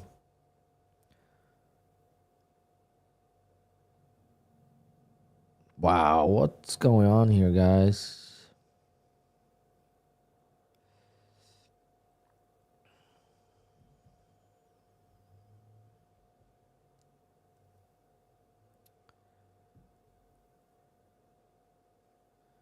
At least let me take an eval here, huh? Do I have any evals with full drawdown? This one's got 2,000, whatever, I'm taking it. No, it's gonna be micros. So that's not gonna work. Oh man. Totally forgot I'm on micros. But maybe it's better that way.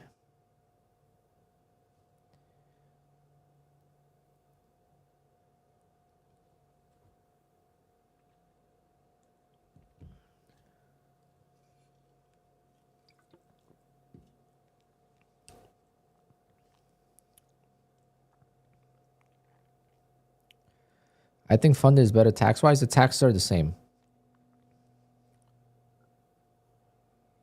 From what I understand. I don't know if there's any difference. I don't think why there would be any difference.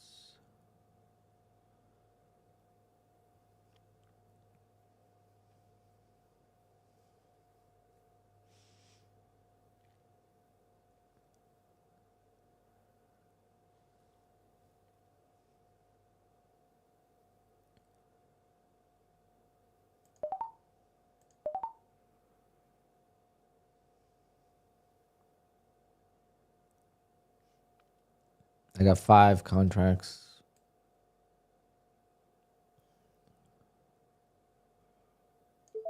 Basically.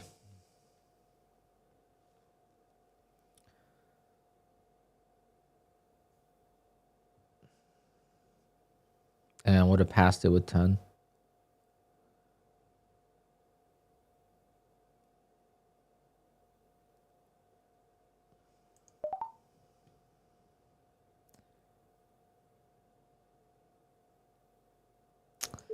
So close.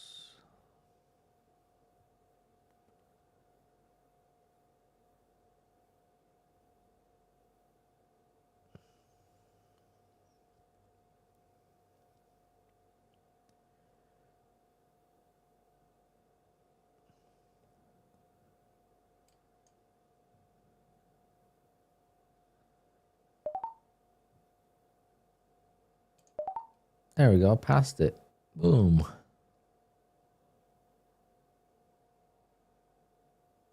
All right, passed 2 more today, so we got 9. At least I got my FOMO out of the way. So I really wanted to buy here and I didn't. So I switched over to an eval and we passed one, so that's good. Yeah, to save on tax, you have to have your own account. Now, capital gains reporting is only on your personal account because with the prop firm, you're not trading your own money, you're trading theirs. So you're getting paid from the prop firm. So you're getting paid as an employee, you know. Not employee, but contractor.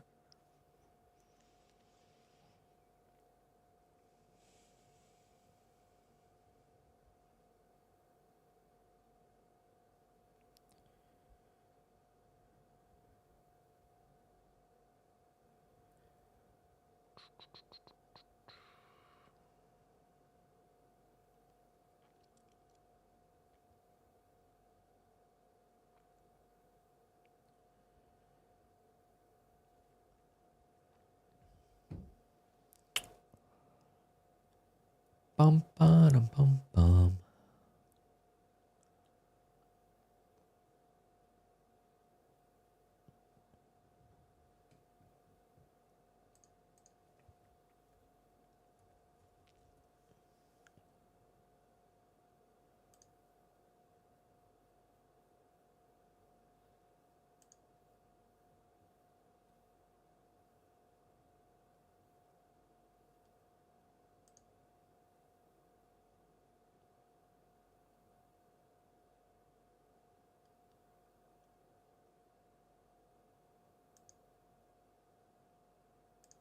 Sorry, guys. I didn't get an email from the guy.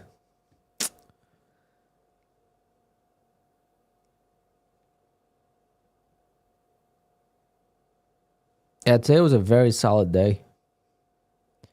No trouble at all yet. Don't want to speak too soon, but definitely read the market pretty well today. Both short and long. Just missed the long here, but I just passed an eval on the long.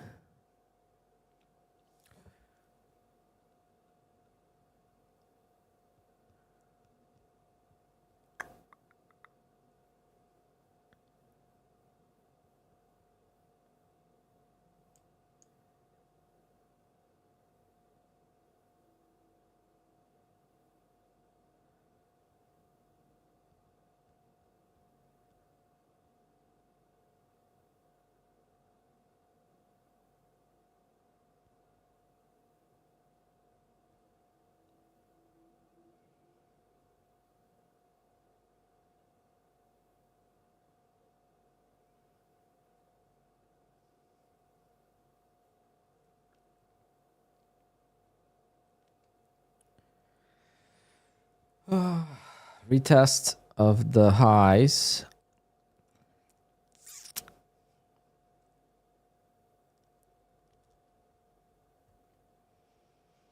Man, I got to take my take profit trader account. Oh, why do I did well on Tradeify, sort of, but not really. Tradeify only made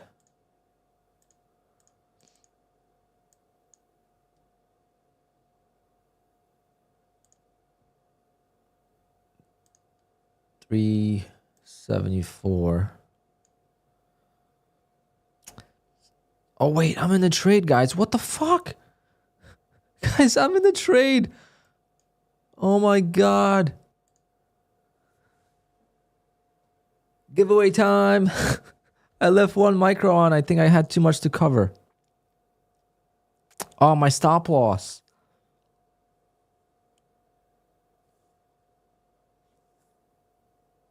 My break-even stop when I covered, I didn't cancel it. Why only one contract though? Why? Alpine. But no, it's with consistency, 895. Let's go.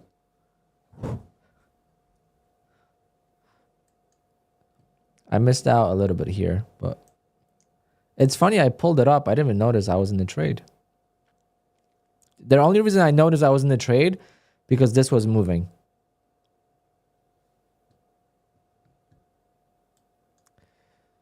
All right. We're going to give some luck back to you guys. I got lucky as hell on that. I was already green, but now I'm up $895. I'm up $2,500 almost on this 25K account. 10% gain in a few days. But obviously with consistency, you know, $895 times, or no, 895 divided by 0.20, it's 4,475. So I need to make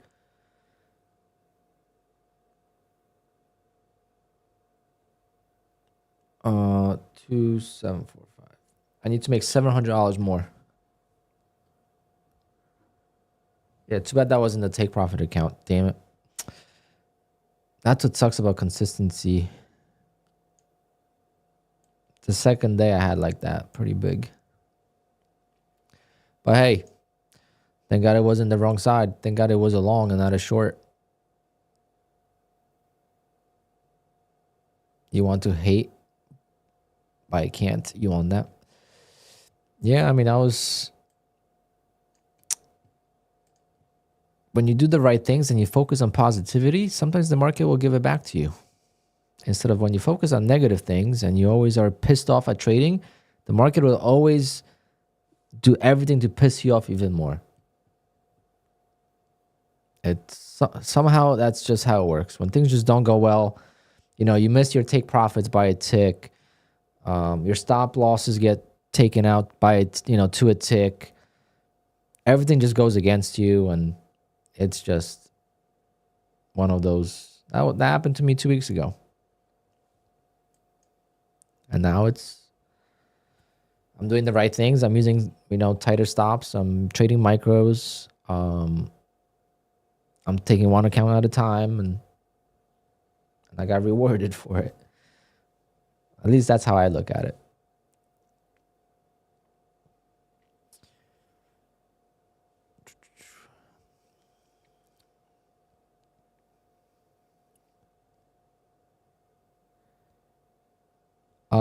When can you take payouts from take profit?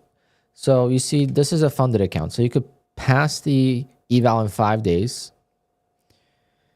Then once you go into the funded account, this is a 25K account. So I have $25,525 in it. I have to get this to 26,500, and then anything over that I could take out.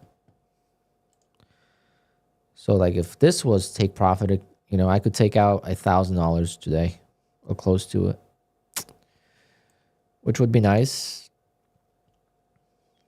I'm torn between going more with take profit or Tradeify.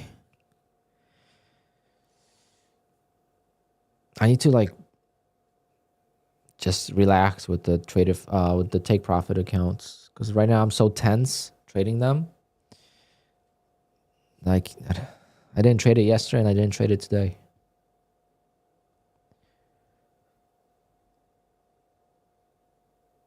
No, you don't have to do it 2 times.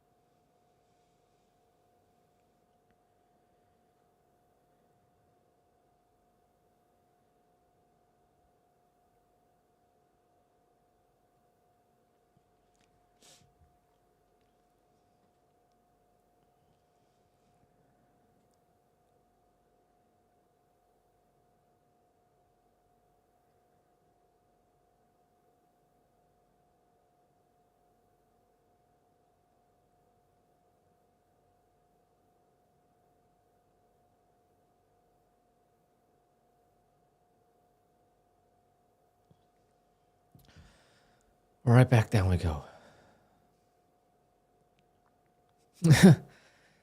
That's me with Tradeify. That's why I went heavier and now I have a lot of cushion. But yes, I agree.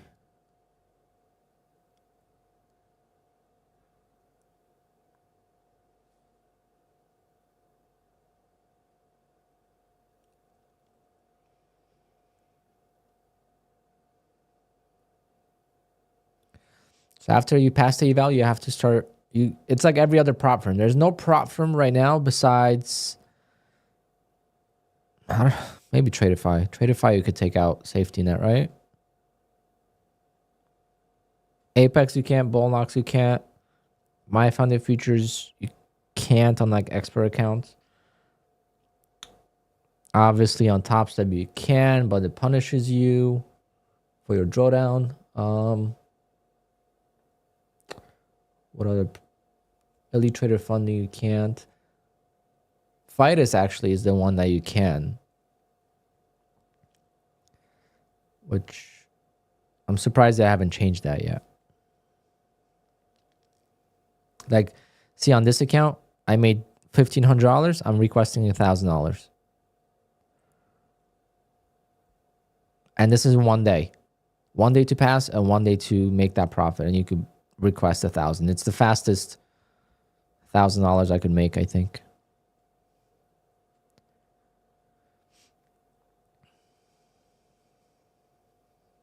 Guys, read the rules, not asking this guy. That's part of being on YouTube. But I can't say that I keep up with the, changes. A year ago, I knew everything about all the main prop firms. Now I can't keep up. Especially with the live accounts, I can't keep up with that. It's so complicated.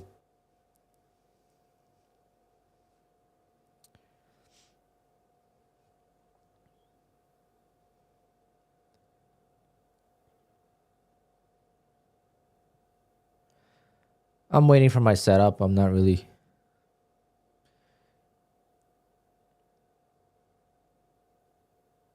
focused on the trade right now, so it's fine. And that take profit trade, I mean the Tradeify trade, we're gonna do a giveaway because of this. I made, if you're just tuning in, so I was in a short here earlier. I covered, and right here I set my stop to break even on this ad, and I guess when I covered, I didn't cancel the stop. I got stopped out, and I didn't notice it till just now. So I made extra like $500, $521.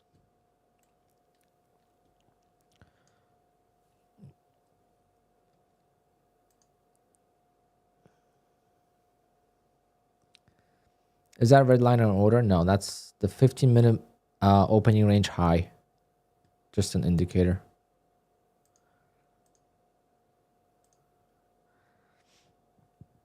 I currently do not have any orders open.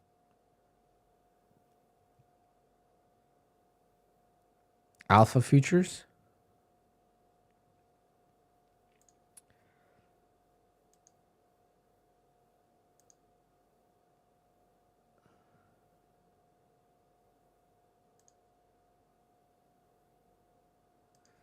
What is alpha futures even? I don't even know. Domain is not registered. Okay,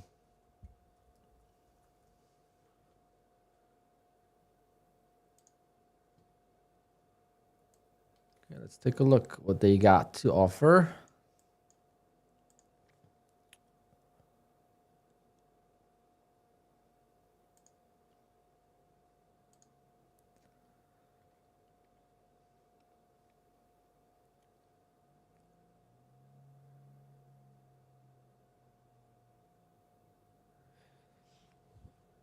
Okay, so it's end of day drawdown, 4,000 target, and standard plan is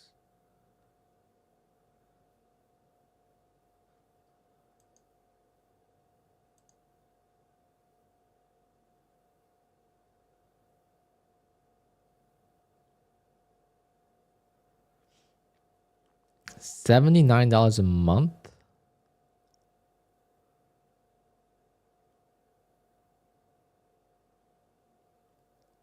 Oh, plus activation.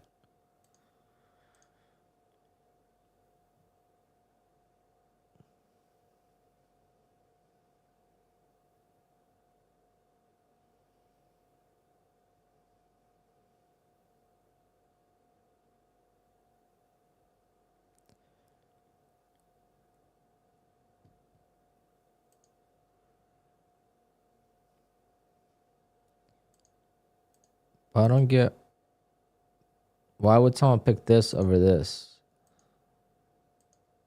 Because weekly payouts?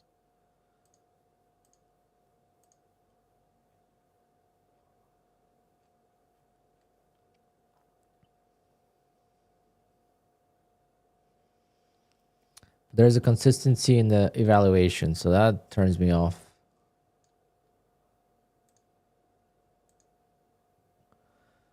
That's Fidus. The 25K straight to live account.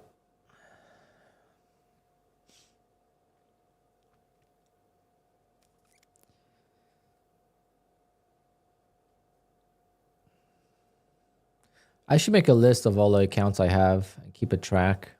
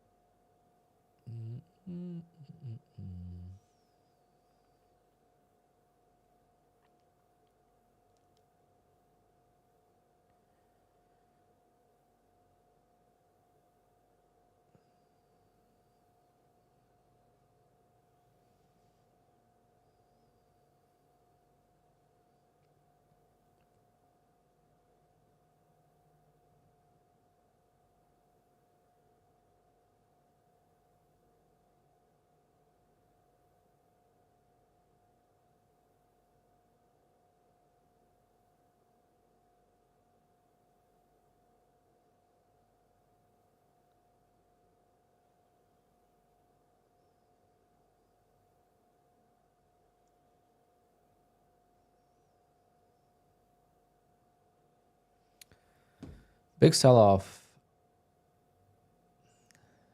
Not he tilted off stream? What do you mean he tilted off stream? He went golfing. What?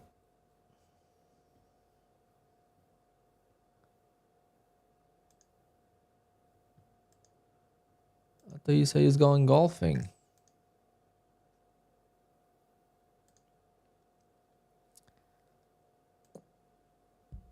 Where did he say that?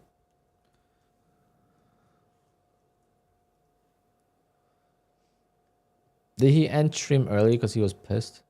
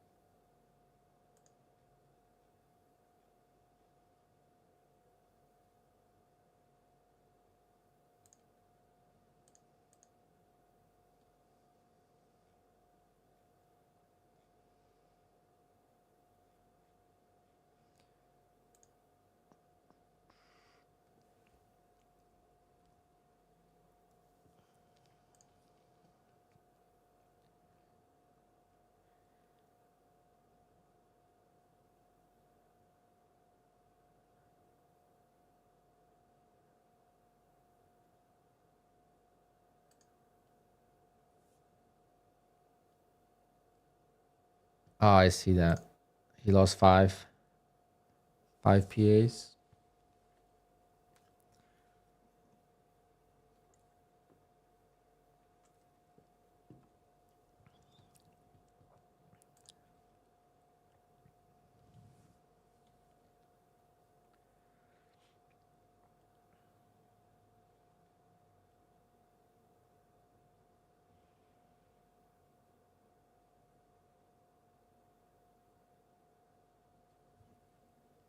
He just got another traded 5 payout.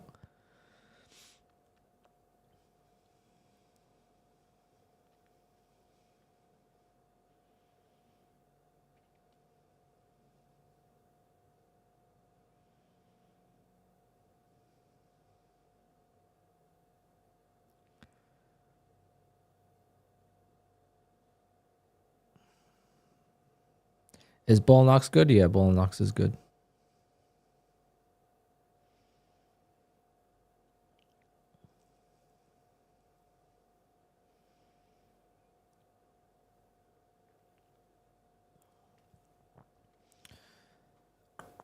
Yeah, I'm pretty good today. Pretty good. This week is a solid start. Yesterday I had small profits. Today I feel better. Big difference between low 200s and high 200s in profit. But I'm going to attempt, maybe if the market's right, to trade this take profit trader account.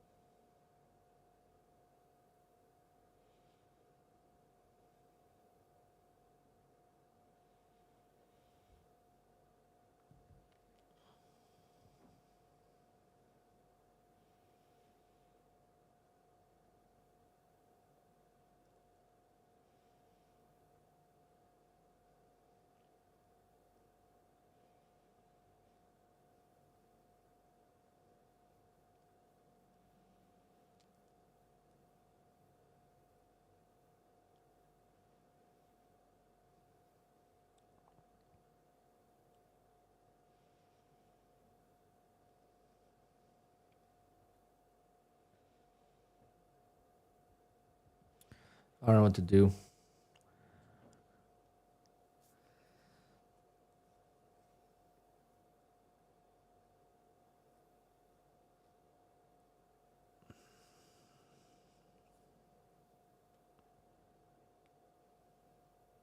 Crazy moves. Definitely chop.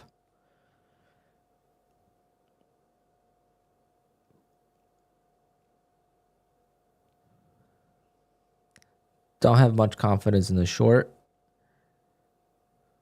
But I think if I'm gonna take a trade, it's gonna be a short trade.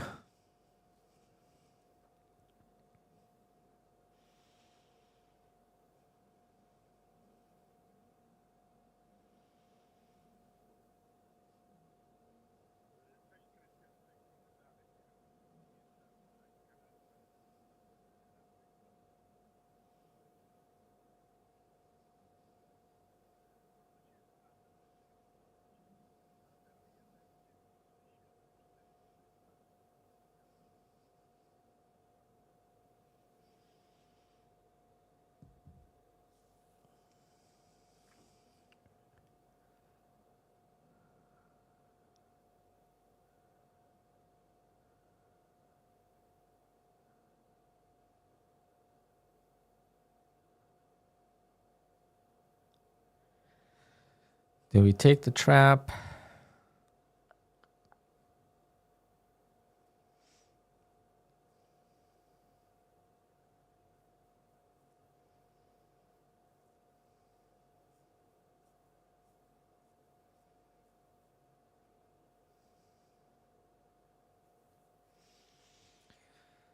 I should just call it a day.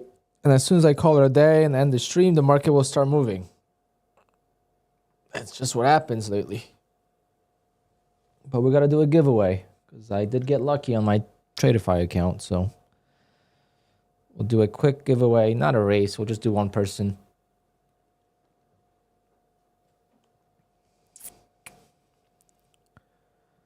Let's say we'll do it at 2 o'clock. But you guys have to hit the likes. We got 300 people watching, so we should be at least at 200 likes. Come on.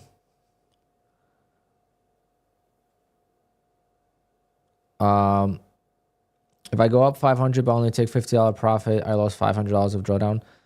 Yeah, you lost 450 of drawdown. That's how trailing drawdown works. Pain in the butt, but it's not bad. You get used to it. It's on evals, obviously it doesn't stop, so on the big evals it sucks. But on the live account, like a funded account, it stops trailing, so it's not bad.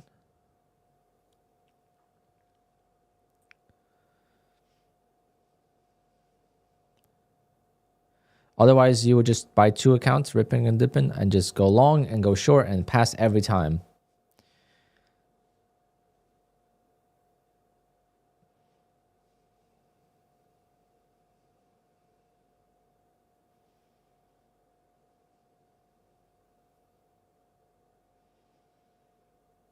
Up 5,500 on what?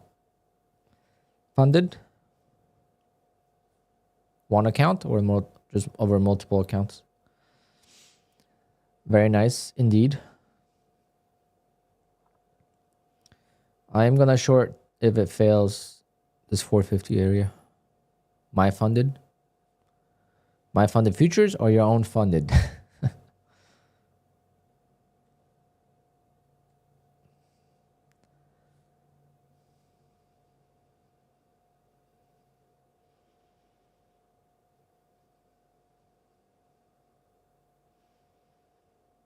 Oh, very nice.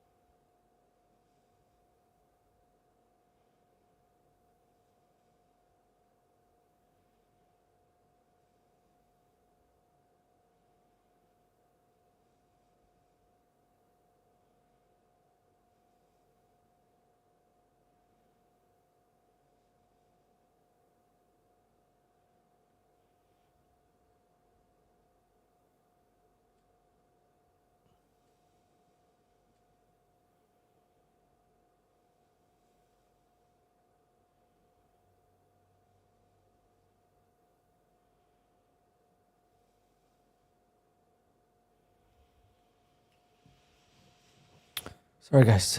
Well,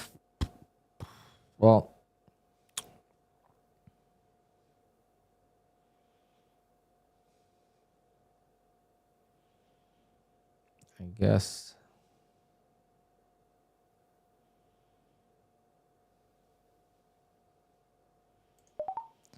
I'll take that.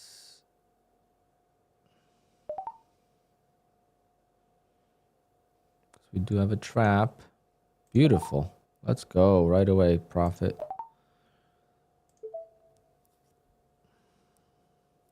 But can we actually break lower? Damn it. Bastards.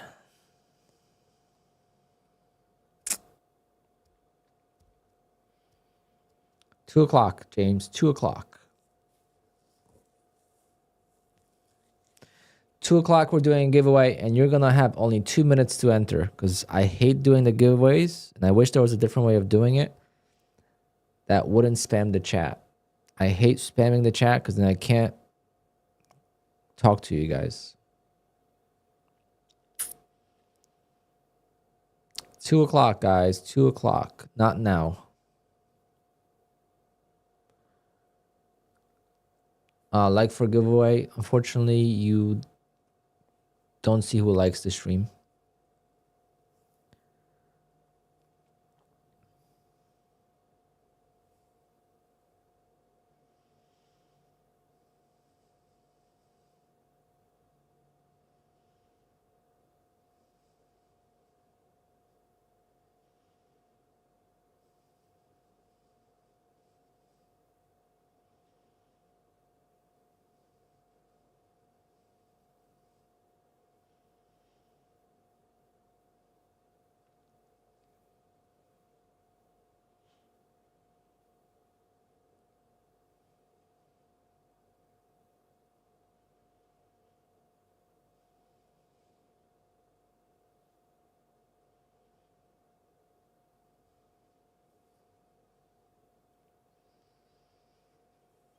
Yeah, I wish there was a different way that wouldn't spam the chat.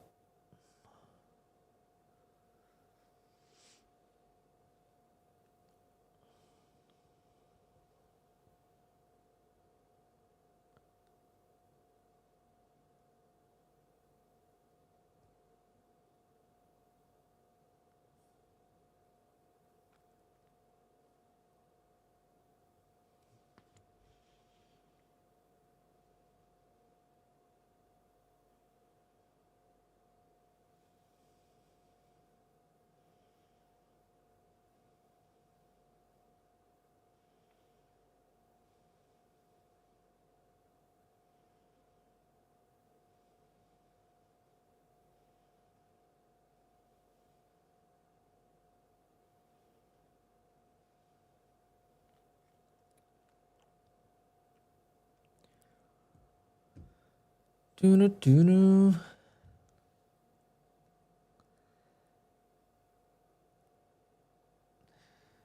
You've been doing quite a bit of afternoon trading lately. Yes, ever since I started trading micros and not copy trading the accounts. Just by the time I get through all the accounts, the afternoon comes quite quickly. But I'm also off from work till after Easter. I'm not DJing till after Easter, so and I'm done with the garage. The main reason why I was not streaming late was because of the garage. Obviously, there was other things involved. I got sick in November for like 2 weeks. Then I went on a trip in November as well. So my dog passed away. So there was a lot of things that were happening that, but right now I'm pretty good with staying a little later, especially with this market. But as soon as we get a little bit better temperatures, definitely going to try to enjoy the days a little bit more before I get busy with work. But maybe some outdoor streaming as well, like we did last year. That was a lot of fun. It's more like a chill vibe.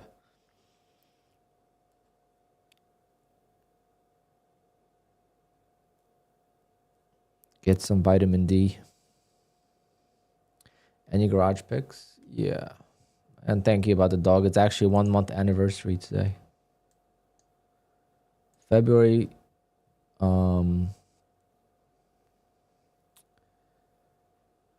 February 4th. That was the worst day, man. That was such a tough day. I don't know why. Pictures of the garage. Let's see.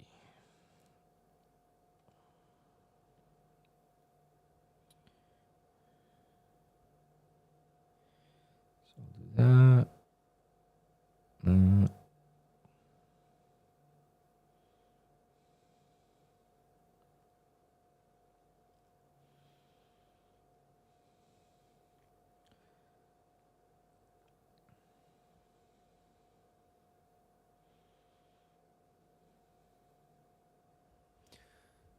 I just emailed myself pictures.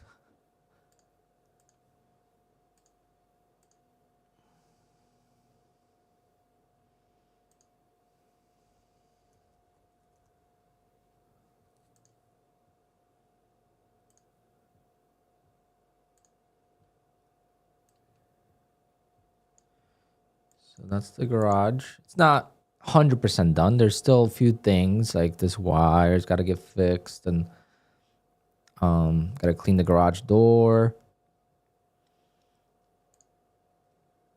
So it's a 2-car garage, but this is like my car side, and the other side's gonna be my DJ equipment. But now I don't even want to keep my DJ equipment in here anymore. And this is before it was finished, as you could see. The edges. This floor is called the Swiss Tracks. And it's quite amazing. And the stairs, my dad's gonna make me new stairs. But, you know, the before and after pictures are crazy.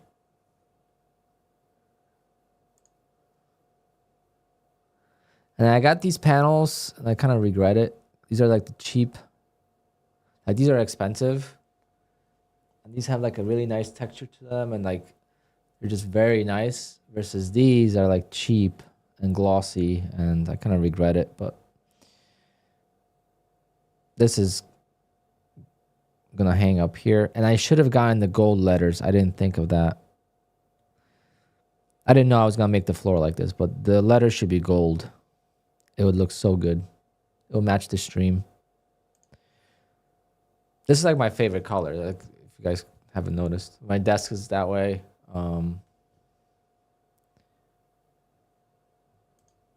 Like my desk mat, that's the color.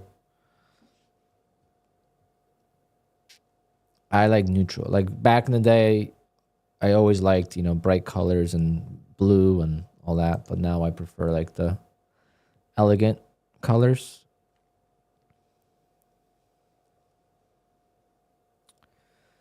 But yeah, I am going to have a photo shoot tomorrow with the rain. So it's going to rain tomorrow. I'm going for a photo shoot with a professional photographer. Just trying to help him out. So he posted, like, he's really talented, but he posted that, you know, he's off from work. He's looking for a new job, and he's doing cheap photo shoots. And I met him at the track, so I'm gonna help him out. I'll do like 3 photo shoots with him.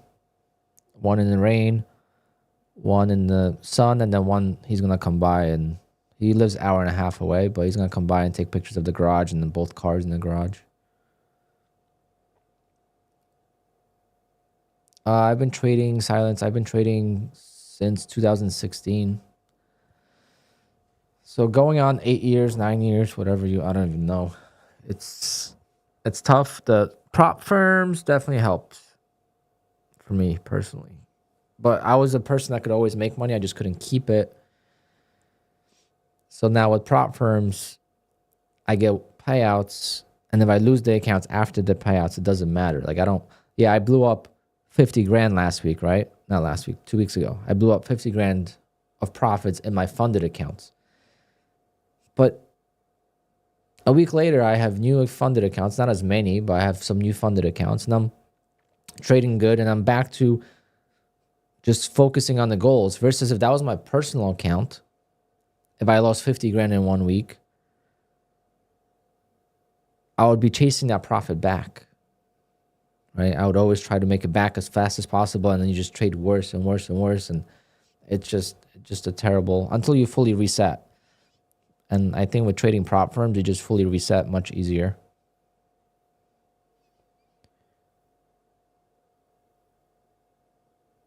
Do you trade prop firms? But I also have a full-time business, okay? So it's not like I was able to buy that car because of trading. If trading was my full-time job, I wouldn't have that car. If that makes sense.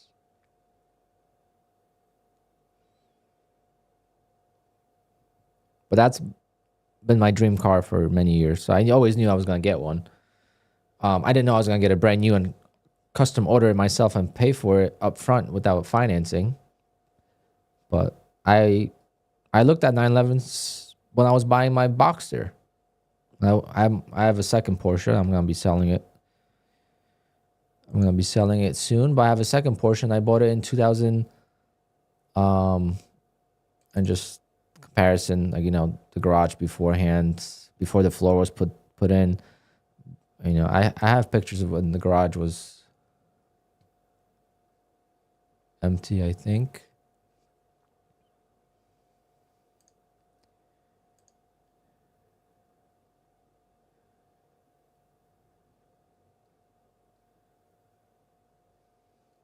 Okay, so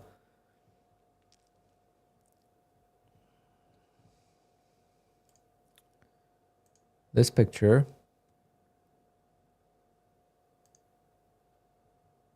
okay, this is when I bought this car.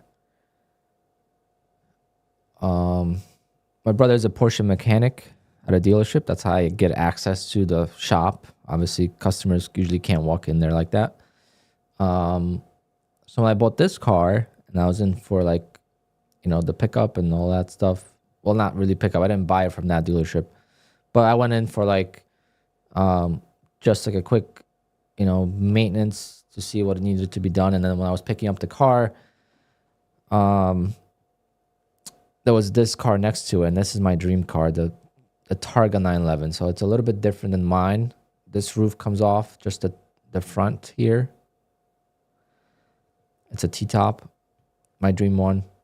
It's more expensive than my car that I have currently, just because of that roof. It's very complex, but it's not a sporty, whatever. It's heavy, blah, blah, blah. All-wheel drive. I want rear-wheel drive. But anyway, one day I will still get that car. But when I took this picture, I knew that one day I'll get this car. And at this moment, like, I could have bought, this is a GTS, but I could have bought a base model of this car. This is an S Boxster. This is a GTS. But I knew I was going to go to the track. And going to the track with a $100,000 car would have been very tight at that time. But I could have, and I mean, thank God I didn't do it, because I would have had to sell it during COVID. Like, I went through a lot in the COVID shutdown, because my business got fully shut down. So I closed my office. I had a sick office for my DJ business. I put so much money into it and so much effort, and it helped me grow the business, so I'm never going to regret it. But I closed in August of 2020. My lease ended, 5-year lease ended, so it was perfect timing. But I said one thing: whatever happens, but I'm not selling this car. That was how I got through COVID. I went on drives. I put so many miles on the car during COVID, just going on drives, because that's the one thing you could do. You know, you could go and drive. You know, no one would stop you from that. So just, you know,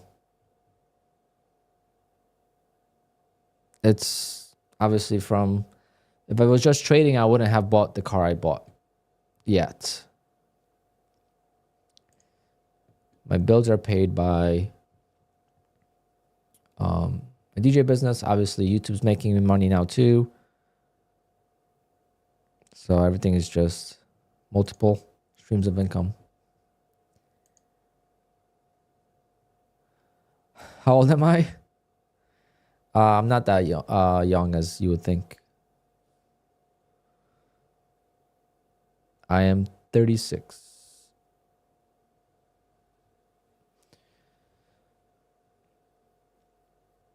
But I am someone that has sacrificed a lot. But I'm not complaining. I'm just saying I sacrifice things and people don't see it sometimes, you know,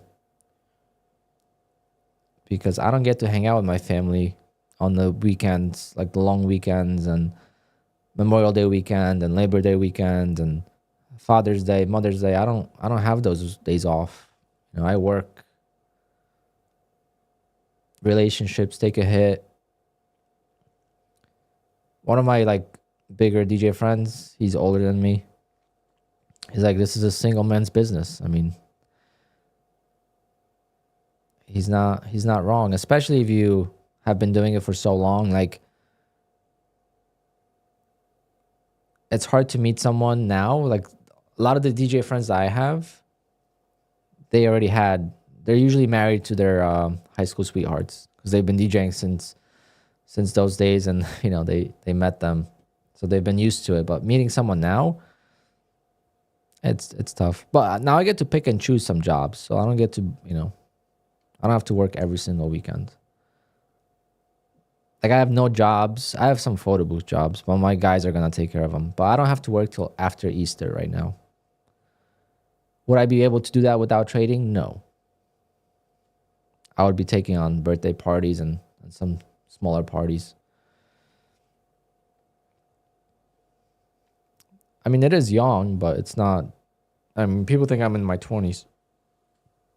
I mean, you look at these football players at the combine or the basketball players. Like, let's look at professional athletes in general. I would say most of them look older than me.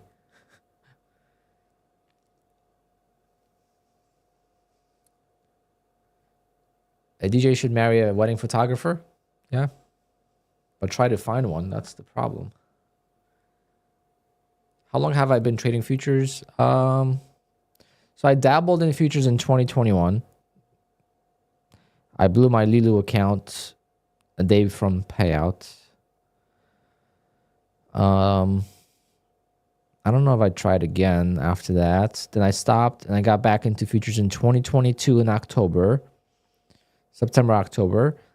I tried a algo trading style where with footprints and order flow. I got my first ever payout with that, but then I lost the account. Then I funded my personal account as well, thinking that it was going to work. Lost that, and then stopped trading futures until April of 2023, and then once I got really serious into futures in April 2023, haven't looked back since. I have not missed a payout since then. Every month I've been paid since May of 2023. I started end of April, so the payouts in May came from April trading, but you know, back then it was different. You had payout windows, you had to trade for a certain amount of time, and as I'm talking here, we're getting a massive squeeze, and I'm not in it. Might have to trade another eval.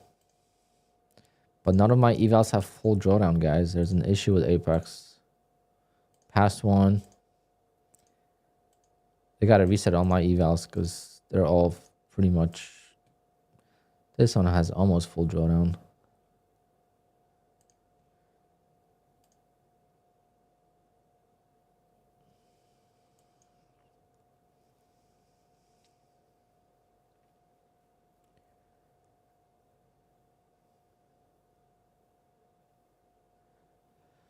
But trading is the most difficult thing, and I never recommend it to anyone. And I always recommend to those who are trading from home and have the ability to do YouTube to do it as well, because after a few years of trading on YouTube, you could also make some money there. And having multiple streams of income is the only way to survive in trading. I don't care who you are, what do you do. Trading full time is not something that anyone should be doing. It's so demotivating once you go on a losing streak, especially if you have bills to pay.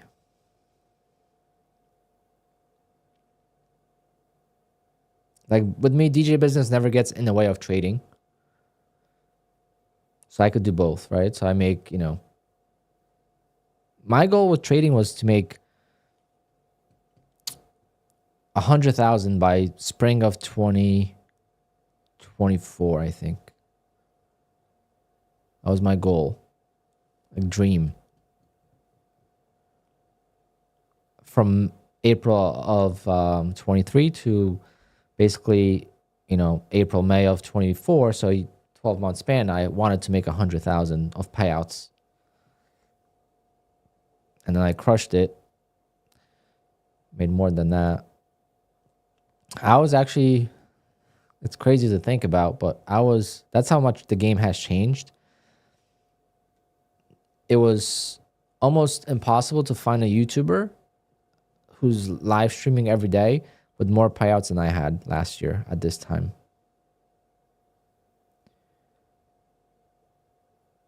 Last year at this time, we tried and we couldn't find anyone that was more profitable in payouts. But there was a lot less YouTubers, a lot less, obviously, competition. But the game has changed, and I know I helped the prop firm world grow a little bit, a lot more than I expected. I thought I was just nobody. Because I was, and I see these comments sometimes and I laugh. It's like, oh, I like watching these small YouTube channels. They're more organic than the big ones. I'm like, yeah, that's what I was a year ago. People consider me a big YouTuber. I don't know why, but I just feel like I could be much bigger if I created content, but I don't create content. Which one is harder, trading or building a DJ business? Building a DJ business is harder because of capital requirements are pretty much the same. Obviously, with prop from trading, not really, but with DJing, you need like 30 grand at least to buy solid equipment. And then the competition in DJing is so hard. Depends where you're from. I'm in New Jersey. So New Jersey has the most expensive weddings in the United States. Besides, obviously, New York City. But tri-state area, and then you have California. California is pretty expensive too. But statistically, we have the most expensive weddings. Therefore, as DJs, we're able to do it full time. Because I'm charging $4,000 for a wedding. So if I do 50 weddings, you do the math, it's good money.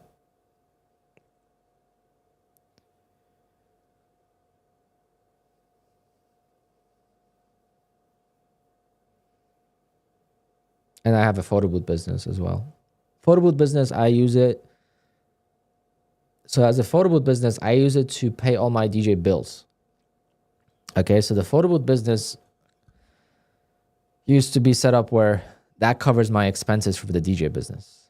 So even though if I have a second, DJ with me, I have employees, I pay for my office, whatever. The photo booth business used to cover those expenses. And then whatever I made DJing was actually just mine. It's same thing as YouTube. Initially on YouTube, you want to make enough to cover your evaluations. Now I keep it, separate, but initially, because now my payouts cover my. Wow, what a move. I just am staring at it like I don't know what to do. The traps are not pulling back.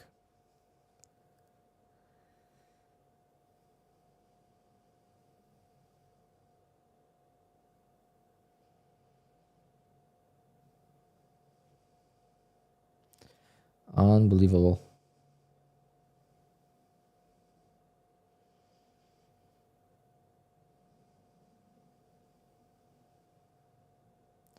Waited for this the whole day and I'm missing it because I'm just rambling. Oh man.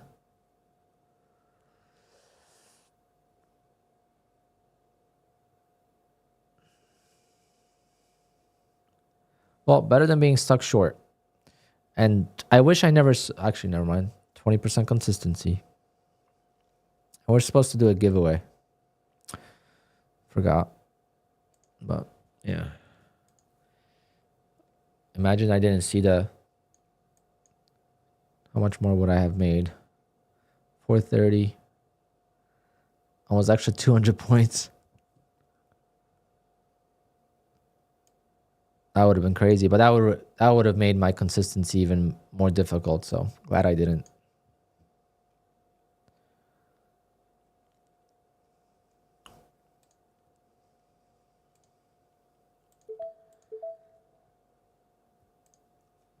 See if we could get Phil there.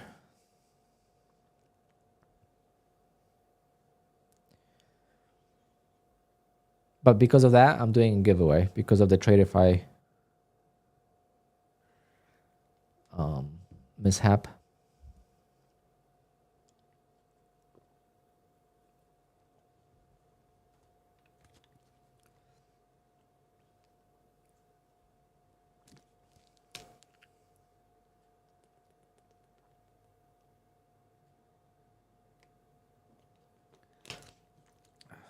I cleaned my desk yesterday and I moved the camera and it's too high. I feel like a midget. I should actually stand up. I streamed standing up for so long, and as soon as I got this chair, I haven't stood up since.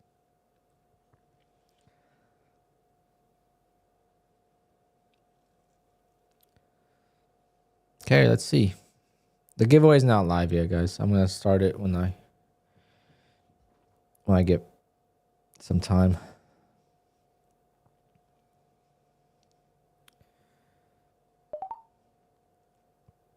Okay, I'm in 2.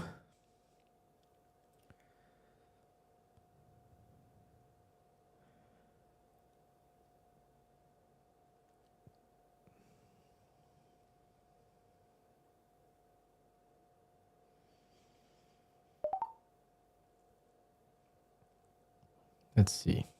Is this gonna trap?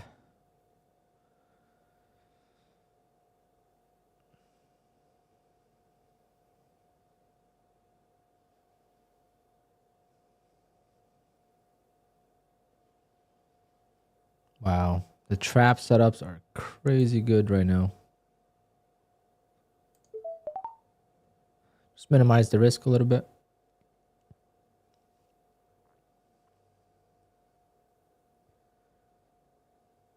Let's go. What a beautiful trap. I hope when I go to BDH, there's traps like this so I could actually have a system to talk about. The giveaway is not live yet, guys. The giveaway is not live. Why are you guys typing?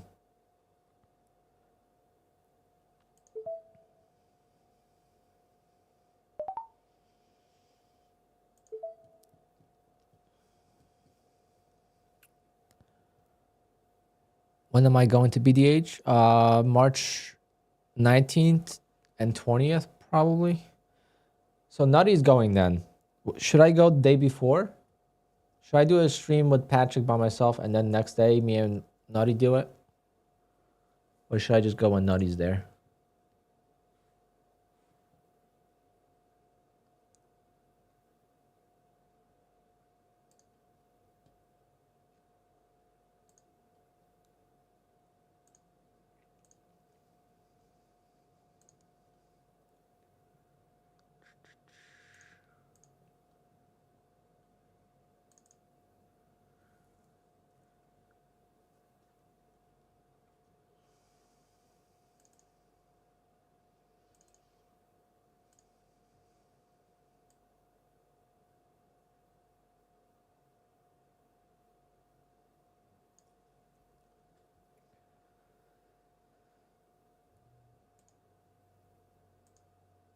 All right, $50 giveaway. Let's do it. $50. Am I a golfer too? No. That was one of the things I talked about with Nutty today. I'm like, don't make me golf. I want to go drive the cars. We're going to be driving cars.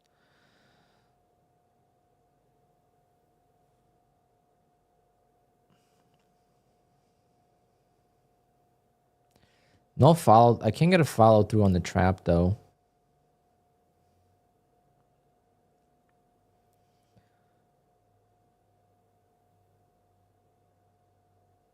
Boo. Can't get a follow through.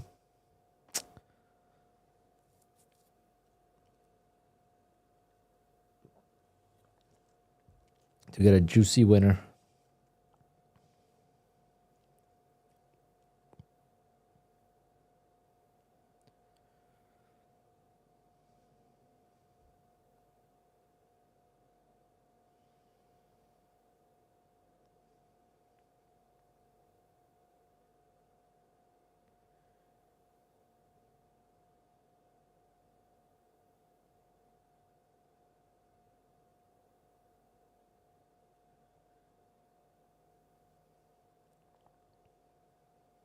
Come on, hold it.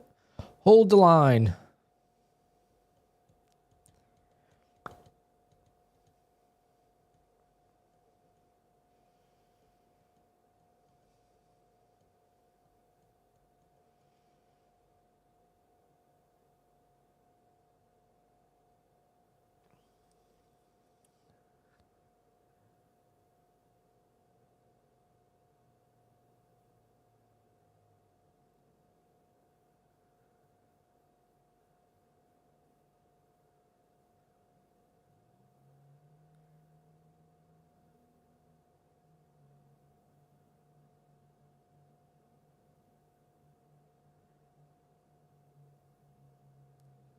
Nah, it's gonna fail.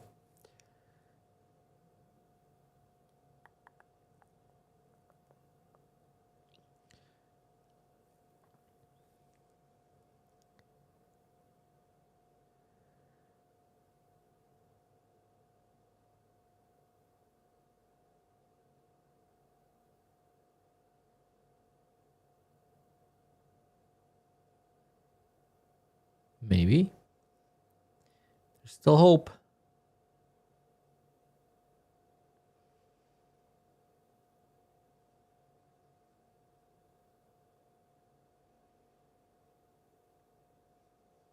Come on, just break out. James, that's like a custom indicator, so it's not publicly available really. It's just people sharing amongst themselves. Yeah, it looks like it's gonna bounce, but is it gonna bounce with me or without me? I would like to get to $200 at least on this trade. So like high a day almost. Bum, bum, ba-dum. I'm gonna pick only one person, guys. Only one person today, okay? We're not gonna do the race. We're just gonna do one person.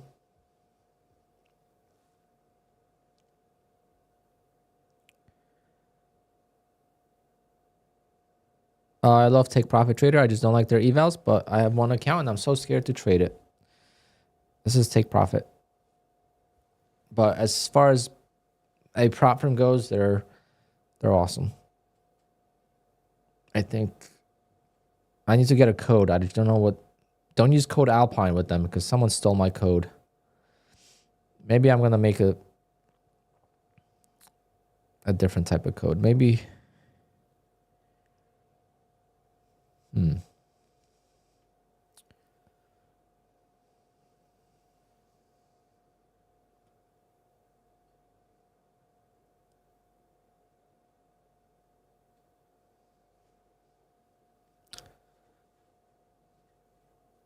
Get NBT. Nutty can't even get that. Someone stole it from him.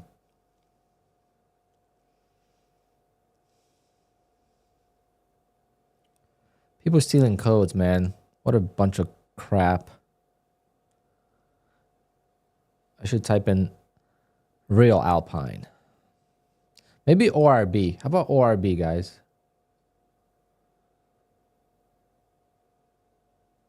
Is it fraudulent for someone else to use a popular YouTuber's code though?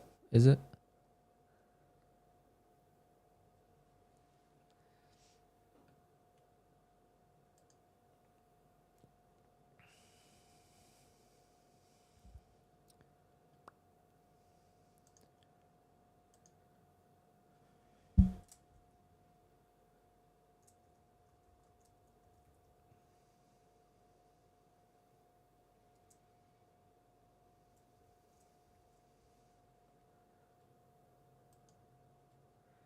Let's see.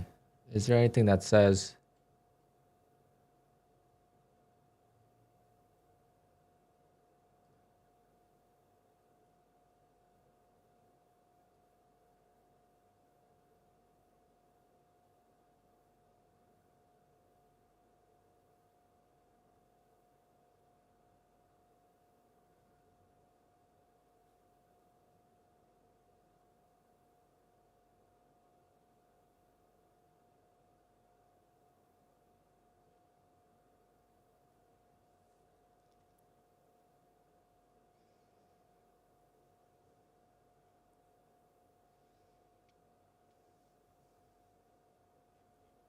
come on, just break out?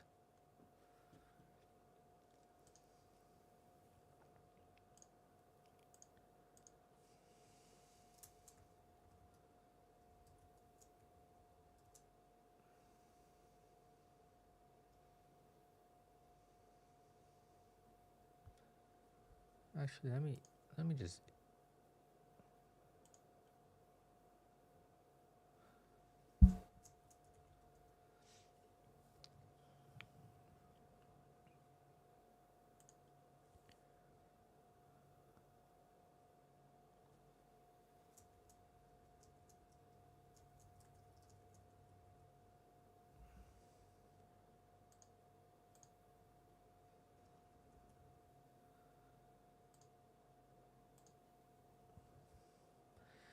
come on, don't fail me now. I'm up 200, which is what I wanted.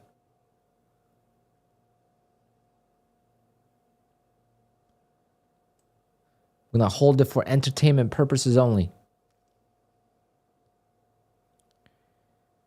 Woo! Let's go.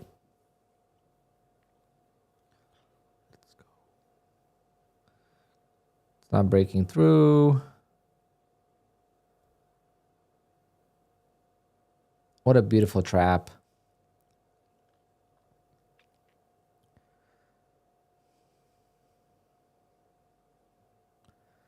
I might not want to break the highs though. I'm gonna hold it, whatever. Extra profit, or I'm happy with what I got.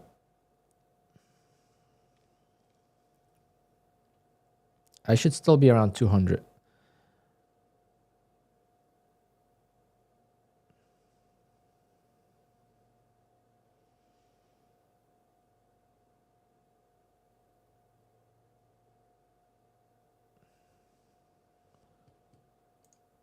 Damn, I feel like I'm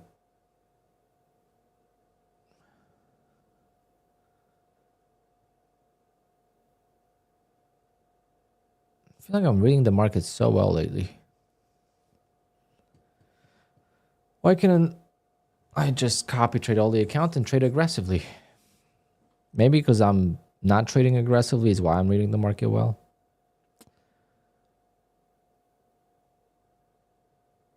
But yeah, it's gonna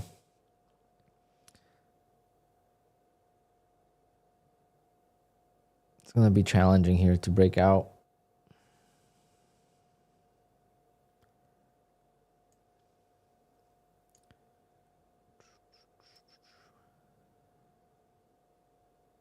Okay, it's either gonna go or I'm gonna stop out.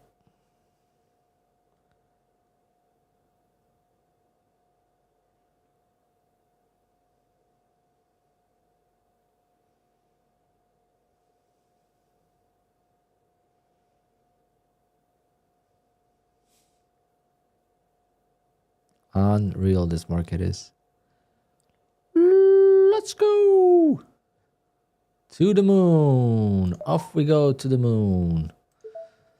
Guys, I got to do a giveaway. Otherwise, I would hold it, but I got to do a giveaway, so I can't hold it any longer. Okay? Doesn't matter what it does now. I'm not looking. I got to do a giveaway, so, yeah. Actually, no, I meant to sell it there, guys. I wanted to sell it there because I knew the top was in. I knew it. Well, you know, I like to be sarcastic, but this is like my dream setup, and I wish I just was patient for it all the time. So you have a rip, pull back, new high, previous swing low. We talk about this every day on stream. The trap setup.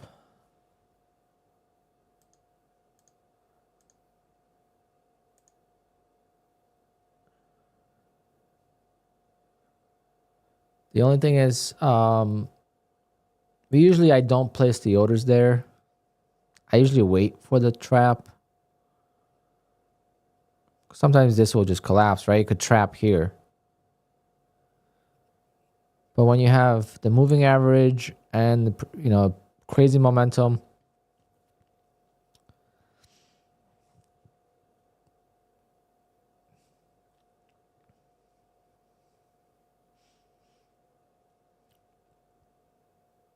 all right, take profit traders, the last account to trade.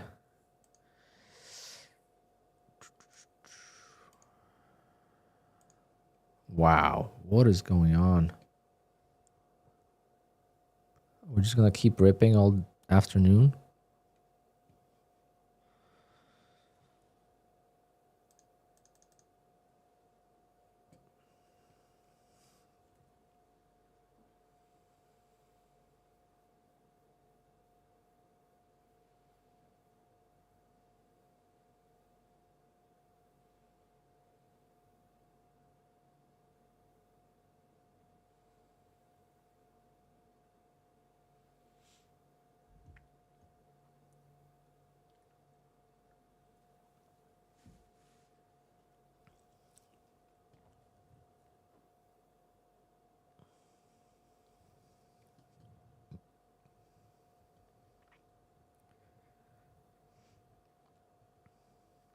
This could be a trap here too, because this made a new high, but I don't think so. Not as probable, so I'm not gonna take it. All right, you guys ready for a giveaway?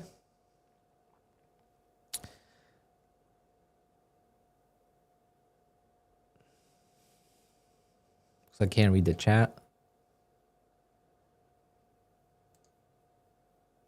Just hit the likes for me, guys. We need 200 likes. 200 likes, 25 more.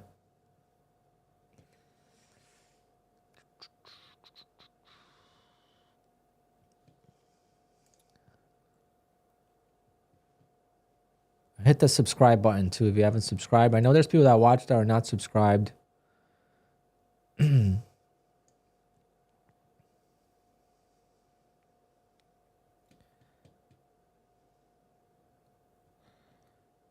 Solid trade there, but we got to switch over to take profit trader, guys. Take profit trader. So scared to trade this account. Oh.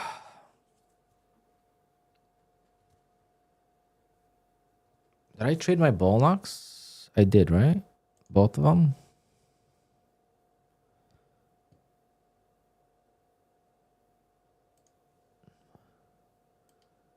Yeah.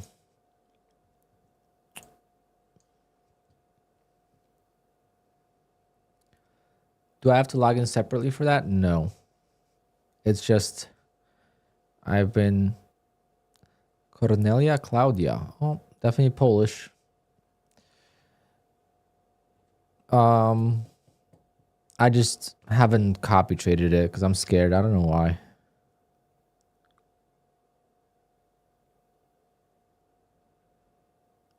How do I like bull knocks? I would say it's my second favorite prop firm next to Apex as far as payouts go. And you know, it's pretty much a replica of of Apex, not much difference there. So it's not bad.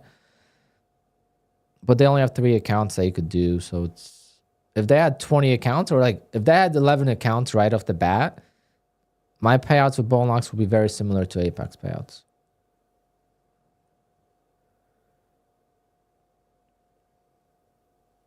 Especially last year.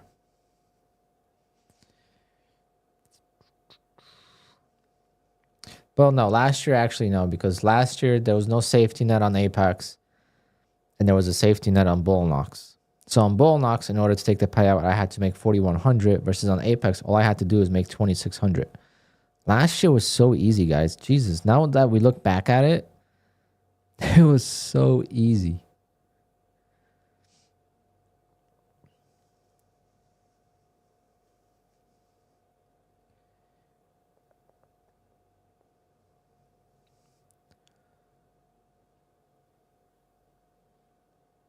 All right. Anyone else wants to enter the giveaway? I want to pick a person. What is the difference with take profit that makes you nervous to copy trade it? The 5-day eval. I don't know. The 5-day eval, knowing if I lose this account, I got to trade for 5 days on the new eval. And then knowing that it's so close to a payout, right? If I make money today, I could request a payout. That's like, I don't know why that makes me nervous, but it does.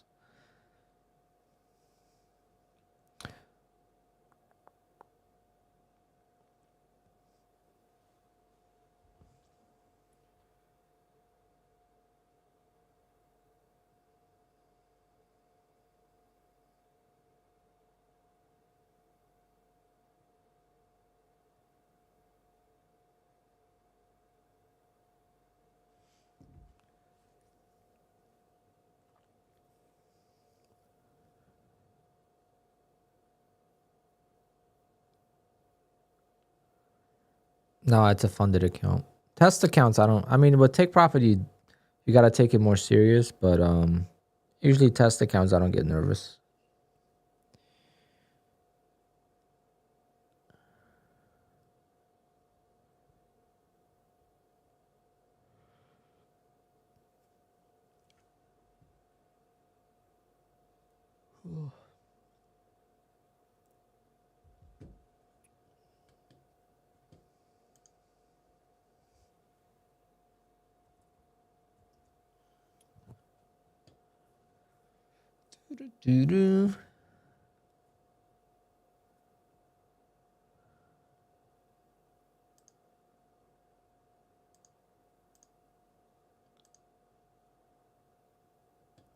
What's my daily profit target on the 50K account? It's like $300, $400. But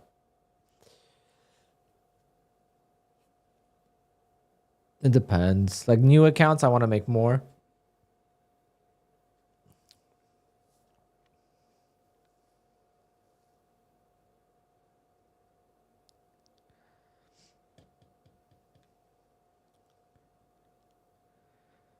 Okay, let's get a big pullback here, please.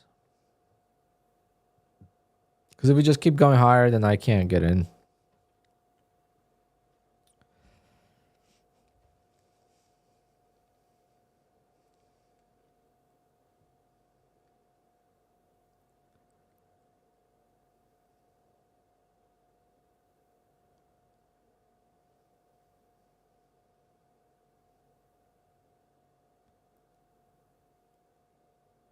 And what do you guys want to do? Just one person quickly I pick? Or do you want to pick 10 people and do a race?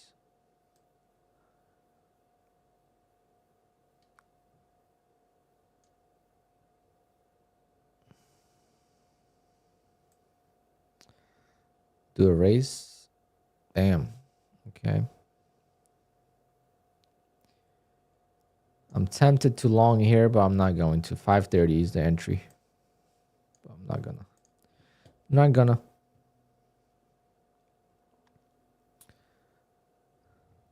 All right, I'm closing the entries, guys.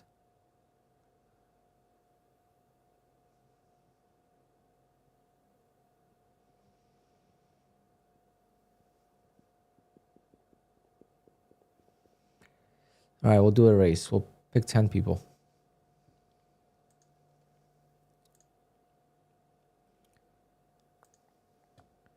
It's gonna be 10 people plus the members. So I don't know how many members we have.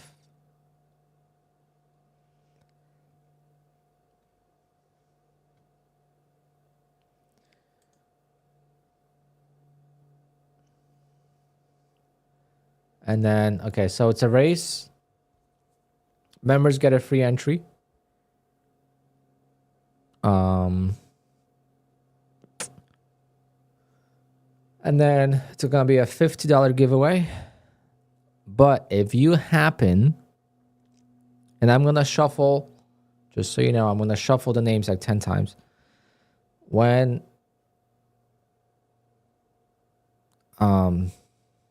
And if you get a 911, so if a Porsche 911 wins, you'll get $70. So you get extra $20 bonus. All right. Just give me 1 second. I'm gonna ask these people on Take Profit for my code.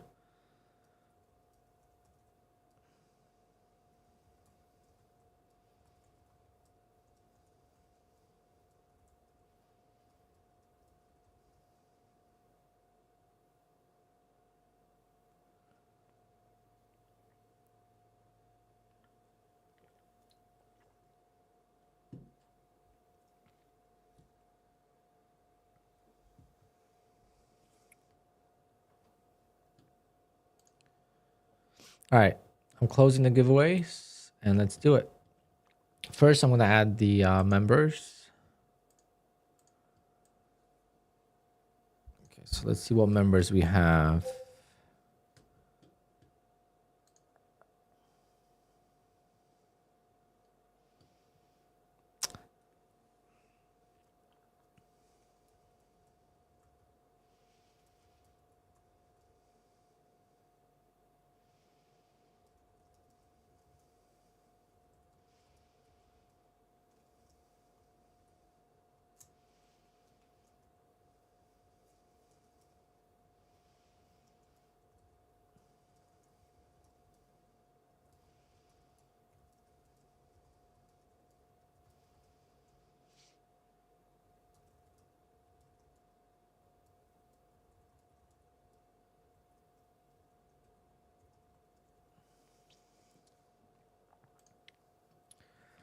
All right, members, we got Nina, Moto,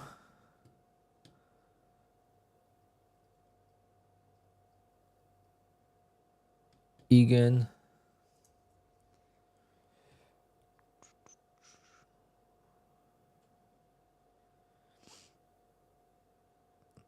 Timo,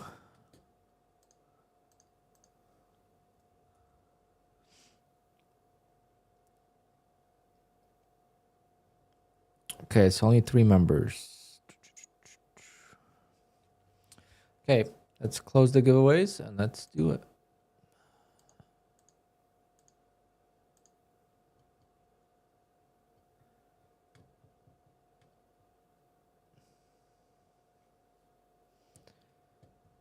Would my entry work? Nope.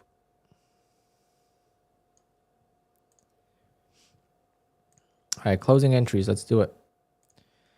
Frank. We're picking 10 people. Frank, Cantu. Oh, my Polish friend over here. Faflik.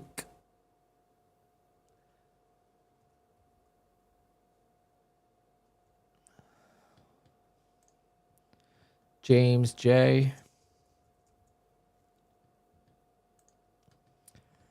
Marcus.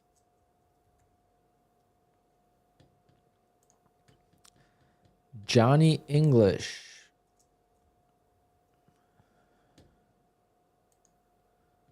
Cards fan. Is that Cardinals?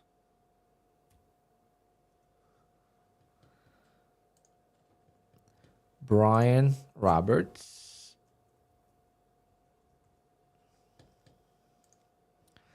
Ooh, Nina, you're already in. Remove you.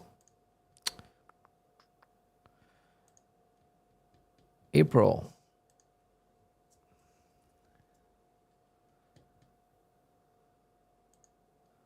Rick. And last but not least, the nonstop trader.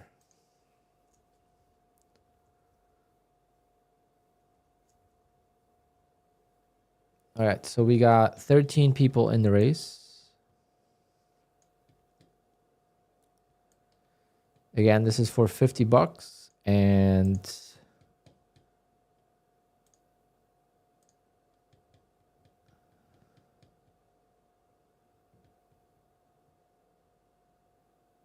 okay. So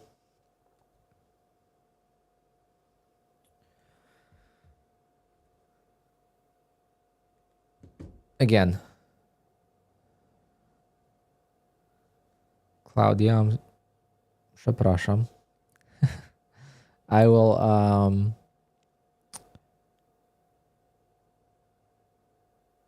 gonna hit done, and then I'm gonna shuffle the cards 10 times. I'm gonna shuffle the cards 10 times, because if you land on the 911, you'll get extra $20 if you win the race. If you are not in the 911, it's $50. Okay. Set the time for 2 minutes.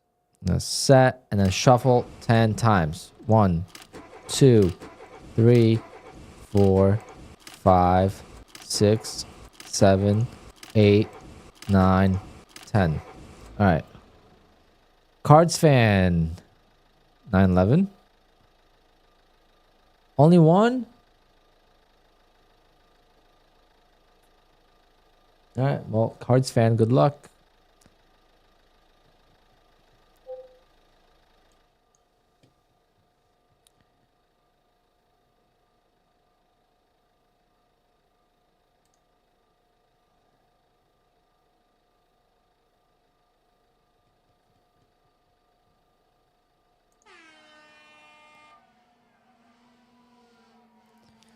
They said they can't change my code, so.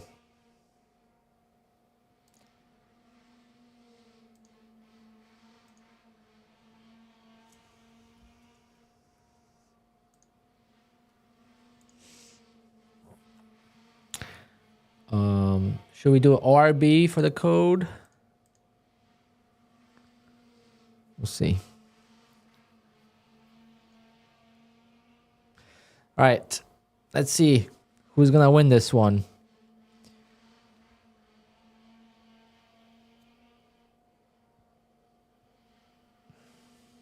Marcus in the Bugatti. Look at that. In the lead. Halfway done, guys. Halfway done. 1 more minute to go. Who's going to take the lead?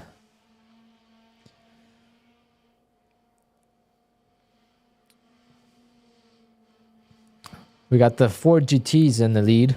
The American Muscle. That's a McLaren, I believe. And Johnny. All right. 45 seconds to go. Final lap. Off to the races, guys. Let's get it. Who's going to win it? Who's going to take it? Oh, Cards fan has number 9. That's my number 2. That's also what I use on the track. 25 seconds. Final stretch of the race. Who's going to take the $50? Timo with the American Muscle 4GT. April in the R8. Or Marcus with the Bugatti. I think Marcus is going to take it. Marcus is inching forward. Oh, no. James. Nope, Marcus. Marcus is going to take it. Marcus is going to take it. Congratulations. But the thing is that Marcus doesn't need the money. He's got the Bugatti. So let's run the race again.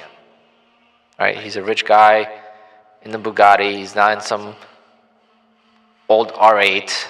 He's got Bugattis. He's fine. Doesn't need $50. No, I'm just kidding.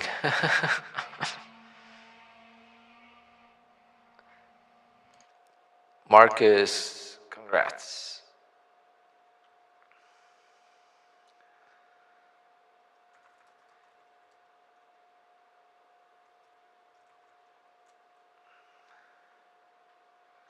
Oh, I forgot my megaphone was on.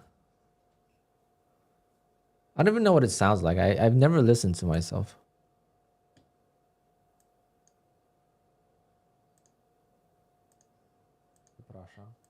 Cards fan. All right. Let's see who's going to win this one.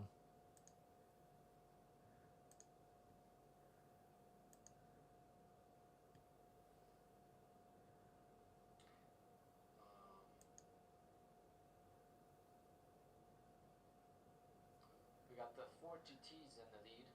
The American Muscle. That's a McLaren, I believe. Johnny. All right. 45 seconds to go. Final lap. Off to the races, guys. Let's get it.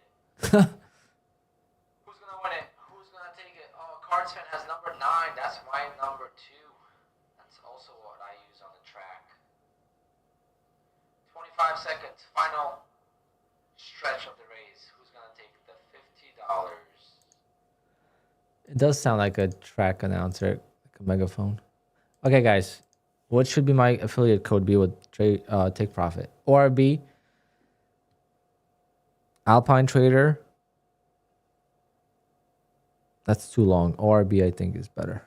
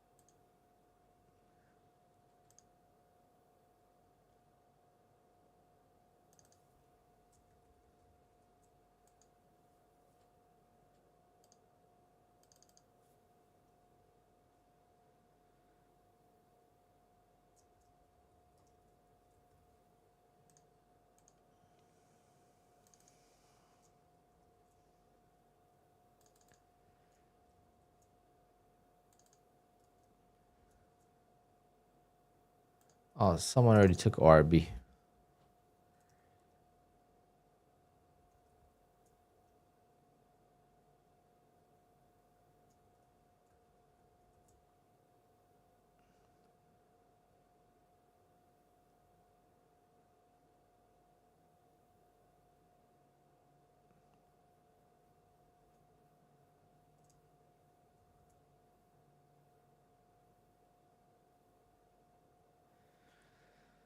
Oh, man.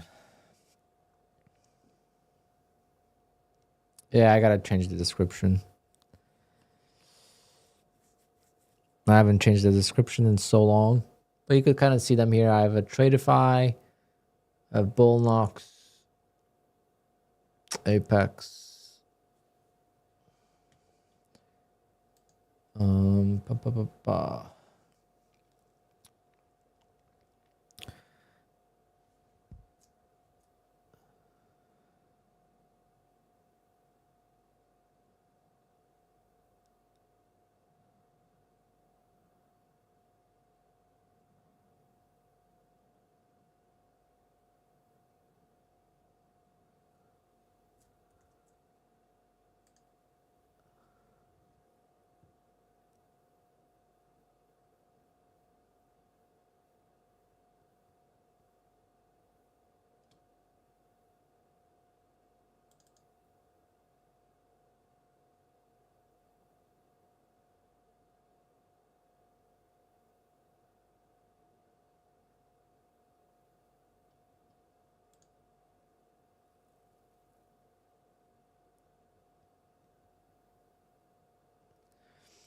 I've been using code Alpine on Fidus.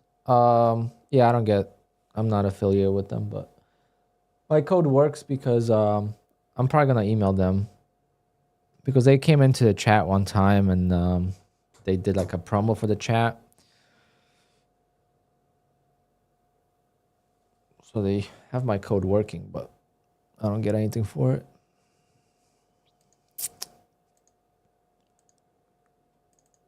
But it's fine.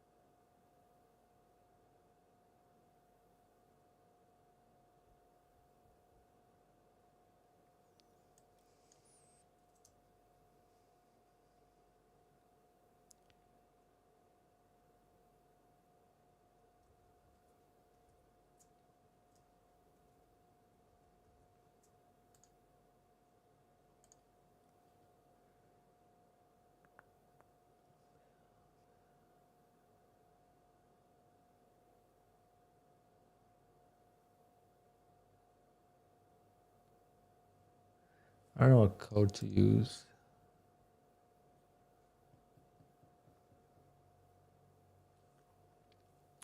Yeah, I gotta activate 2 more. I gotta request this payout. See what it's about. How it gets transferred to a live account. Because then I could get my, then I could actually speak from experience because that's what I like to do.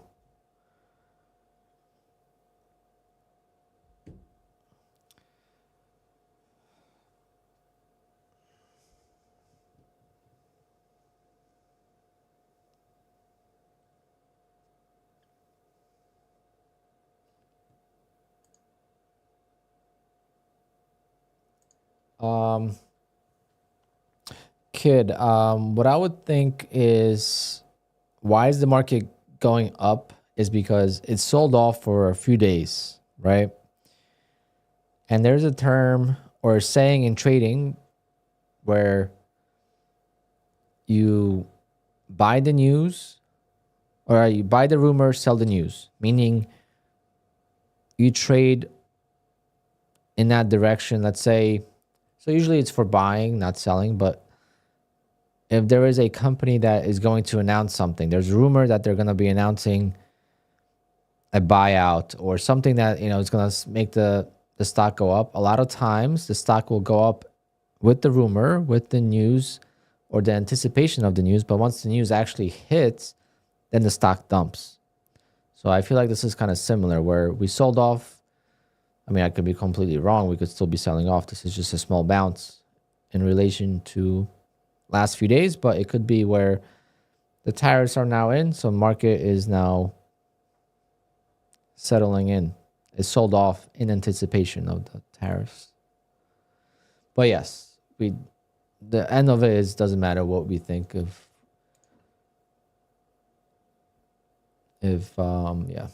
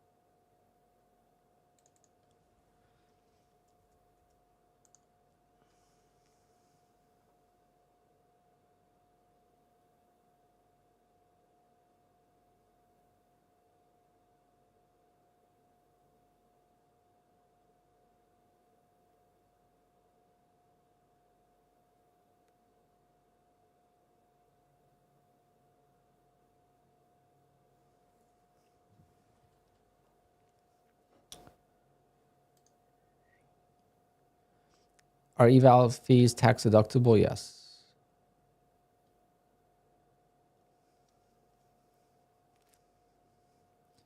What happened with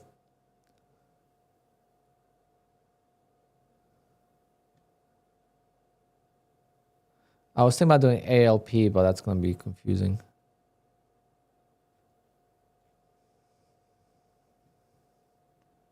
I have one more idea. Nope. Taken.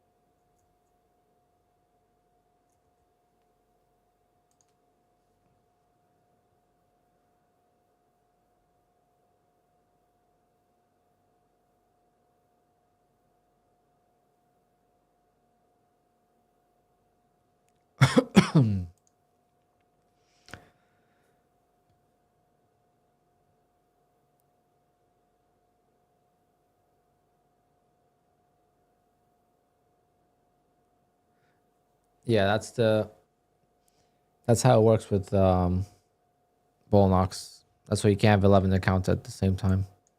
All at once, I should say. I'm still figuring out what to say. I could make the code something very simple, not even related to my name. I don't think that would be bad.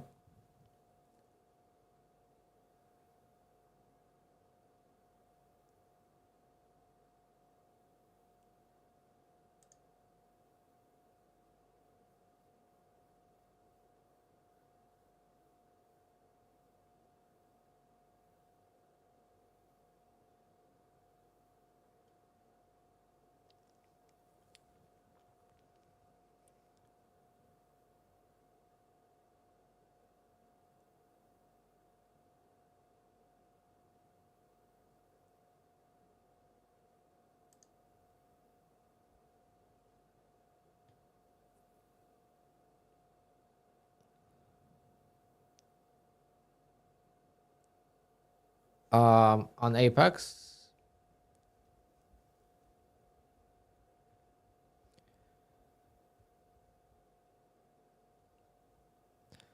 you have 11 accounts at once. Yeah, what I meant is like you can't pass 11 evals at once and activate them.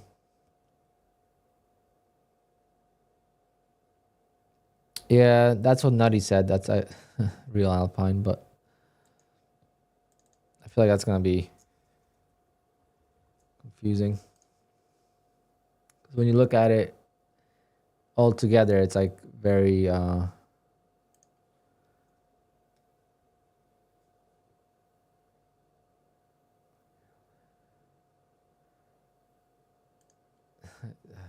this would be cool.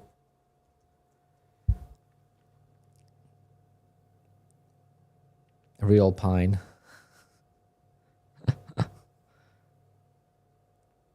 Yep.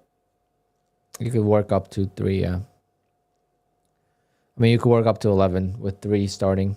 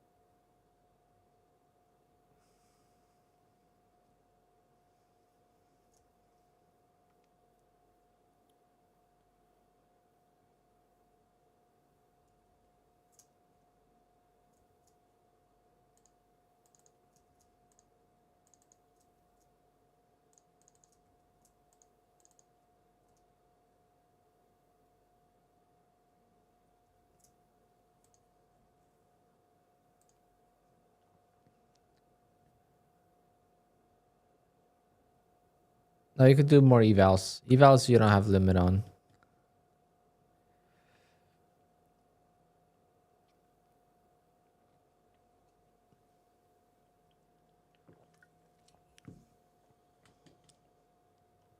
All right, guys. I think we got time to call it a day. If we get some kind of crazy move into the close, then I will trade this take profit account. If not, I'll be done. And it's been a long stream. It's been a good time. And did I get the email from Marcus?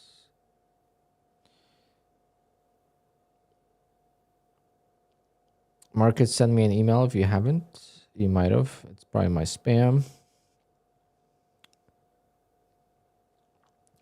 But yeah, I will talk to you guys tomorrow. Should make a recap today because today was such a good day. I always make recaps. Well, I used to make recaps when my days were bad.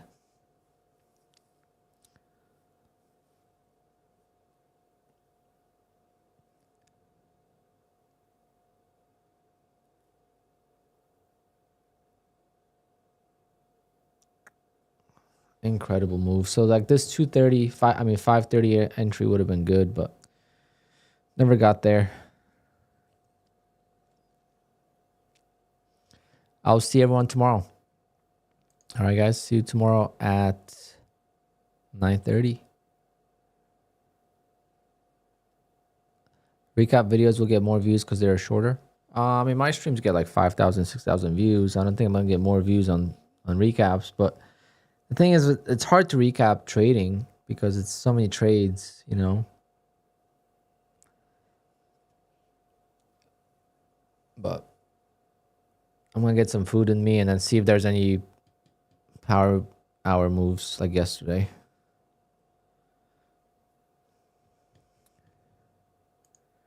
Later, guys. I'll see everyone tomorrow.